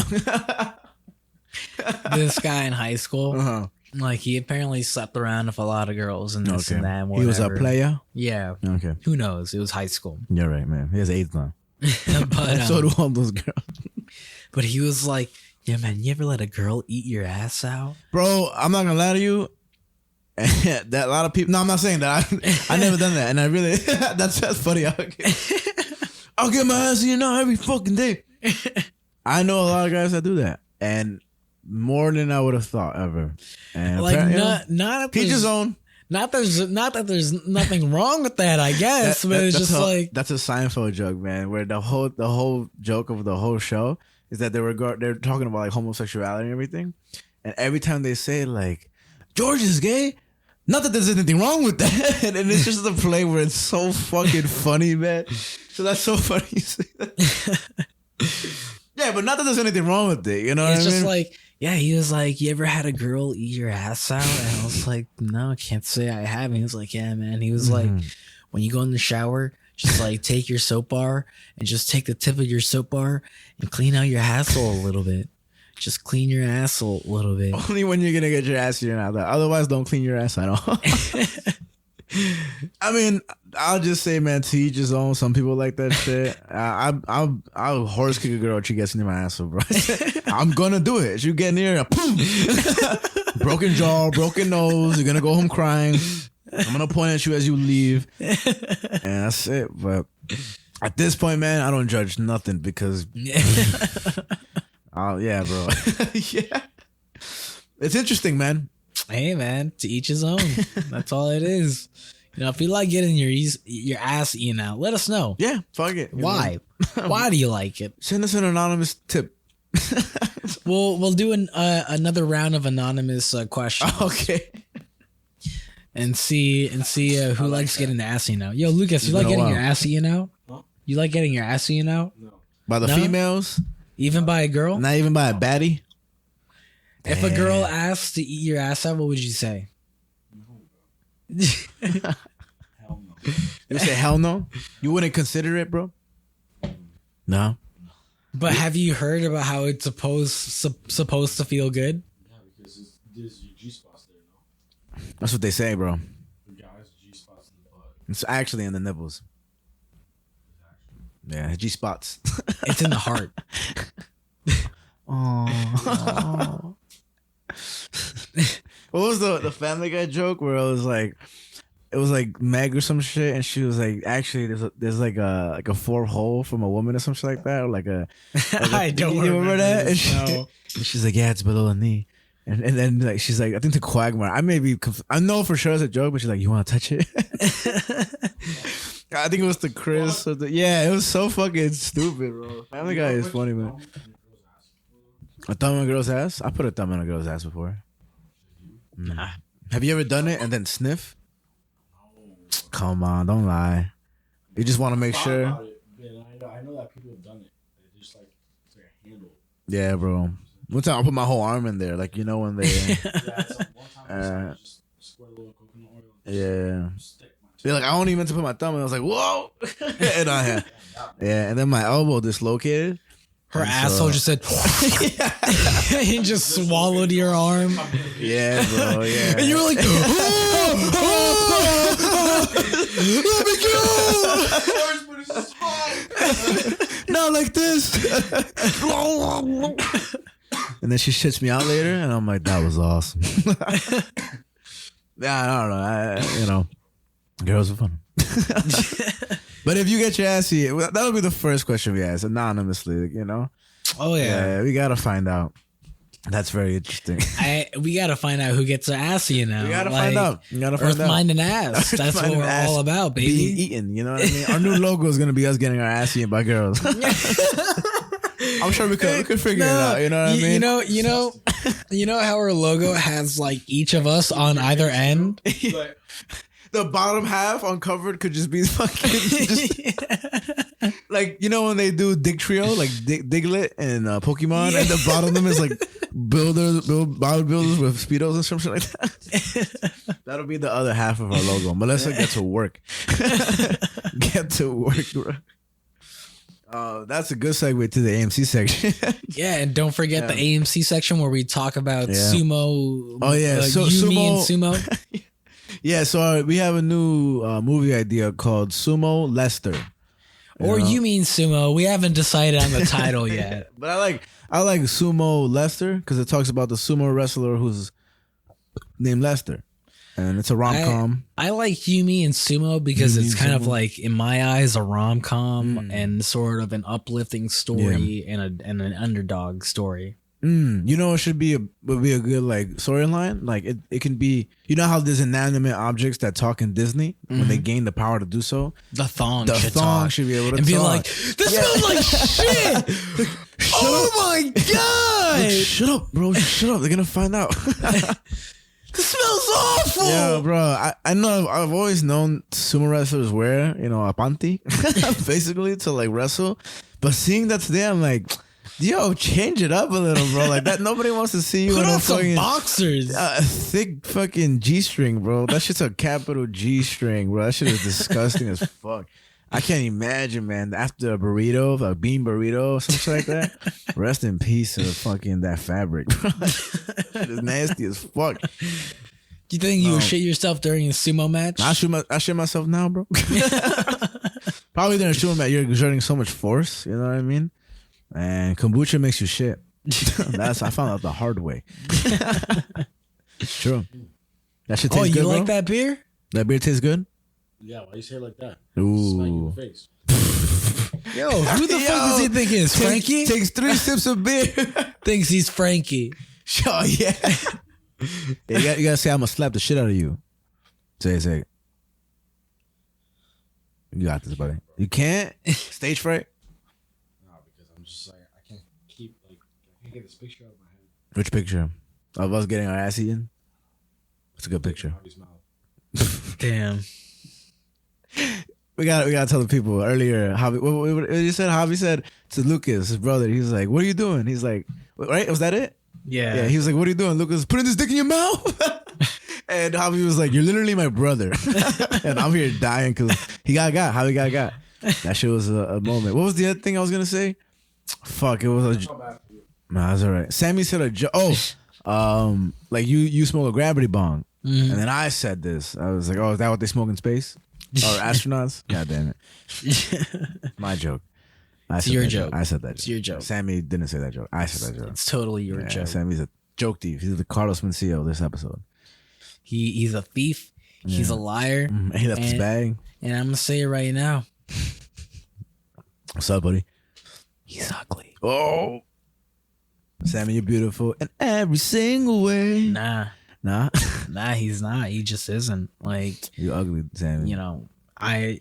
Some would say maybe I'm projecting, but I think that's all. Sorry, Sammy, you're born that way. That's all right. Own it. Don't frown upon it. I think you just gotta own it. You gotta own it. Like how I do. You know? Yeah, bro. I'm ugly and I'm proud. I look like fucking. Y'all just flaming this nigga? You want to flame him?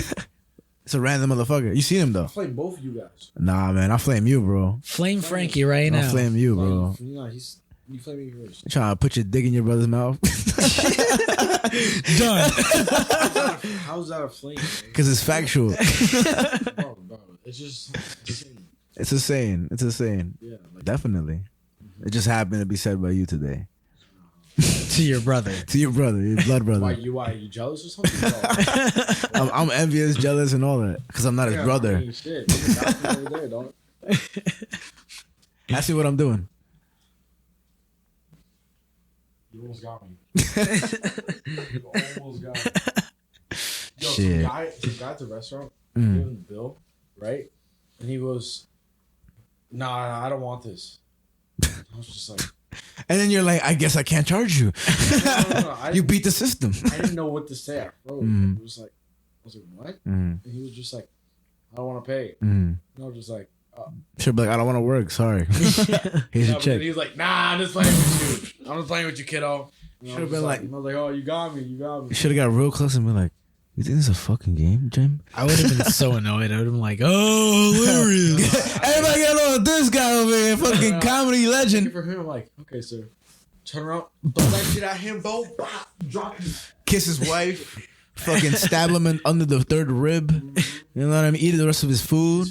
Fucking shit on him just a little bit, so you're not like fully DNA there. You know what I mean? It's the fresh poop. The fresh poop, like the one that comes out like after. I just ate of his food, so I'm like, how does this taste?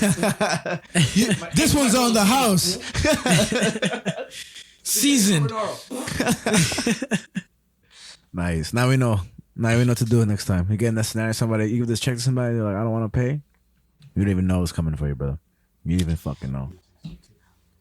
Take half of that? Take half of that, bro. That marriage. Okay. If I have to.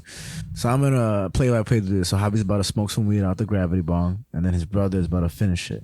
This is how evolution begins to sprout. Two high brothers, both African, both about to pursue the night. It's amazing. It's amazing. We are one. You're at one. Lucas.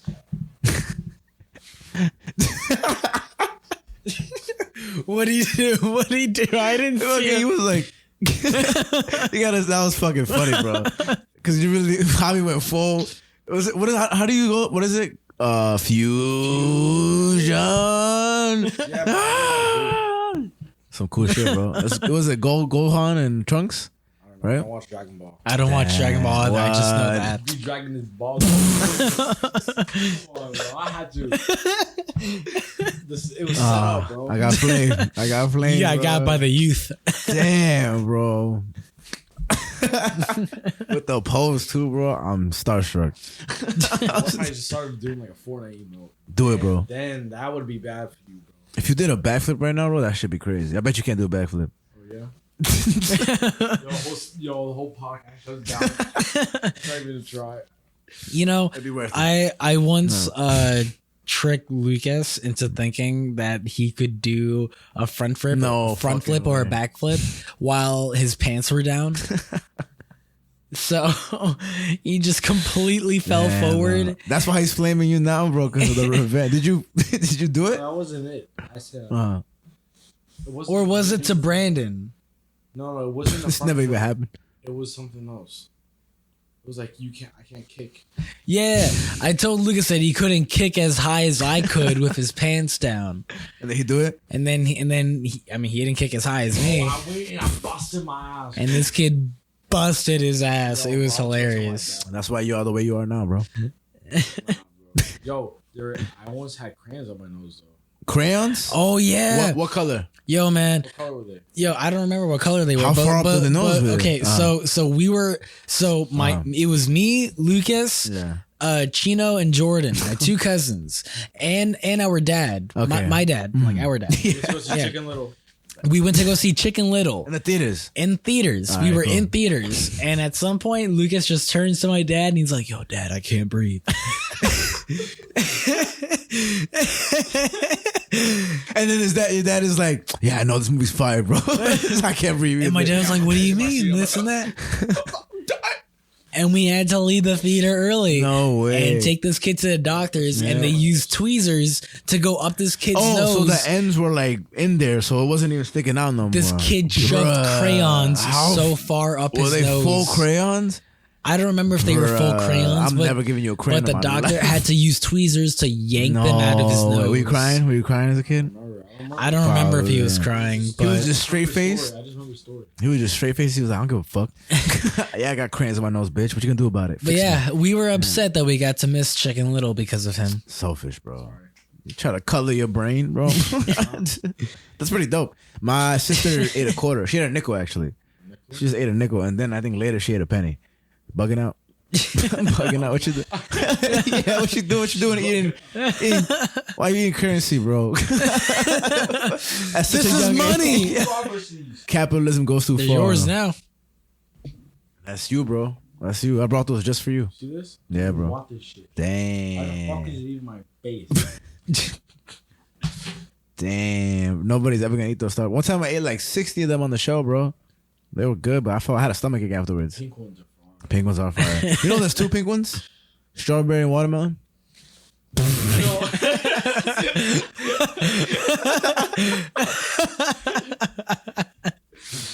Yeah, I don't know if you're being serious in that.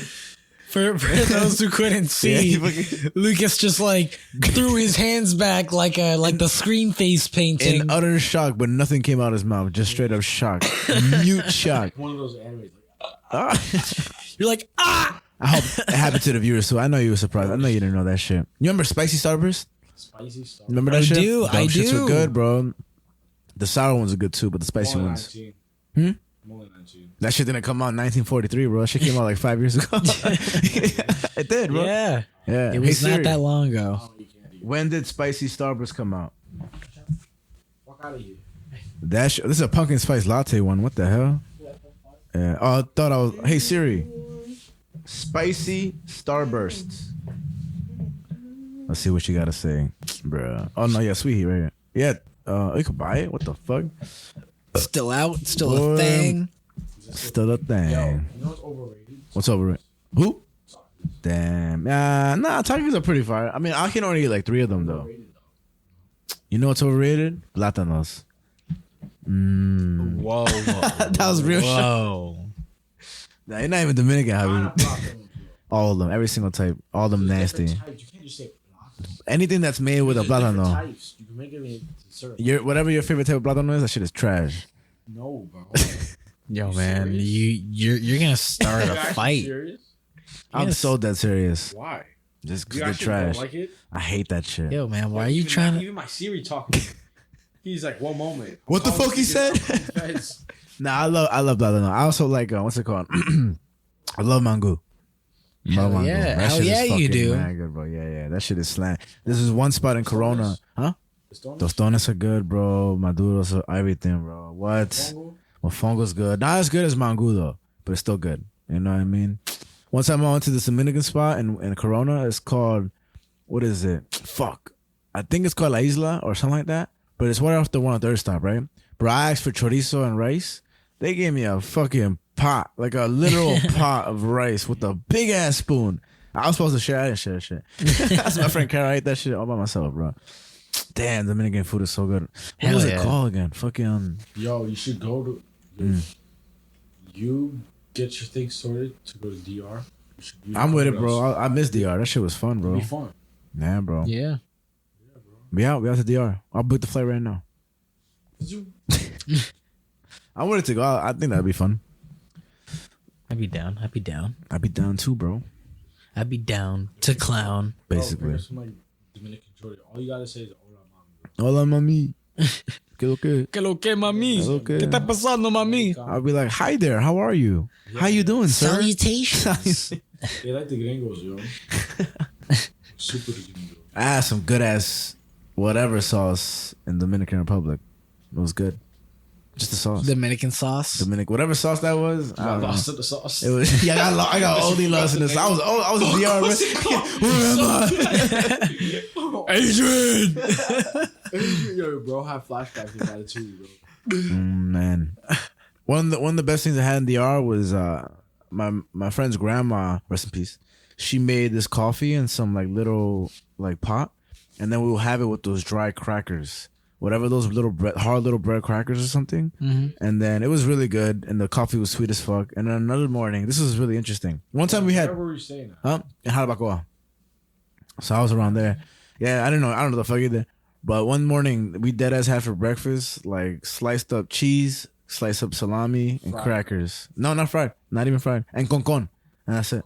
That was the breakfast. Nice. And every morning was Coca-Cola. And I was like, please, can I have some water? Yeah, concon is super fire. What? Concon is fucking. What's the Mexican word for concon? Oh, Anthony told me. pegao. Pegao, yeah. So it's pegao, concon, and then I think there's something else with it, but that shit is good. And then I seen a video where people be putting like beans over it, so like it just soaks in the flavor and stuff. Yeah, but other than that, like eating at some other places was super good, man. Fires, bro. Canepas are the little fruits, right, with the green skin and everything. So oh my god, canepas are good. Yeah, Man. those are sold in Graham. I know in Graham they always sold those. You ever heard of? You probably haven't, but there's a place called La Isla Cuchifrito. You ever heard that? So that's a spot in Bushwick, right? And I think it's actually Caribbean food. I'm not sure, but they got these like they got so much stuff. Of course, they got rice, beans. They got like potatoes, beef. They got like horchata, like coconut juice. But these little balls, I forget what they're called. Right? They're like they're fried, orange, yellowish on the outside, but inside is like potato and beef. Bro, some of the best food you ever had in your whole goddamn life, bro. It's so fun. La Isla Cuchifrito, man. Go there, have some good food. You're welcome. Yeah, man. Yeah, you should make one. You got Dominican. Open up a shop, Lucas. Yo, we could, bro. Call it Lucas Mucus. No, we'll just get mommy to cook that fire. Just get her mom to be the chef of the. Come on, give me the recipe. That could be the servers. No. She doesn't need to be the chef. She'll teach us. Ooh, the ways. Oh, you know what I'm saying? I'm gonna be like, yo, I'm gonna come in. I'm gonna be like, yo, can I get the spaghetti? The chef, it's special day. Ooh. Like, not the food gonna be banging. It's gonna be some Cheerios. Some Cheerios with almond milk. Confle. Confle. Music, you know what I'm saying? Good ambiance. Good ambiance. In DR, my cousin's uncle, there was a cat that kept coming back. So one day we showed up to his porch, and there was a cat in the bag, and he was like, "Yeah, bro, this motherfucker keeps coming back." So, yeah, like there was like basically a cat was trapped in like a sack, tied up, like just struggling to get out, and he was either gonna kill it or take it somewhere real far. I think he's gonna take it somewhere real far and just release it. So all I hear was, just, yeah, man. I stayed in a mansion in DR, bro. There was a mansion that had no electricity. They just had bought it and that's it. There. Yeah, bro. And then sounds like DR. Yeah, and the house that I was staying in had chickens in the trees. There was lemongrass growing from the ground. They had horses in the back, and there was a cliff, and you could see another cliff on the other side. It was beautiful, bro. My first time going back to DR after like mad long, I went like mango picking with my bro. Ooh, how was that? Yo, so basically we had this really long stick. Yeah. I think it was like a really long broomstick. Did it have a blade at the end? No. Oh, okay. Just multiple long sticks. And at the end was a 2-liter Coca-Cola bottle cut out. Oh, what? So like scoop it in? Pull it like that. You know what I'm saying? That's awesome, bro. What? Shit, bro. We out to DR. I want to go, bro. That shit is fun. With it. Go to the discoteca. Well, y'all fucking motherfuckers drink Buchanan? Y'all motherfuckers drink Buchanan like, what the hell? La Romana, bro. La Romana? What the fuck is that? What? What's that? It's a place. Dude! I thought it was a type of turkey. Alright. That's resort, so we'll go over there. I'm with it, bro. That'd be fire, bro. That'd be cool to shoot a podcast there. And DR, that'd be hilarious. Noticias. Huh? On the beach, in the water with the electricity. You know, I underwater podcast as a kid when I was in DR at a beach, I found a mango in the water. Like a good mango? Yeah, it was perfectly fine. Like we were just like, I don't remember honestly. It was fucking people needles and mangoes throwing them in the water. That shit good for you, bro. That's nature's needles. That's a sea urchin. Yeah, like we were just walking around the water and just felt something on our feet. We just fucking reached down a mango. and just pulled out a mango from the water. Yeah, I used to hate the beach, but it's just the beach is here, bro.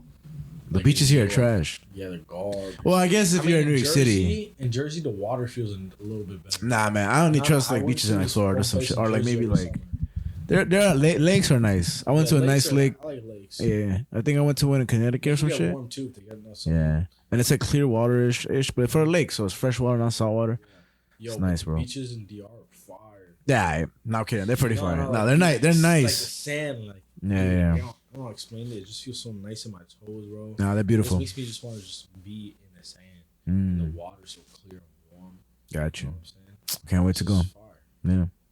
Smells good too. Smells like beach. Nah. Besides the beach, just smells good. Like beach. Like tropical, like Caribbean. Like Caribbean beach. Just Caribbean. Minus the beach. Minus the beach. Beach. The essence of beach. The essence of beach. Yeah. The essence of beach. Ooh, I like that we agreed. Yeah. Nice. Right, I'm gonna go. Right. That was a good discussion. I'll see you. Thank you for the cookie, bro. Appreciate you. Remember, secret ingredient. Probably gonna sleep over at house. Oh, really? Okay. All right. See you later, bro. All right. So, yeah, that was a good discussion. That was a nice, definitely a good b-hole for sure. A little coffee. You spilled some motherfucking coffee on my floor, motherfucker. Like a little teaspoon of coffee. That's all right. Yeah, you know, I mean, you gotta cabinet the floors every now and then. You know, the floors are tired. Yeah, man. They're tired of fucking carrying this show, literally. Literally, man. Like, these floors are the backbone of Earth, Mind, and Matter. Literally and honestly. They really are. But what do you gotta say, floors? Yeah. They said free Palestine. That's what the floor said. I'm just translating. That's what Sammy. Fucking shout out to Sammy and Brian for giving their input on the show. Very, very well versed and everything. It's always good to have other people and be on the lookout for guests in the future. Hell yeah. Yeah, man. Like I said before, guys, there's a lot of things that are going to be planned for this year. So a lot of tuned. changes, a lot of same shit, and a lot of link. That's the only consistent of this show. Man. You're always going to get Link in this show. Yeah, man. Right, bud? What's up, bud? Right? Who's Link? You are. Link, speak. Speak, bro. Speak. Say something. Link, speak. Say anything. Speak. Say something. Speak. Nice. Good boy. Let's go. That's it. Show's over. Yeah, well, that's it. You know, fucking awesome. That's Good it. shit. No need for the A.M.C. Fuck out of here. No, so A.M.C. section is here. We're up to the movie section. And so I think I chose this movie on purpose, you know, because I'll tell a little backstory, which is very brief, and then I'll announce the title. Okay. Before you do that, though, what other things have we looked at on the AMC section? We looked at comics, albums, movies, right? One comic, my favorite one, Mr. Miracle. Mr. Miracle, great fucking comic. Let's go. Another movie we covered Evil Dead. Both Evil Dead 1 and 2. Yes, The Thing. We've covered motherfucking which one? We've covered Thriller by Michael Jackson. Nirvana's Nevermind. We've covered Prince Daddy and the Hyena, which are Cosmic Thrill Seekers. That was like the first one I think we covered, right? First episode. Yeah, what else, man? Comic books by Deadpool. Let's see, Superman, Dark Knight Returns, All-Star Superman, Court of Owls, man. Court of Owls. Movies I'm having the hardest thinking of. Fear and Loathing Las Vegas. Fear and Loathing Las Vegas. That was a good one. Fight Club. Yeah, man. So if you're ever interested, just look it up on the search history. You can just find it there. Type in album, movie, comic. It'll come up. We categorize all our episodes, so it's easy for you guys to just find our episodes. And please let us know suggestions at our social media: Instagram, Earth Mind Matter Pod, YouTube, Earth Mind Matter, and TikTok, Earth Mind Matter Pod, and even Truth Social, which we gotta update somehow. And Earth Mastodon. Mind Matter Pod and Mastodon. Fucking Mastodon. Fucking purple Twitter. But yeah, man. So, but the movie that I chose, man, I watched it a long time ago, and I was like, because I was having like one day off or having time between work, like before work started. So I was like, let me watch some more movies, and I've been really trying to. I've been watching Villain Saga. That's an anime. Pretty good. Brian fucking is obsessed with Vikings, so it's of course about Vikings. Not that bad actually. Pretty juicy. Might watch some tonight.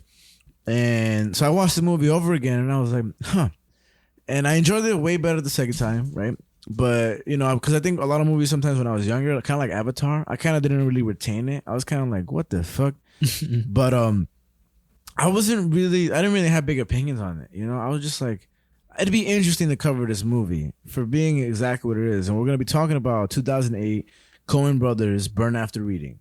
Yeah. Right? Which is definitely just an odd movie. Like it really is. And I think I won't say what it lacks, but what I think the overall, like, it lacks significance. You know what I'm trying to say? I think.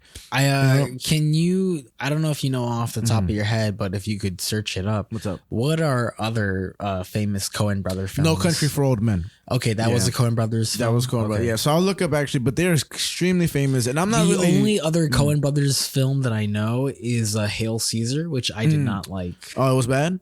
Oh, I don't remember anything of it, so I can't really say if it was bad. I watched it when I was like in high school, so who's to say if my young mind could really understand what was going on? Sometimes it is that, and so I don't know if you saw the videos I sent you, but even if you didn't, like, I was just so curious as to how people portrayed their criticism of this movie, because I think just like the chef conversation, this movie for sure will bring out either the worst in you as a critic or the best of you as a critic, And so some of the movies they've done that I think people will know is Fargo. They did Fargo? They did Fargo. Fargo is amazing. Yeah, I haven't watched Fargo yet. Fargo is so good. Yeah, I watched I think there's a newer Fargo. Yeah. Never seen it. So they've done that. Man. They've done The Big Lebowski. They did The Big Lebowski? Yeah. Oh, shit. I haven't seen The Big Lebowski, but I didn't know that. Again, The Big Lebowski for me, I was like, oh, this movie's so great. And then I watched it, and I don't think I retained it enough. But I just know, the only thing I know about it is White Russian and bowling. And Josh, the guy from Roseanne, they did, let's see, No Country for Old Men, which Brian loves that movie. The Tragedy of Macbeth. They did A Serious Man, which I will say we will be covering on this show, and it's exactly like this movie. Like it's literally the same. That was like the highest suggested movie on YouTube. Really? For me, after watching this. After this discussion, we'll probably have the same exact discussion, but I want to discuss that movie so bad. Because I'm telling you, man, you'll see as we discuss it, but there's a reason these movies intrigue me. But not for no douchey reasons that I've been seeing on the internet that are so fucking ridiculous. But it's very interesting. And then Burn After Reading. They've also done like Jesus Rolls, Intolerable Cruelty, Gambit, Barton Fink, Bad Santa, the first one.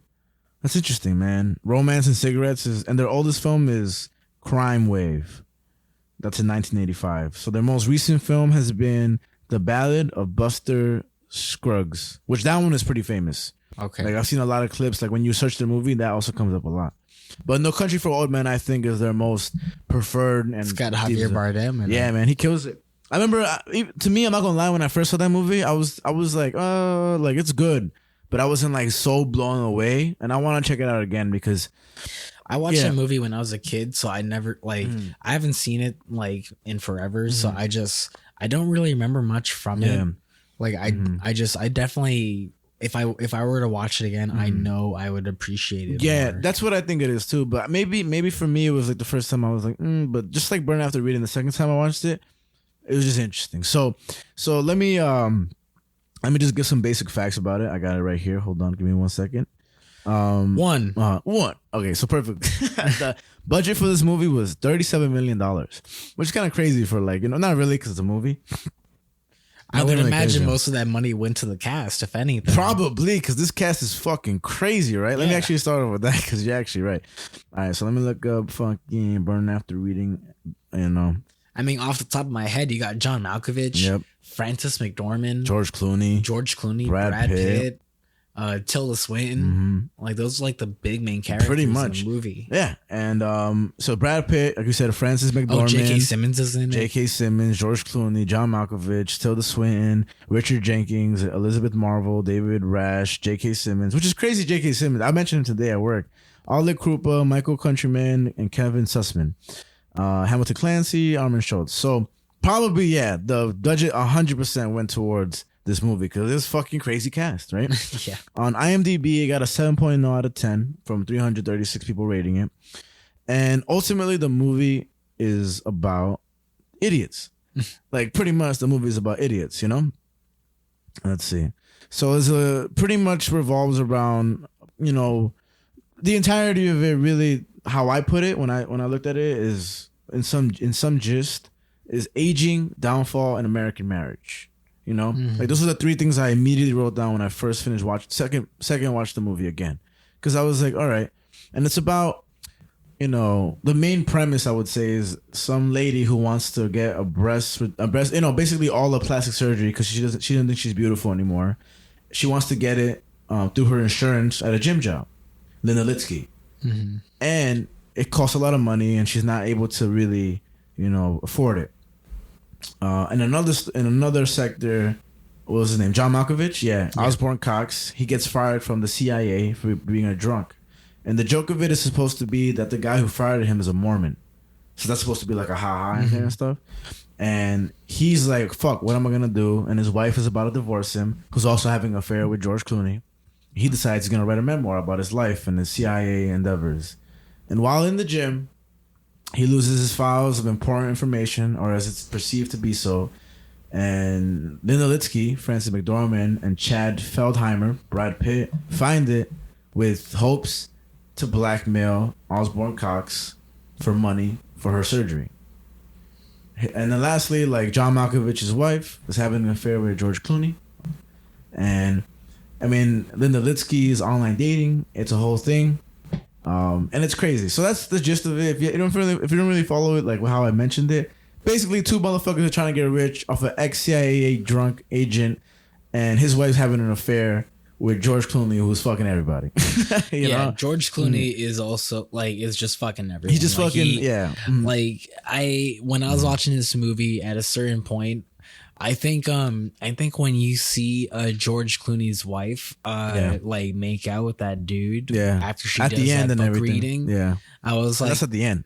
So I was like, so everyone's just a piece of shit. Yeah, everybody's basically having an affair, and you know, it's such to me. Okay, this is what makes me interested in this movie, because it's so directed at nothing. You know, obviously there's essence there of something, but it's the reason I like it is just because it's like fucking mind candy without having. I know this is the way wrong of how I'm putting it, but it's like it's just an absorbing just anything that's occurring in front of you and accepting it because it does fit somehow due to the storyline, no matter how ridiculous it is. It's like I just, the way I see it as I was watching it was just kind of like, this is a slice of life story, and there's not really much to take away from it. No, that's what it is. And I feel like all the scenes with J.K. Simmons are like Greek plays when they have like the interventions almost, or like not intervention, intermissions or something like that, or is it like those small little intermissions were like, now this is happening and this and that. Yeah, because it's funny because J.K. Simmons is the head honcho, and he's like, okay, so it's like all those scenes of J.K. Simmons was just kind of like those moments, almost talking to the camera of like, okay, so this is happening, this is happening. Ridiculous.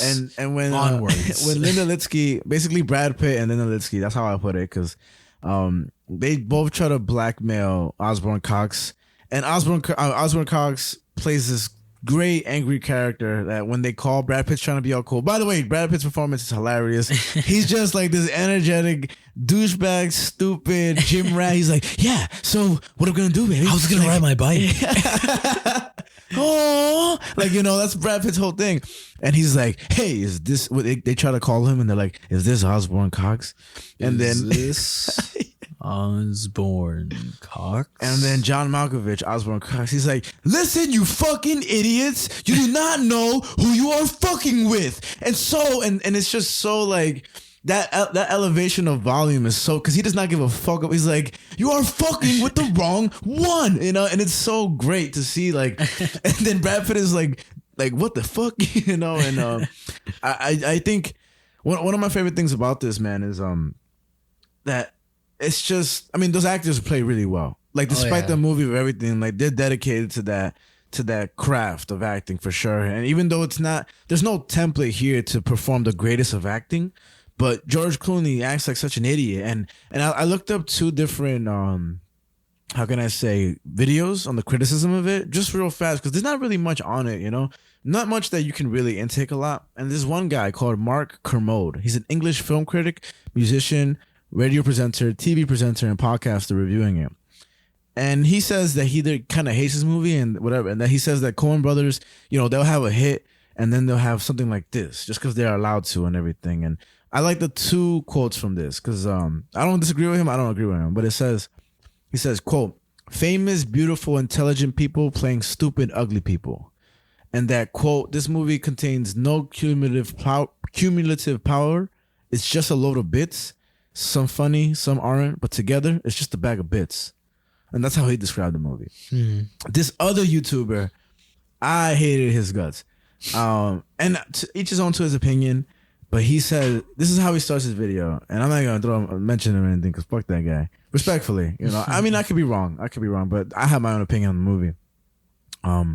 But he's like, hey guys, I'm here reviewing Burn After Reading by the Coen Brothers. They have a history, and I watched it. And at first I was like, what's happening? And then what I realized is that this movie is genius, that it's so good. And if you don't get it, like, you just have to dissolve yourself into it because of how great of a movie is and stuff like that. And it's just when that part happens, you know what I'm talking about. You'll understand that this is one of the most greatest creations of movies. And I was like, and that's where I think this movie divides like Moses. Like if you try to look too deep into it, when you try to look too into it and you try to like, I get it, then you're like, but was there really that much to get anyway, And then if you try to criticize it too much, it's like, well, it wasn't like a shit movie, like to me, I think it's like, to me, this was just a piece of film that it's like a guilty pleasure for me. Like, I just like the movie, and it really isn't the most stunning of all the movies we covered. But what do you think about the movie? Like, what are your thoughts? Did you like it? Did you not like it? That's just my opinion. That's just what I think, Well, overall, I like the movie. I as it was going on in the earlier stages of the movie, I definitely was kind of like, what the fuck is this about? And I kind of got flashbacks of like Fear and Loathing in Las Vegas. Got you. Like, what's happening, really? Yeah, I was like, yo, is this gonna be about nothing? Yeah. And at the end of the day, like, it's so ironic because while this was about nothing, really, while Fear and Loathing in Las Vegas was about something, and I didn't like Fear and Loathing in Las Vegas, I like this movie. That's so interesting to me, to be honest. It's just... there's just something about the charisma of all the actors. Yeah. And almost the irony of everything and the satire of it all. Yeah. Like with Frances McDormand's character, Linda Litsky. Yeah. She plays it very well too, man. Linda Litsky, how her whole idea is that she wants to change her body image and this and that, but that she can't stand negativity. Yeah. It's like, oh wow. The irony of that is like, in one it happens very early on in one conversation where she's kind of like, I need to change my body, this and that, whatever. I think when she's talking to her boss or her supervisor or whatever, and he definitely has feelings for her. Yeah, because he's like, you're perfect the way you are, and she kind of ignores that completely because she's exactly what she wants. He's exactly what she wants, but in the wrong body that she's looking for it in it. Or maybe something like that, because he's like this older man who's like balding in the middle of the head and basically a kind of the replica of herself in a male version. But she wants young, she wants youth, she wants, spry. Yeah, and in that conversation, like when he's telling her like, you're fine the way you are and this and that, she kind of like jabs at him, like, oh, like, I need you to stop being so negative or whatever, like this and that. And it's just like the camera hangs for a second after she says that, and you just kind of look at her and you're just kind of like, bruh. And you feel for that motherfucker, man. You feel for that because he's really trying. And man, like, what happens at the end of it, of course, but to the beginning, what I'll start with, if we go like scene by scene almost, like in the beginning, she's online dating, and her and the person, the older guy, what's his name again? The actor, the one that was supportive of her. The supervisor, I forget his name, but he's a very familiar actor. He's super famous. A lot of people know, and it's crazy because even up to him, he's famous. I'll tell you right now, but they're basically looking throughout her online dating, and they find somebody, and she goes out on a date with the guy, and the date goes so bland. They're at the movies, and this is close up. I like the shot of them at the movies a lot because it's a joke that comes on. The whole theater laughs, and she laughs, and she kind of has this like ooh ha ha ha ha like kind of laugh, and he's just kind of quiet the whole time. And they go to dinner, and he's just quiet the whole time, and she's just trying to be like perky and stuff. And then they go back home and they have sex, and it's just this sad scene of like just him fucking her, like just with the glass, like it's like an upshot on his face, and his glasses still on, which is that to me made me laugh that his glasses are still on. He's like not even looking at her. And then he's asleep, and she goes out and checks his wallet, and that she posted a note that says, "Make sure you pick up the groceries, honey." And she realizes that he's either married or has a woman in his life. Mm-hmm. And like that scene, it's not even sad to me. It's just and it's just like damn. And prior to that, the lady at the gym had let Linda Litsky know that she was like, oh yeah, my friend is on the website and she found a great man, And so that was just kind of like the tonality. And the guy, he was Richard Jenkins, but his name is Ted Treffin. Yeah, okay. But that's the guy who's supportive of her. And what's his name? George Clooney's wife? No, what was it? Was it George Clooney's wife? No, the writer. No, the pediatrician. Whose wife was she? That was John Malkovich's Osborne Cox. Osborne Cox. His wife's a bitch. I love the moment of how kind of like both wives say the same thing about each other. Yeah, she's a stone cold stuck up bitch. You don't think that of me? And she has British accent or something like that. And George Clooney's character is sleeping with his wife, and he's basically cheating on his wife the whole time. His wife is very successful, and he's an ex-military man and stuff like that. He always says like, I kind of always has the rhythm. He's like, I can't eat that, I'm allergic and stuff like that, and I've had a gun, but don't worry, I've never shot it in my life. I always thought that like throughout the film that his allergy thing was gonna come back. Yeah, it's kind of funny. I always thought there was gonna be a moment where like he starts like having a reaction to something, but it just never happened. Yeah. Does this have goat cheese in it? Because I just eat the damn thing. It's like, oh, okay, does it have goat cheese? There's a certain like quirkiness to the script of this movie where like characters will just sort of say things, just random shit, and it's just kind of like it makes it feel so like grounded, I guess, or like realistic, where it's just kind of like. This crazy happening, controlled madness. You know what I mean?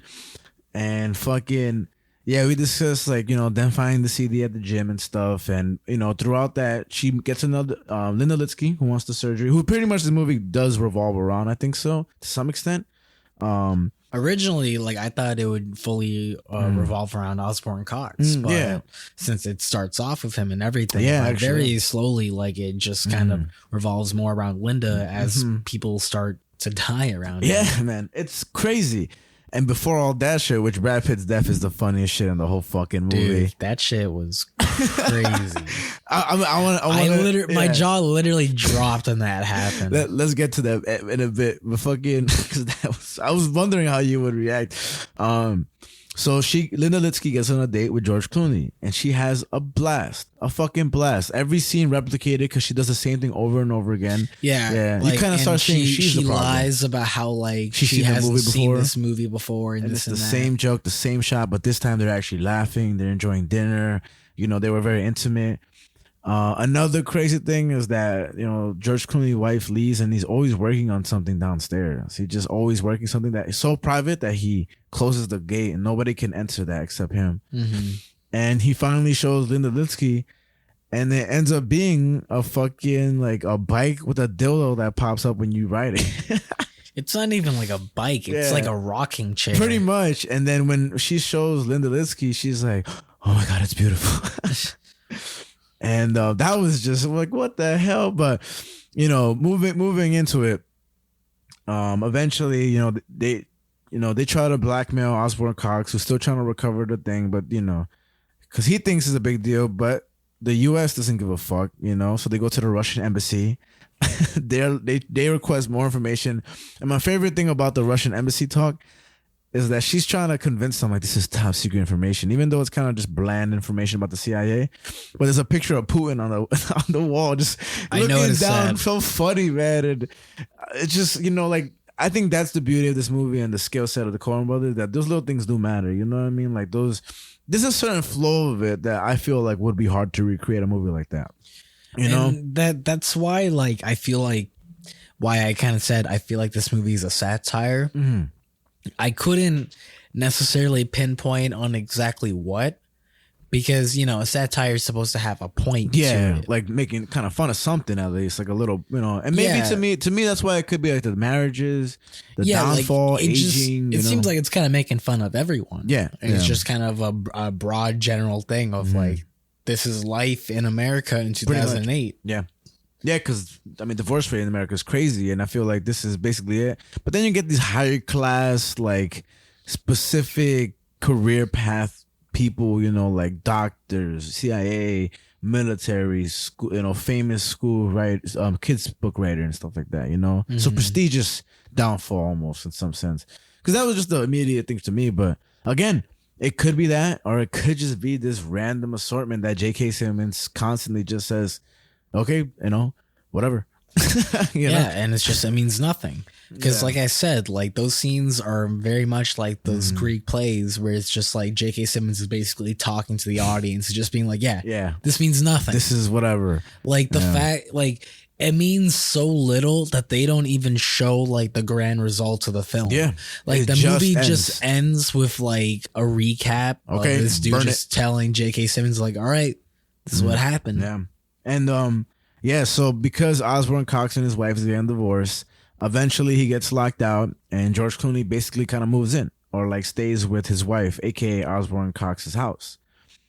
This all leading to Brad Pitt trying to break in to steal more files because he finds out the base of where this is. And what happens then? What happens when Brad Pitt sneaks in and George Clooney's taking a shower?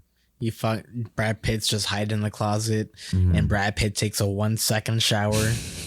Yeah, I mean George Clooney takes a 1 second. Yeah, George Clooney takes a 1 second shower, and Brad Pitt's hiding in the closet because, you know, he's trying to get away because he's looking for stuff, but that's the only place he could get to. And George Clooney finally walks up to the closet after getting dressed for a second as he's singing and whistling and stuff. And Brad Pitt's just standing in the closet, and he just kind of gives him a smile and puts his hands up.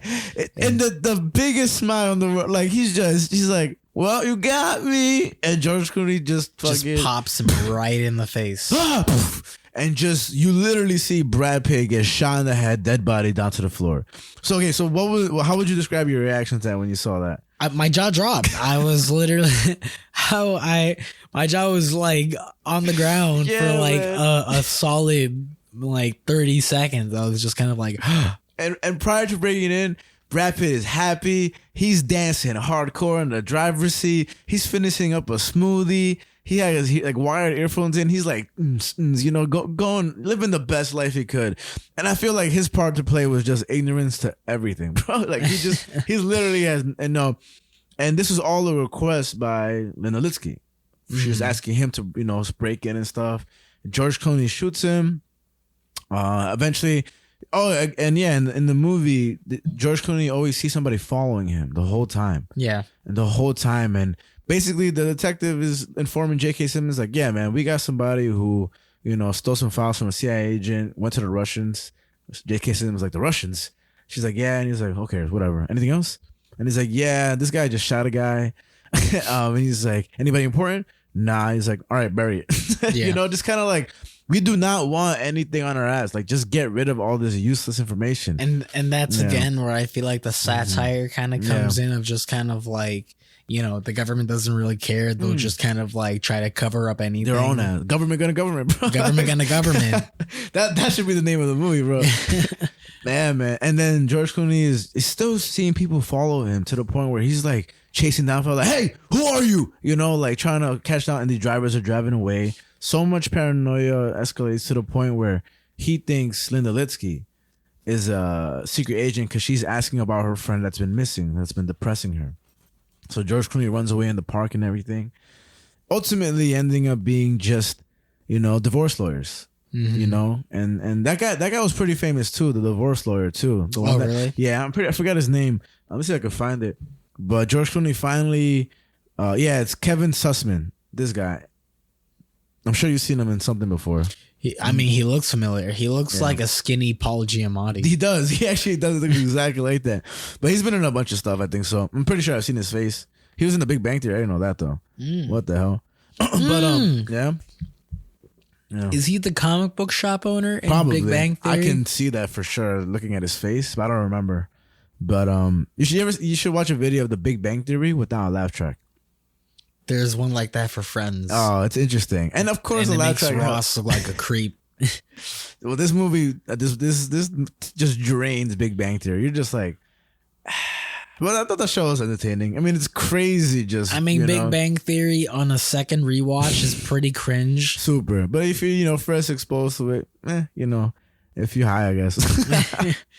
But yeah, George Clooney finds out that his wife is divorcing him, and that's when it got like real interesting because like this whole time he's lying to his wife, he's cheating on him with like a bunch of different women, and then at one point when he finally realizes he's in trouble, that he killed a man and he has nowhere to be and this and that, like he calls his wife and he's like, "Baby, what is this? Like something? I miss you. Come home. Like, I need you to come home." And she's like, "I can't come home. I'm almost done with this tour. Just stay." And he's like, "Okay."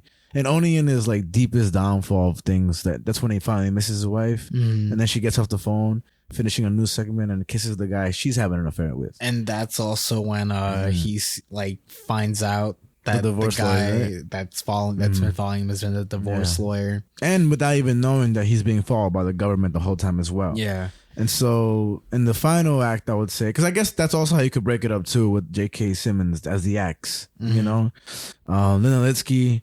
Even though Chad is missing, she requests from this guy, Jeff Treffin. Treffin? Let's call him Treffin.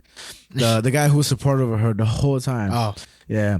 And she was like, "Why can't you fucking do something for once?" Because she asked him to break into the house also. Yeah. And she's like, "You're so useless. You can't do nothing for me." And that's when it gets interesting too, because this guy seems like he got his life together. He's managing the gym. And I forget what the gym is called. Let's call it like Rockin' Fitness. Hard Body. But he's like, "This is not how we do this at Hard Bodies." Like, he's just such an advocate for his gym, bro. I got towels to clean. I got people on the treadmill. And then like after being so downplayed by Lena Litsky, who's he's in love with, he's like, she's basically like, "You're basically gonna be a pussy." And then you can see him. He goes to the bar and he sits down. He asks for a 7-7, a drink and everything. And it's just, you could see the change in him. And that shit was kind of sad, to be honest with you. I was like, "Oh, why you gotta do my man Treffin like that?" You know what I mean? Like, and then he goes to break into basically still Osborne Cox's house. This is the third man to be in the house that isn't him. In his house. This is my house. And yeah, he's drunk. He's typing into Osborne Cox's computer, and Osborne Cox comes and catches him downstairs, and he points the gun at him, and he thinks that this has been his words, asshole, that's been blackmailing him. He's like, "I finally got you, stupid fucking idiot." He thinks that he's the lover that his wife has been with. Basically, Chad, who's already dead, and basically George Clooney. Really. Yeah, basically, yeah, exactly. Actually, you're right. And this poor guy, he just got the hands up in the air. He just like, he's definitely not the one doing all this. He's just doing it out of desperation. He was at the wrong time at the wrong moment. And then Osborne Cox, place, wrong moment. Yeah, Bear. And then Osborne Cox just takes out his rage and finally just shoots him in the arm. He tries to rebel and gets a lick back and runs out the house. Osborne Cox is chasing intruder. And then, as the government guy's watching, this guy, Osborne Cox, just bashes his brains in with the fucking hammer or some shit like with that. With a hatchet. The hatchet. It's like a small hatchet. And the graphics are kind of crazy for being a zoomed out like frame type shit. Like, it really goes in depth with like killing this guy. Like, yeah. And so 2 men are dead. George Clooney's depressed and also being cheated on. Lena Litsky's not getting. That's the crazy thing. She gets her surgeries. The government at the end. And by the way, if this all sounds like a shit show, it is. Go watch the movie. I know we spoiled it for you, but maybe we'll probably spoil it. I mean, we always spoil it anyway. Yeah, that's the whole point. Yeah, that's the whole point. Yeah, so fuck it. Watch it and then listen. And then the government guy goes to J.K. Simmons in the final scene. And he's like, "Hey, so basically, another man is dead. J.K. Simmons like, bury it." and they finally capture Linda Litsky. Like George Clooney's trying to escape to Venezuela. Yeah, he's like, well, and why'd you stop him? Get him on the first plane out of here. He's like, got it. And they finally capture Linda Litsky, and he's like, we finally call her. She's ready to comply under certain conditions. And he's like, what is it? And she's like, she wants a very expensive plastic surgery. Like a mountain of surgeries, like several. And J.K. Simmons is like, how much? He says, and he's like, pay for it. And then the final lines are basically, listen, sir, hey, what have we learned here? And he's like, I don't know. And he's like, exactly. And they just close the file. And he was just kind of like, well, let's try to prevent this from happening again. Close the file. I think he says burn it at the end. I think so, but I'm not so sure. I think I'm just assuming because of the title. Mm-hmm. And as soon as he closes that file, the movie just written and directed by, and the movie fucking ends. And once again, I will reiterate: if this sounds like a shit show, it's because it really is, and it's just as skeptical to behold, man. You just gotta check it out. I'm telling you, man. I unlike the chef question that we asked earlier, I do have an opinion, and to me, this is a fun movie. Ultimately, this is a fun movie, and interpret it how you can. Just don't interpret it like that YouTube guy, and don't hate on it like this Mark Kermode motherfucker. You know, I feel like this is not a critic's game in terms of this movie. You know, I feel like just see what it does to your brain. And so this came out in 2008. When did No Country for Old Men come out? I'll tell you right now, No Country for Old Men. No Country for Old 2007. Oh wow, 2007. That's kind of crazy. Okay. Yeah, it came out November 9th, 2007. Ethan Coen, Joe Coen. Oh, by the way, I was gonna read something actually. I wanted to read the awards this movie got. So it was nominated in the BAFTA Awards for Best Screenplay Original. It was nominated for Best Supporting Actor, Brad Pitt. Tilda Swinton was also nominated for Best Supporting Actress. It was nominated for Movies for Grown-Ups. Supporting Actor, Best Actress, Best Screenwriter, all nominated. Let's see if it won any awards, because I think it won. I'll just go to it's nominated for a whole bunch of stuff. Best Cast Ensemble, Outstanding Achievement in Casting, Best Comedy Movie, Best Ensemble, Best Motion Picture Screenplay, Best Comedy, Best Motion Golden Globes, Golden Schmoes, everything. Yeah, it won a film award by the Gran Premio Internacional del Doblaje. Best supporting. Gotta get one. Yeah, best supporting voice actor Luca Biagini. I wonder why he got that. And this Italian, and then Antonella Giannini was also, I guess right. Italians, you know, they like this shit. Yeah. I mean, they did good in Italy. Is what I'm trying to see. What I'm seeing. And in the Film Music Critics Award, it got the best original score for a comedy film. So I guess it is a comedy. You know? Yeah, I mean, I saw it listed as a comedy. Got you. I saw it listed as a comedy drama. In the National Board of Review in 2008, it won NBR Award for Top 10 Films. Russian Guild of Film Critics nominated it for White Elephant, Best Foreign Film. And San Diego Film Critics Society Special Award for The Visitor, Step Brother. What the hell?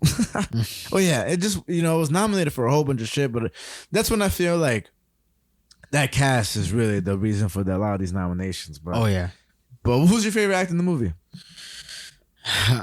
I would probably say George Clooney. Yeah, I think so too. Like, you want to love Brad Pitt, and you gotta love him. He's fucking hilarious. Yeah. But George Clooney did a great job. I think he did I know who the fuck are we? You know what I mean? Compared to a George Clooney.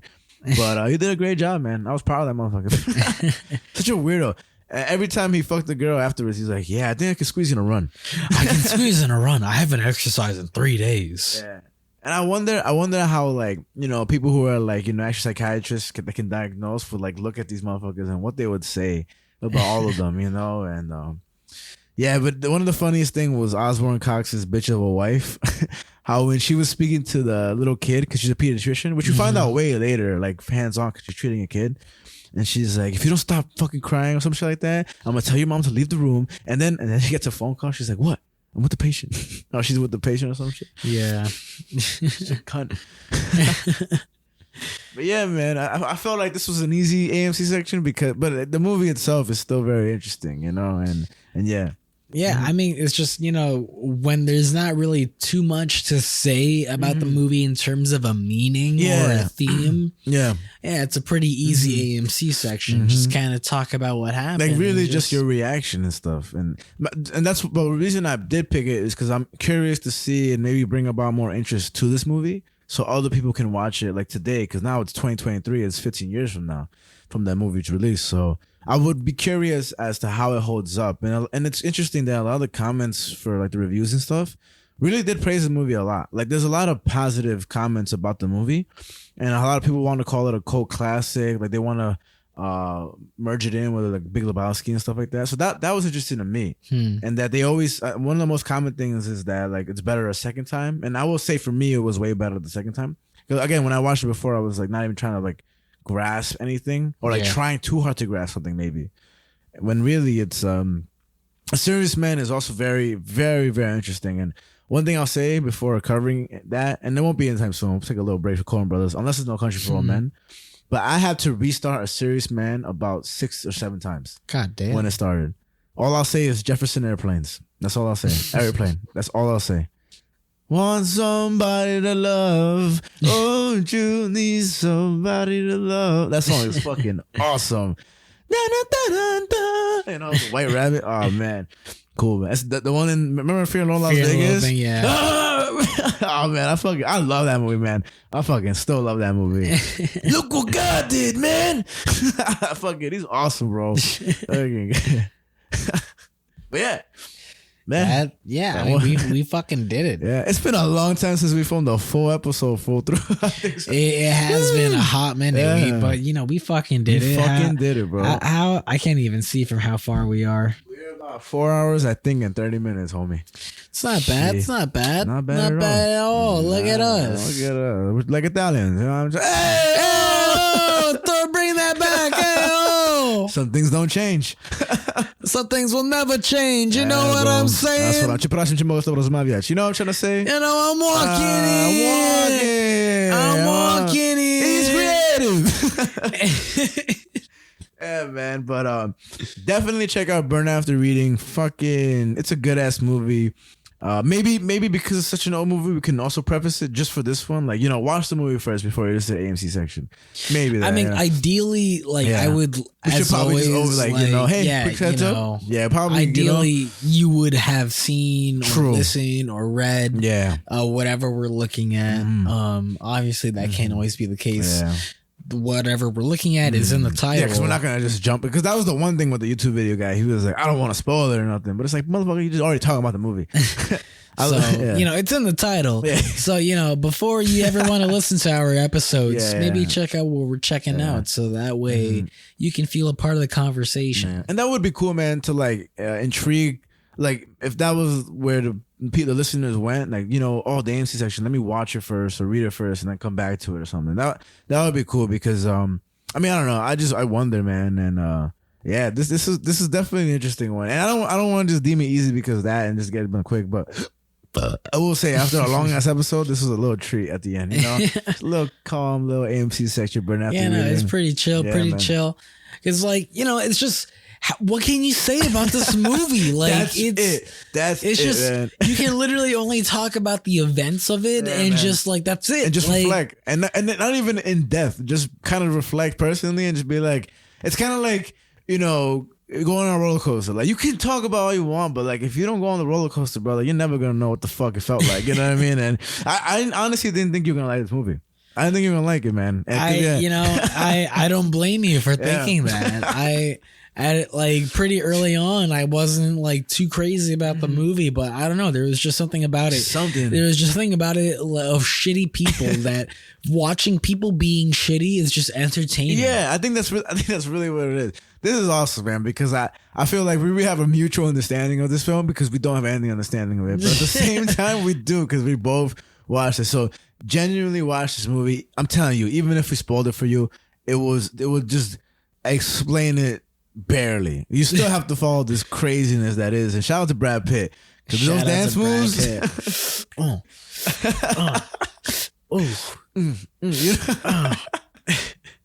I was gonna take my bike.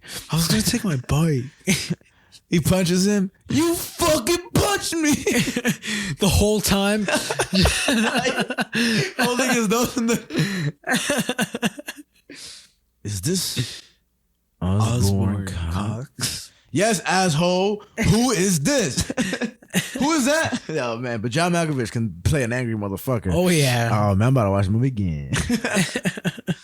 Yeah, bro, but yeah, man. What do we do today, Javi? Oh my God, we talk about what's going on in the earth. What's happening in our minds? This is why it matters. This was Earth, Mind, and Matter, motherfuckers. And before we let you go, follow us on the socials and shit, guys. Earth, Mind, Matter Pod and Truth Social, TikTok, and Instagram.